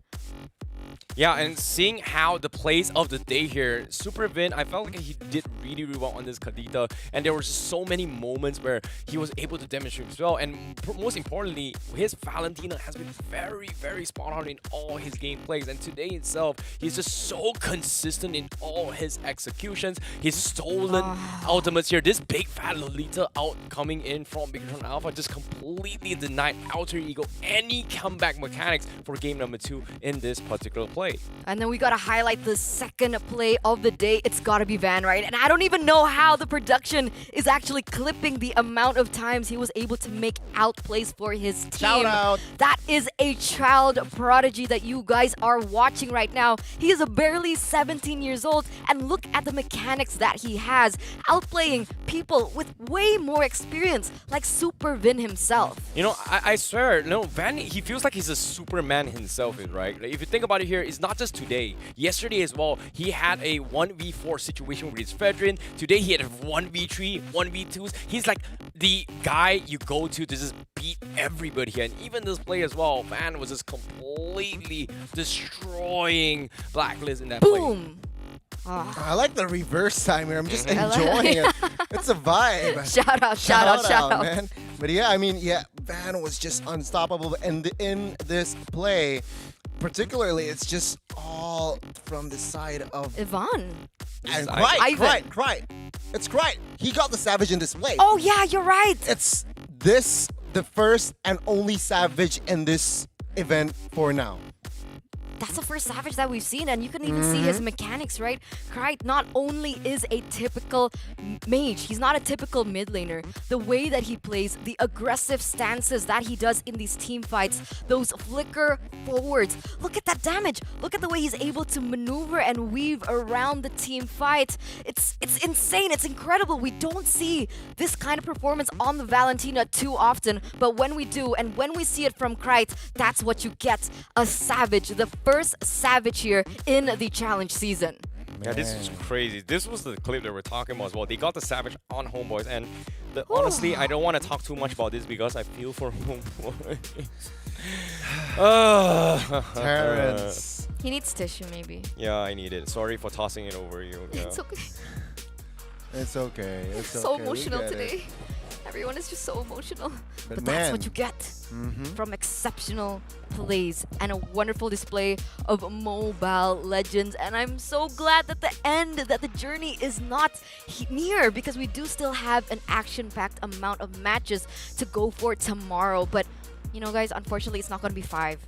There's only going to be 3. But even then, this is it, right? This is it. whoever is able to win these out, we're gonna have a little bit more of a taste of how the challenge finals are going to look like. Because in the third game, it is going to be the winner's match. Whoever is able to win it is gonna go forward against CFU Gaming, and then whoever wins that one gets a chance to get the final slot to the challenge finals. And meanwhile, for the second match here, we got our first elimination match, right, between Team Flash and Bleed Esports. They're at the bottom bracket, if I'm not mistaken, of Group A, so they're fighting for their life here.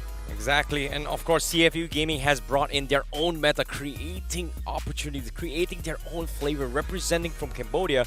This is something that I'm extremely excited to see, but at the same time, RSGPH for Yudu Red Giants, oh my goodness, I'm a Malaysian and I'm scared because RSGPH, the last time they came over from MSC, and it was here too. In Malaysia, they were the champions. Yeah, I remember that. It's an uphill battle, but I believe the new reformed Malaysia teams will be able to do it. Yeah, and I'm pretty sure that Leo is super stoked as well. But this is a repeat here, and we just wanted to remind you, right, to cast your votes. Who do you think had the best play? Was it Supervin, was it Van, or was it Krite, right? Oh, and Ivan, yeah, I mean, yeah. This was the play from Ivan with the knock-up of 5. It seems like, right? Very good. Very well executed, I must say. And you know, unfortunately, that brings us to the end of the day. It has been amazing. Thank you to all the viewers out there for staying so long here, for staying tuned, for enjoying just Mobile Legends gaming with us as well, and the casters that we are going to say thank you for. But of course, we also want to thank our sponsors. Thank you so much to Snapdragon Elite Gaming for the performance that you are able to facilitate for all these players. It's been amazing, and of course, winning does matter. Second of all, you know, you can't play high mechanics without a high mechanical phone. That is the Galaxy S23 Ultra that I have enjoyed personally, being able to facilitate my mechanics when I play the DHL game. And of course, I also just enjoy the monster energy, right? I need the energy to unleash the beast, and I'm pretty sure Bigatron as well as Aura Fire had their fair share to be able to withstand 10 to 13 games in a row only today. That's crazy. It is, and you know what's even crazier? I'm now number 13 on the FBBit Dash Cup, where I'm that much closer to win 5,000 euros, and you guys can do that too. Don't forget to check that out as well. It's an app. Download it on your Samsung phone and just reap all the rewards, because we love you. We want to show our appreciation to you. We love you. Again, do you love them? Yes, we I love them. you. We Okay. love you all. But at the Okay. same time, you know, not just thank this well. I would like to take this opportunity to thank everyone here, for you guys viewers as well. And Eterna, Gani, it's been a pleasure having me on board to join you guys for this cast as Likewise. well. It's been a pleasure, and I've learned a lot of things, and thank you for having me, to be honest. It's so wholesome. Everyone's just so wholesome on the desk as well. I'm so happy. But that unfortunately marks the end of the day once again. So me, Eterna, as well as Gani and Icy Baby, we're signing out for now. We'll see you tomorrow.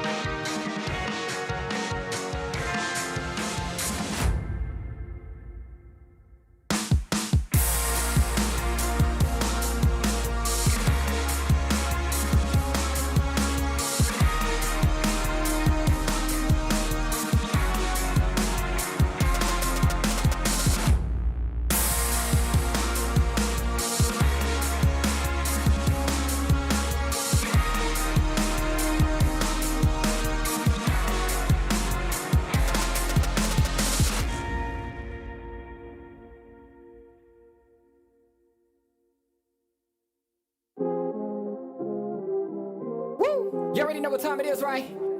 It's your boy Eclipse Darkness. I do this for my people. How I like that. I'm a black strong man, they can't tell me nothing. What I represent, they try to keep it from me. I done turned a lot of nothing into something. And I'm still out here pushing all they buttons. They can't hold me down, yeah, for nothing. So I'ma stand up. They can't hold me down, yeah, for nothing. I'ma stand up, yeah, for something.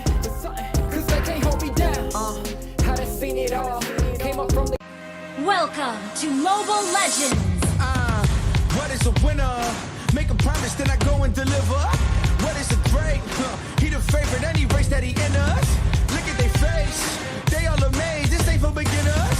Back in the days, we used to dream, but now we can get it. Work.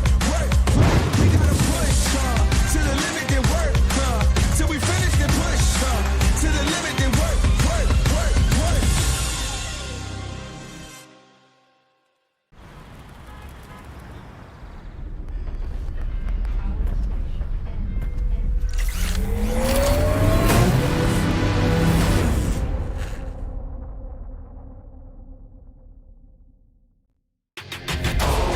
Welcome back to the Snapdragon Pro Series Mobile Legends Bang.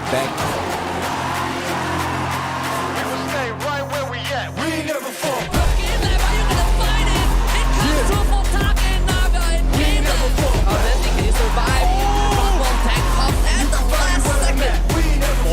This might be it. Here comes the Tyrant's Rage. Gang the backside. Shizo in.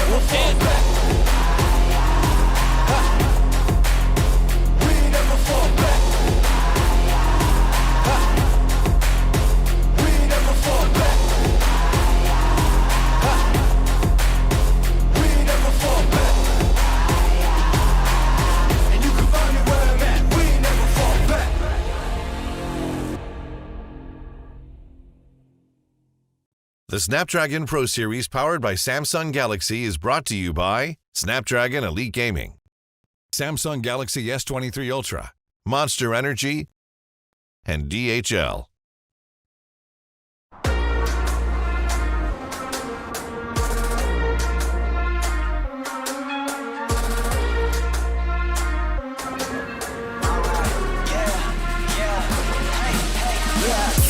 Won't stop going till a player on top know it. Rooftop penthouse suite. If you really want it, gotta own it. Fight through it, we was at the lowest. Blood, sweat, tears, the components. Riding all year, now's the moment. We are not friends, we are opponents. Yeah, I'm coming for mine. Yeah, I'm making a play, the game on the line. Yeah, I've been on the grind. Yeah, I jump in the spot, I made it my time. Yeah, look in the sky. Yeah, the stars align, no shade to shine. Can't stop it already.